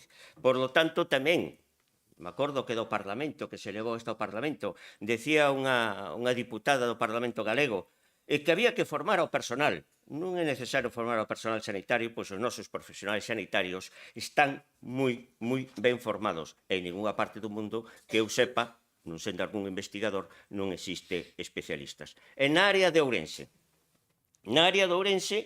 a área sanitaria de Ourense, esta unidade multidisciplinar cesou, como xa se dixo aquí, formalmente, no mes de febreiro de 2005, o sea, 2025, hai 4 meses. Aunque xa de maneira funcional, o había feito meses antes, con un procedimento de reasignación dos pacientes, non se deixaron ao libre albedrío, ni moito menos, nas consultas ordinarias, tanto de medicina interna como de medicina de familia, se así procede, seguindo sempre criterios clínicos desde a xefatura da sección de enfermedades infecciosas. Eu estuve falando cos responsables da sección de enfermedades infecciosas, que, como saben, é unha sección que pertenece á medicina interna, e se dice que ali se siguen atendendo, e se siguen atendendo igual, e se siguen derivando. Se ese paciente sufre problemas neurolóxicos, pois a neuroloxía, e se sufre pacientes psicológicos, pois a salud mental. Por lo tanto, os pacientes que o precisen e baixo criterio clínico se siguen realizando as actividades. Por lo tanto, non creo que estén desatendidos, señor reporter, ni moito menos. E algo importante, miren, hai un informe tanto de xestores sanitarios como de responsables clínicos que coinciden, e leo textualmente, que non é de aplicación mantener en funcionamiento las unidades multidisciplinares post-COVID en ningún área sanitaria, ya que los pacientes que han precisado o precisan atención están correctamente canalizados y asistidos en las demás consultas externas, por lo que no procede retomar la apertura de las unidades multidisciplinares post-COVID. Isto non o digo eu. Isto é un informe de xestores sanitarios e de responsables clínicos. Non o digo eu. Por lo tanto, de desatendidos nada. E miren, outra cuestión, e con isto pecho, presidente, que se acaba o tempo. Un recoñecemento para o sistema sanitario galego. Destacar que o talento dos profesionales galegos posibilitou que a Administración Sanitaria Galega acabe de recibir, isto é reciente, a designación de un proxecto bolseiro con preto de 150.000 euros polo Instituto de Carlos III para caracterizar la definición probabilista del COVID persistente. Como diría Kennedy, los regalos, los premios non son regalos, é unha conquista. E isto é unha conquista e recoñecemento para un sistema sanitario o galego que non é fácil recibir dun instituto como Carlos III unha consideración, porque Galicia acadou a incidencia de vacunación que suprimiu moitas mortes e que, ademais, suprimiu tamén que moitos pacientes, sobre todo mulleres, poderan padecer o síndrome post-COVID, que aínda así o padecen. Non somos tampouco das comunidades que máis o padecen, pero somos das que menos. É dicir que son unidades multidisciplinares, que Galicia foi unha das comunidades, non vou dicir das poucas, pero sí que foi unha das comunidades, que non todas, que se crearon estas unidades. Outras non pechan porque non chegaron nin a crealas. Nada máis e moitas gracias. Moitas gracias. Bueno, iniciamos o segundo turno de intervención. Aquí, empezando por os propoñentes, Bloque Nacionalista. Sí, cando queira. Bueno, darlle as grazas as compañeiras que están aquí, que, como dice Eva, ten unha enfermedad invisible, que só faltaría que non a, como dice o señor Rosendo, que tenga atención, bueno, só faltaría que non a tuveran, vale? Pero aquí estamos falando dunha unidade multidisciplinar que non ten necesidade de desaparecer. E vostede decía que esas unidades existían en toda Galiza, existían de nome, recoñecido por o propio personal dos Sergas. Os Sergas minten esa situación. A única unidade multidisciplinar que realmente existía era de Ourense. Sí, o propio Sergas, personal do propio Sergas o reconoce. Ben, dito isto, o Gallá, como na moción anterior, puxeran tanta defensa na sanidade pública como nos efectivos da Guardia Civil. Porque unha das causas por as que non está funcionando de novo a unidade multidisciplinar supostamente é por falta de facultativos e personal con experiencia en COVID. Esa é unha das causas. Porque non se crea. Por que non se dota esa unidade multidisciplinar de personal como tiña hasta agora? É certo que a persona que a dirixía pediu un traslado. A enfermeira volveu ao seu posto de traballo porque era de atención primaria do antigo Telea, que se incorporou ao antigo Telea, vale? Un servizo que se creou e que funcionou. Entonces, estas personas que ahora queremos derivar a atención primaria e esperar as listas da garda, como se aquí as listas da garda foran de hoxe para mañá, porque non é así. Hai xente que leva esperando 2 anos por unha consulta de determinadas enfermedades, non vou a precisar, pero 2 anos por unha consulta, xa non digamos unha primeira consulta aquí, que iso é un campo de minas, cando non che cambian a consulta. Entonces, vostede cree, señor Rosendo, que estas personas enfermas de COVID, de post-COVID, con unha cantidad enorme de secuelas, pode esperar unha lista da garda como as que temos na sanidade pública na área de Ourense? Xa me refiro á área de Ourense, non me quero referir ao resto de Galiza. Pero na área sanitaria de Ourense, e yo podo afirmar porque son usuaria desta área e non son post-COVID, poden esperar ese tempo con todas as complicacións especialmente neurolóxicas que ten estas persoas? Repito, o Gallá lle dedicaran a sanidade pública a mesma defensa que lle fan os efectivos da Guardia Civil, que unha cousa non quita a outra. Nós levamos padecendo unha situación sanitaria en Ourense terrible. Terrible. Desde non ter un edificio propio como o resto das ciudades galegas que tuvemos que tirar de edificio vello con todos os atrancos que eso supón, ata as privatizacións encubertas que se ven facendo en moitos dos servicios destas casas, da Casa dos Sergas. Por non falar de outros problemas, como son os problemas de urxencias, que unha persona pode se tirar ali horas. Imagínense a un doente deste colectivo entrando por urxencias. É que é imposible. É imposible. Logo fala vostede dos datos de COVID do Ministerio. Hombre, só faltaría que nos déramos un disparo no pé, como Froilán. Os datos do Ministerio son os datos que lle dá a propia comunidade autónoma. Eran os datos da comunidade autónoma. Non é que o Ministerio fora recollendo datos, Entonces, podémonos pôr as estrelas que queira. E eu vou a defender a sanidade pública de cero al infinito. Pero as cousas non podemos xogar, non podemos facernos trampas ao solitario. Entón, os datos están moi ben, pero a realidade é a que sufren estas persoas. E a eso nos temos que atinxir. Remato no meu turno de cerro. Moitas gracias. Democracia. Muchas gracias. quiero empezar con una pregunta a Rosendo. Rosendo, ¿hace cuánto tiempo que no ejerces como médico? Yo creo que es lo mejor que puedes hacer es seguir así, sin ejercer. Lo que yo no sé cómo eres como médico, si eres bueno o eres malo, no lo sé. Ni me interesa demasiado, pero lo que sí sé es que no eres un buen orensano, y te voy a decir por qué. No eres un buen ciudadano de la provincia de Orense, porque a diferencia que nosotros de Democracia Orensana, mira, ¿nos quieren dar más Guardia Civil? Sí. ¿Nos quieren dar más Policía Nacional? Sí. ¿Nos quieren dar más maestros? Sí. ¿Queréis más científicos? Sí. ¿Queréis?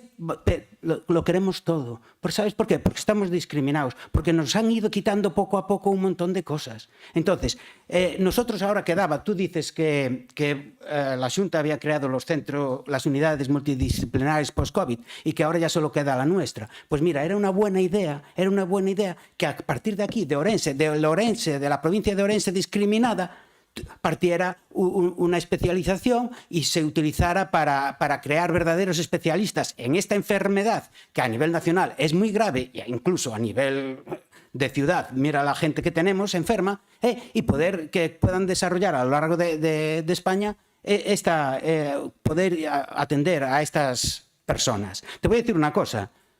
Dices que la Xunta de Galicia fue la única que creó las unidades. Oye, pues fue una buena idea.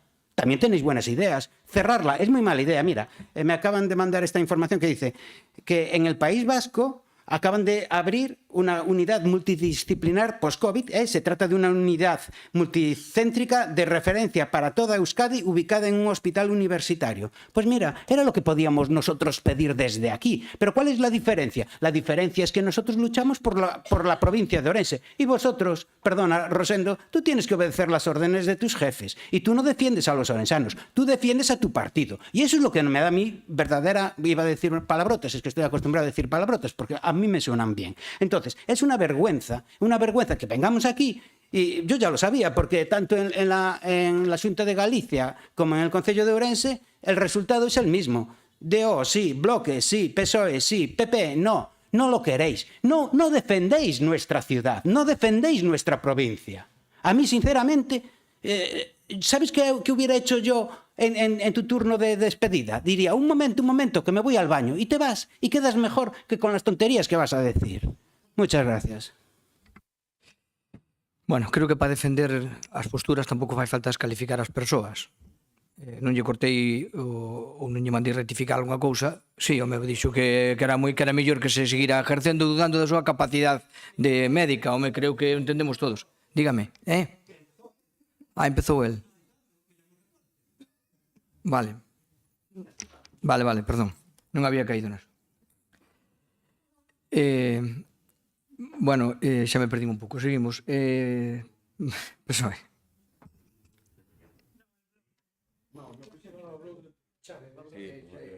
Sí, bueno, si fai falta aplaudir aos Sergas por facer a súa labor de vacunar a creación dunha unidade, pois aplaudimos, non pasa nada. É dicir, só faltaría que ten as competencias en sanidade mirase os Sergas, a Xunta de Galicia, por outro lado, só faltaría.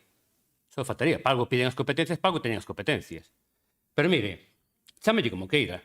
Pero ustedes desmantelaron o servicio de post-COVID.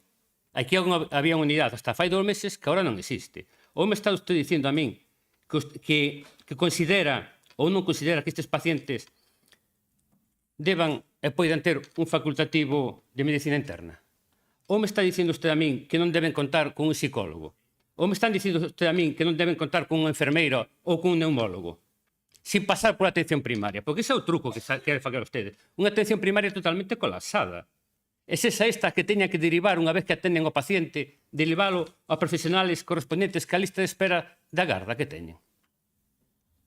Iso é o que queren ustedes, porque, recordelle unha cousa, ainda fai moi pouco, estes días, ustedes, a Xunta de Galicia, os Sergas, ustedes, están tirando de residente de último ano para atención primaria totalmente colapsada. Entonces queren que esta xente que especificou aquí a súa problemática pase por residente de último ano para atender a súa peculiaridade que teñe do COVID. Iso é o que queren. Porque iso é o que están demandando ustedes. Residentes de último ano. Mire, a política dos Sergas neste momento non é dotar os medios, como dicía Patricia anteriormente, que había que dotar de medios. Non. A política dos Sergas que ten neste momento é reducir medios.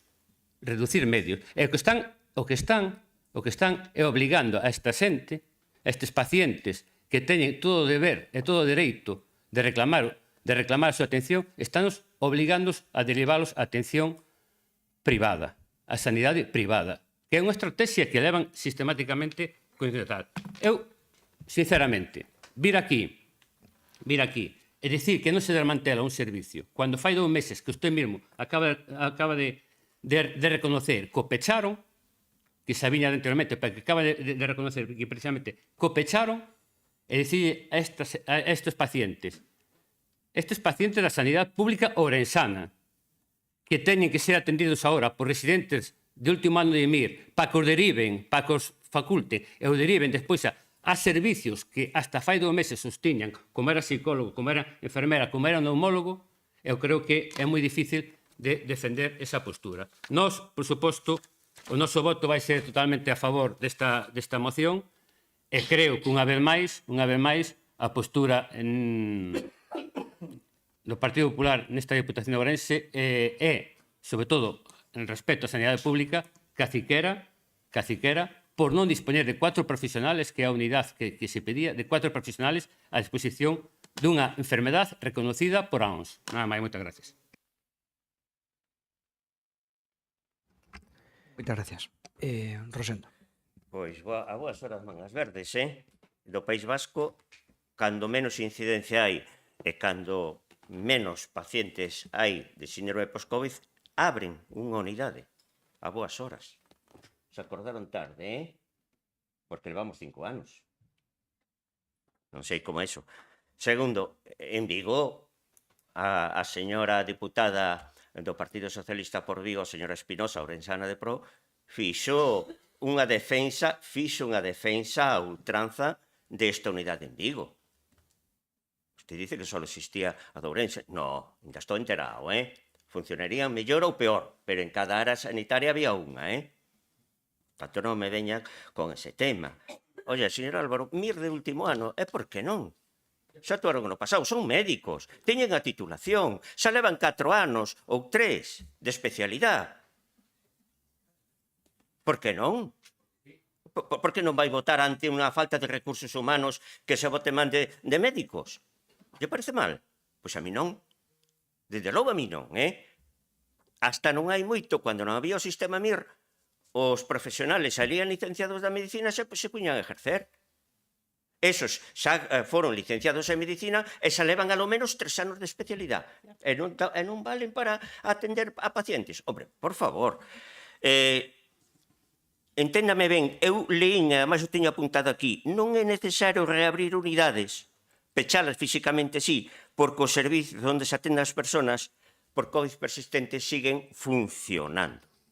Eso é así. E máis, as actividades que sobre estes pacientes viñan desenvolvendo desde a área sanitaria de enfermería da entonces unidade multidisciplinar, que físicamente se lle digo que pechou en febreiro, siguen manténdose tal e como se fai cos demais pacientes con patologías en situacións clínicas que requieren estas intervencións.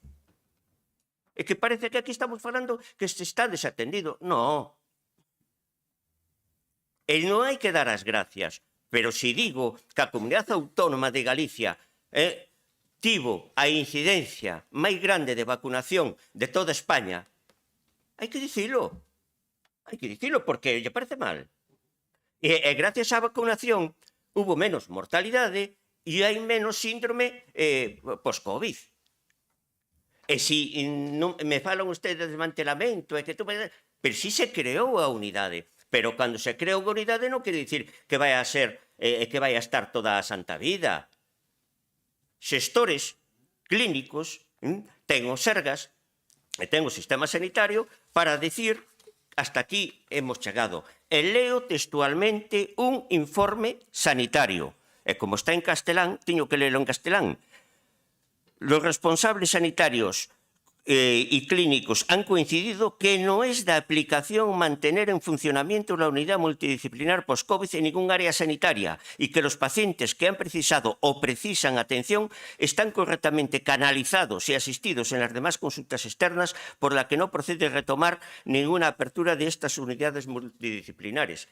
Non é invención miña. Ahora, se vostede está por encima de calquer xestor sanitario ou clínico, é outro cantar. E tamén, eu non reprocho que os pacientes que tiñan síndrome post-COVID, como teñen unha sensibilidade especial e veron que foron perfectamente e son perfectamente atendidos, queiran manter. Eu, a mellor, se o sufro, tamén o quería manter.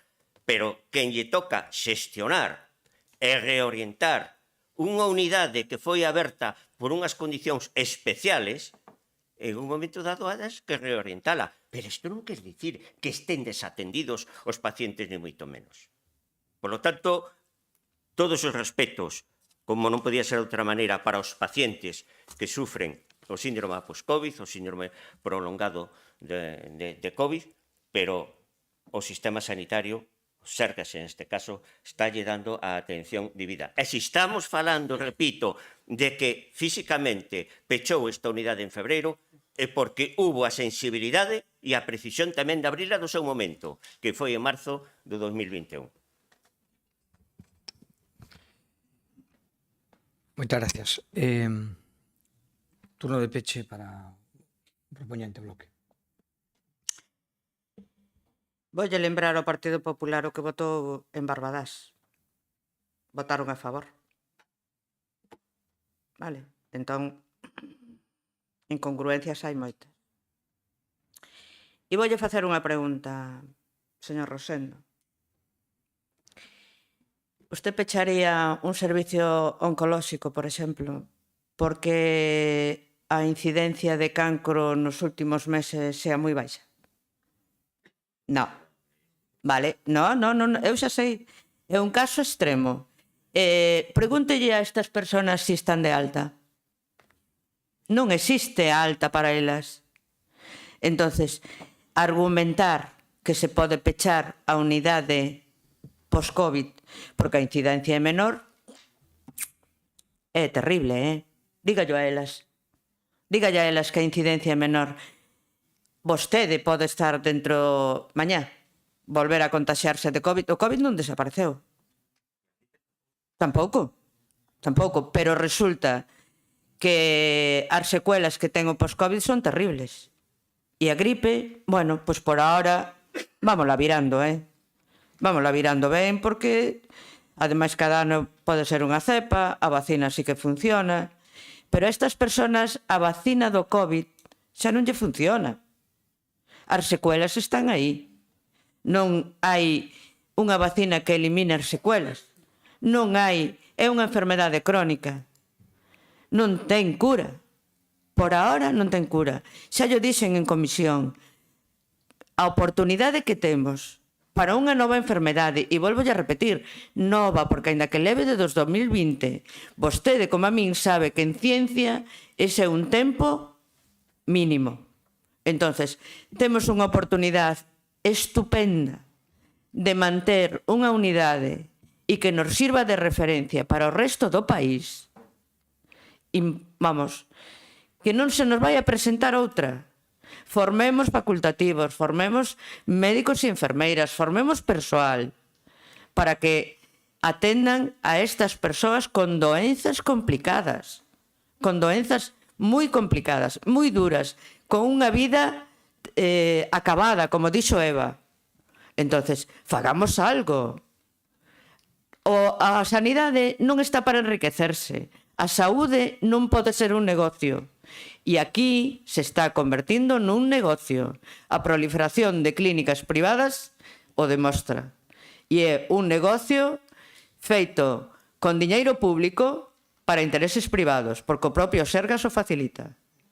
Teñan en conta que son doentes, que son veciñas, e voten a favor desta moción. Moitas grazas e nada máis.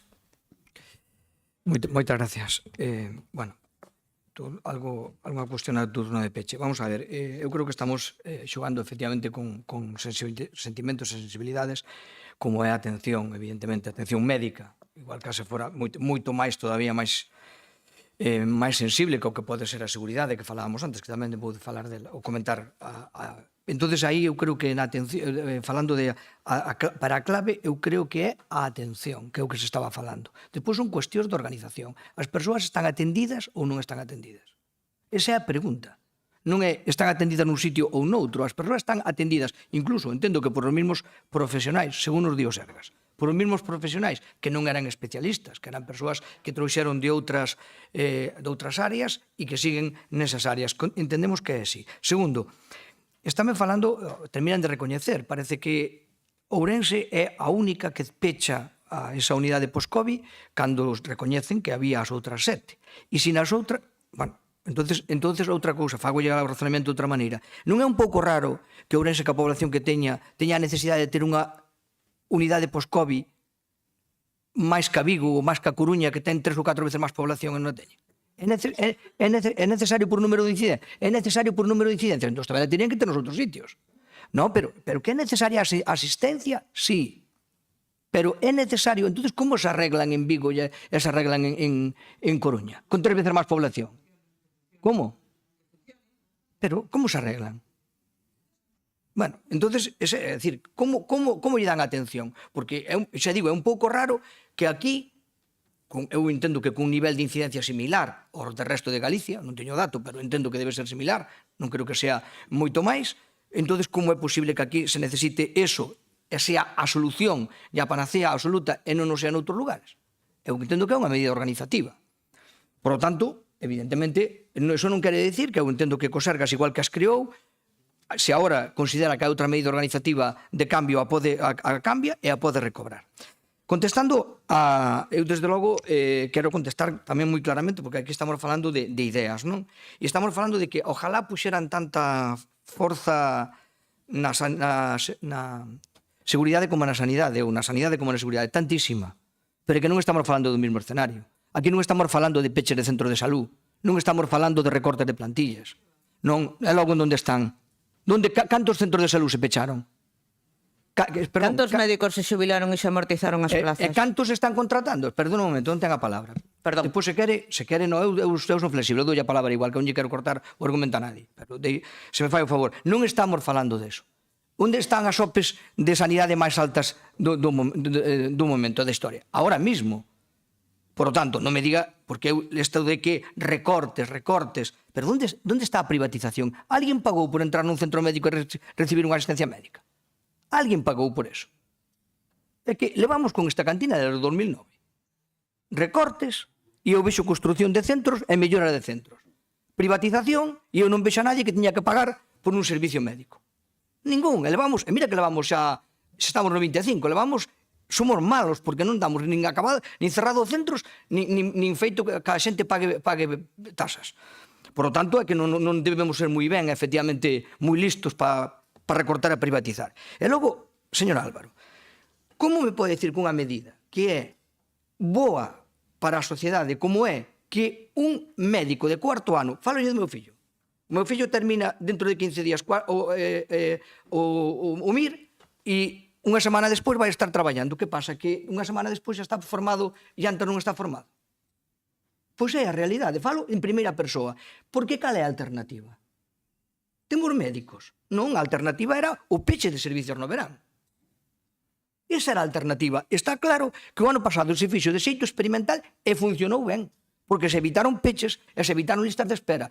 E o servicio foi bo. Foi bo. Porque eu entendo que unha persoa que está no último ano, despois de facer unha carreira, de fazer un MIR e 4 anos de especialización, está perfectamente preparada, eso, igual que a 3 meses despois, pasa a traballar como fixo. É o que pasa ahora mismo, porque todos estes MIR, automáticamente que terminan a súa residencia, os contratan. Entón, que pasa? 3 meses antes non valen e despois sí. Eso é, sobre todo, fixémonos máis noutra alternativa. Por que non se aumentan o número de plazas MIR? Por que hai 14.000 personas presentándose e seguimos con 7, 8, 9.000 plazas? Pero por qué? Que é o que piden todas as comunidades autónomas. Esa é a clave. Por que xente moi formada non se lle deixa formarse definitivamente no MIR e ter médicos de abondo? Iso depende do goberno central. E non digan que depende da Xunta nin de nadie. E o levan pedido todas as autonomías e non se leva feito. E despois, para rematar, democracia orensana. Bueno, ustedes queren, claro, máis de todo, non? Efectivamente, eu tamén, do que interesa.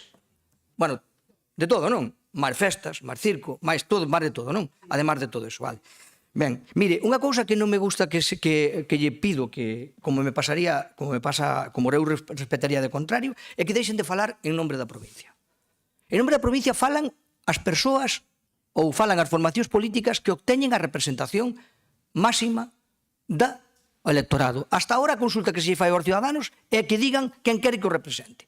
Por lo tanto, se vamos a nivel de Galicia, a un nos deron 8 e a ustedes lle deron 1, home, pareceme moi ben que fagan ustedes toda a defensa que fagan, pero non falen en nombre de.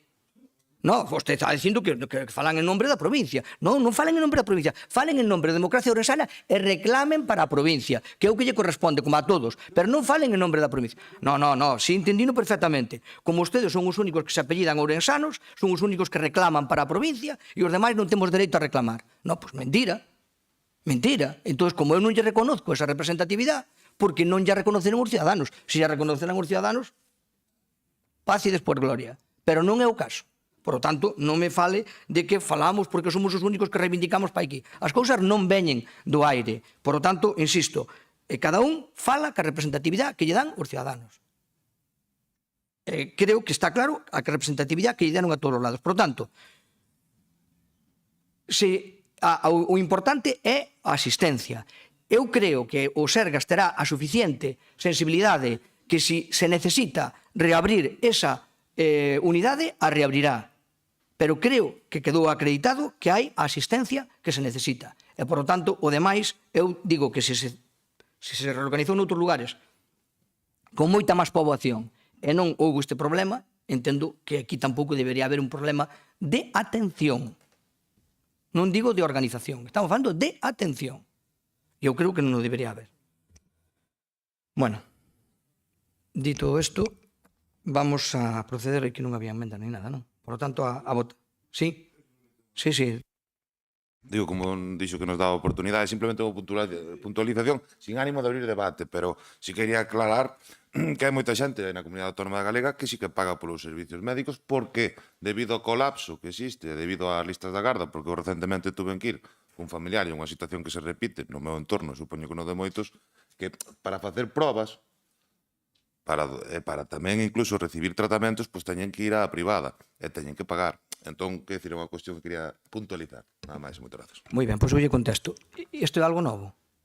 Ocurre só en Galicia? Bueno, entonces pero non é... Cando falamos de privatizar, falamos, entendámonos ben, de que nun sitio público se cobre por eso, que noutros países se cobran, Cobran, pero é que eso non é privatizar. Esa é unha decisión dunha persoa e, ademais, insisto, que creo que non é nova, é de sempre, e, por outra parte, que non é exclusiva de unhas políticas desta comunidade autónoma que é de todos os lugares. Pero se paga, pero é unha decisión individual, non é unha decisión pública. Bueno, por iso tamén podemos falar da educación, se queres levar a un centro privado, podemos falar da seguridade, se queres ter vigilancia privada na tua urbanización. Tamén privatizamos eso. Eu creo que o que está claro que privatizar é pagar nun centro público, e iso non se fai. Gracias por a aportación. A votar. A favor? Sí. En contra por os dichos datos. Vale.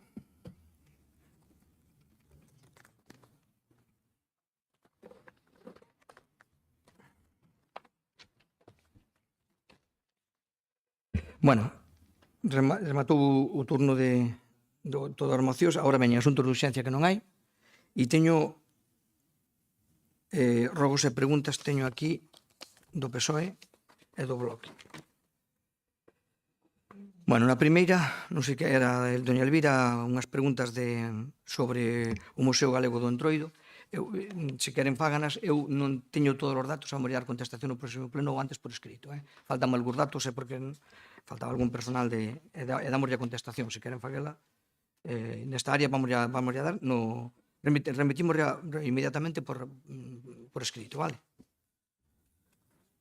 E despois están as preguntas do BNG. Cando queiran, poden formular quen consista. Ben, pois son dúas preguntas e un rogo. A primeira pregunta fai referencia ao acordo que se tomou aquí a raíz dunha moción que o Bloque Nacionalista Galego trouxemos no mes de febreiro sobre o fomento do galego para que os concellos puderan dispor dos servicios de normalización lingüística.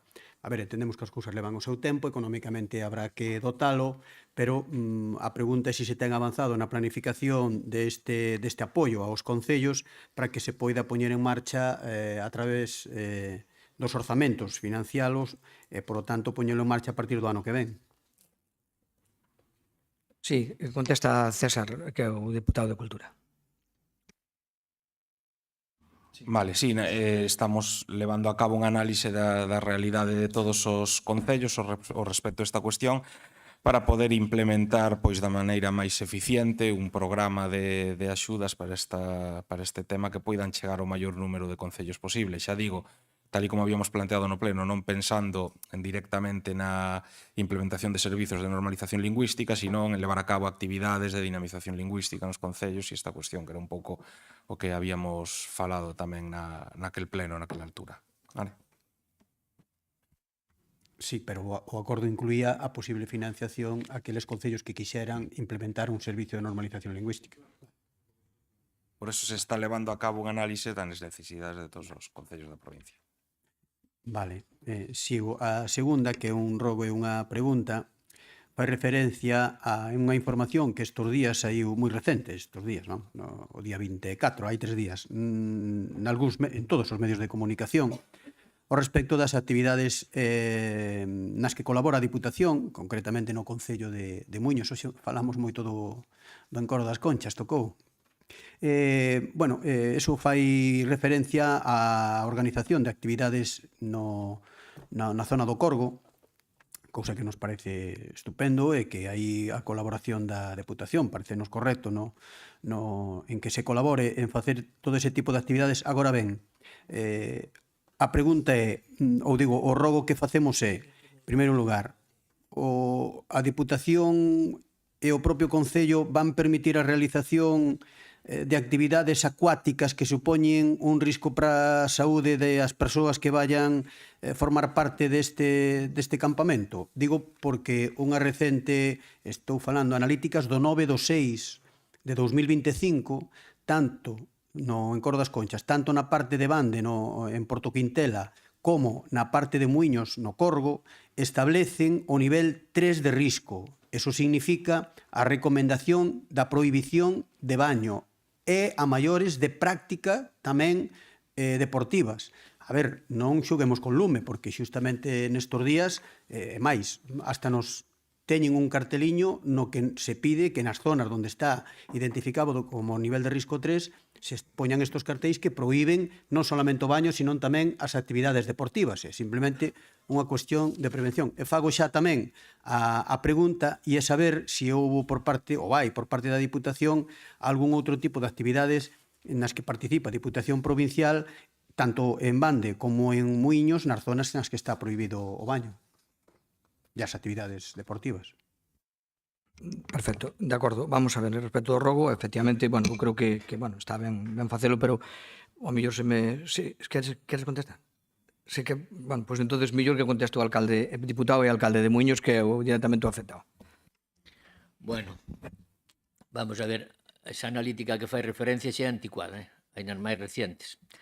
Pero bueno, vamos mellorando, a pesar de que algúns queren que non mellore, Perdonen por a expresión, pero hai salvadoras da patria que todos os anos se poñen ali a pé de cañón a ver se non se fai nada. Pero bueno, tamén hai negacionistas de evidencia, entonces eu neso xa, como teño tantas canas, xa vou levando as cousas con certa filosofía, por non dicir de outra maneira. Evidentemente, nós facémoslle, eu dixen antes, caso estricto o que nos di a Confederación Hidrográfica ca que colaboramos, que lle pomos embarcacións para que anden por o embalse facendo as probas donde queren, e ca Consellería de Sanidade e ca Dirección Territorial da provincia.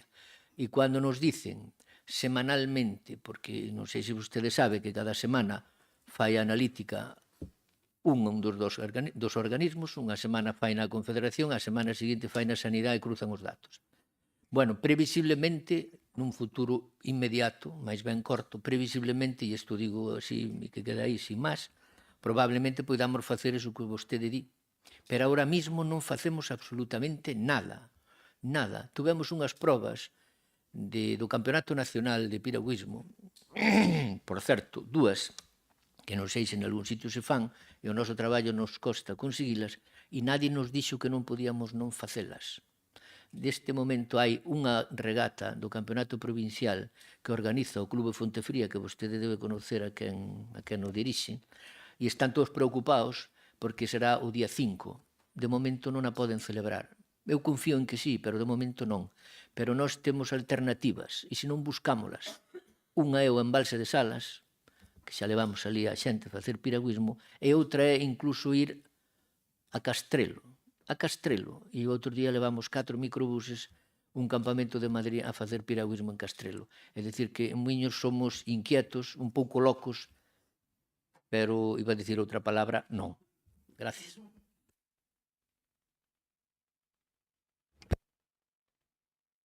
Moitas gracias por a aclaración, se quer unha cousa máis, sí. Perdón, unha pregunta en voce. Se a podo facer? Sí. Mire, fai algunhas semanas pedíronos que incorporáramos ou que, bueno, que preguntáronos que persoas quería ou que organizacións pretendíamos que estuveran no foro socioeconómico, respostamos, e a pregunta é cando se vai a convocar ese foro socioeconómico sobre a provincia de Ourense. Moitas grazas. Pois non respostou todo o mundo aos que lle preguntamos e estamos precisamente nese momento. Vamos, cando os teñamos, pois efectivamente convocaremos. Vale. Moitas grazas. Vale. Algúna pregunta máis? Sí. Nada, dos rogos rápidos. Un vai en relación ao tema dos composteiros comunitarios. Hai no ano 2023 unha línea de fondos europeos financiou a súa colocación. Hai un ano se repartiron os composteiros, bueno, os composteiros non, perdón, uns caldeiros para facer o transporte dos composteiros comunitarios, siguen pechados. Entón, por nada, pois que ca máxima xilidade pois se abran, porque incluso pois a xente recibiu, xente maior, recibiu unha formación e pois surxía que abran para que se poda facer uso deles. E tamén, paralelamente, hai outro rogo que é algo que nos últimos meses, bueno, sobre todo no último mes, pois nos está chegando ao Grupo Provincial Socialista, que é a dificultade que ten a xente para informarse sobre a aplicación da norma ordenanza do lixo. Entón, estaría ben, como idea, que nós levamos falado, estaría ben que houbera ao mellor unha oficina itinerante que, aparte de promover o que poda ser o compostaxe nunha campaña pola provincia, pois tamén de información sobre os trámites como as bonificacións, a emisión de recibos, as novas altas, etc., porque a xente realmente non ten información e incluso pois moitos concellos temos dificultade incluso por parte dos técnicos para abordar esta situación. Entón, polo tanto, pois eso, rogamos que se teña en conta esta ou outra iniciativa pois que sexa capaz de cubrir ese oco que hai. Nada máis, moitas gracias. Moitas gracias. En canto a primeira, a composteiro comunitario, entendo que deberían xa empezar a funcionar. Xa levan retraso, deberían empezar a funcionar. En canto a aplicación, a información sobre a nova ordenanza, a ver, eu creo que información hai, outra cousa que, evidentemente, información hai, é moi clara. Outra cousa é que, efectivamente, son 59 concellos, sí, 59 concellos os que chegan, e, por lo tanto, pois é moi difícil cambiar as cousas como se cambiaron hasta ahora e chegar a toda a xente, chegar a xente do rural, pero información a través dos, sobre todo se é un concello. Eu sei que hai información digital, hai dícticos, hai todo eso elaborado no propio servicio. Entón, se non lle chegou ao concello, a un concello como Carballiño, bueno, pois será falar ca área, porque eu creo que a información haina. Outra cousa que non me parece, o sea, que me parece ben, que podemos ir máis alá e podemos, acaso, poñer información itinerante e tal, temos capacidade. Bueno, pois pareceme así, chegar sobre todo a xente máis maior, que ao mellor non utiliza redes, ou non se chega ao Concello, ou non tiña esa información. Pero como información do funcionamento eu creo que hai, para as administracións por menos. Vale. Sí. Nada, digo, eu falo de, obviamente a ordenanza se coñece, está clarísima, non hai ningún tipo de discusión, pero outra cousa é a súa aplicación e sobre todo en canto á bonificación, que a xente pois ten dúbidas, e despois outras cuestións como pode ser a emisión dos recibos, etc., que a xente pois ten dificultade para lograrlo, incluso para plantexarse como darse de alta, etc. Está claro que efectivamente é un cambio e está claro que non vai que non é un cambio moi importante, que non vai ca rapidez que todos quixéramos, pero, bueno, non obstante, acollemos o rogo, vale? Bueno, nada máis. Veña, rematamos.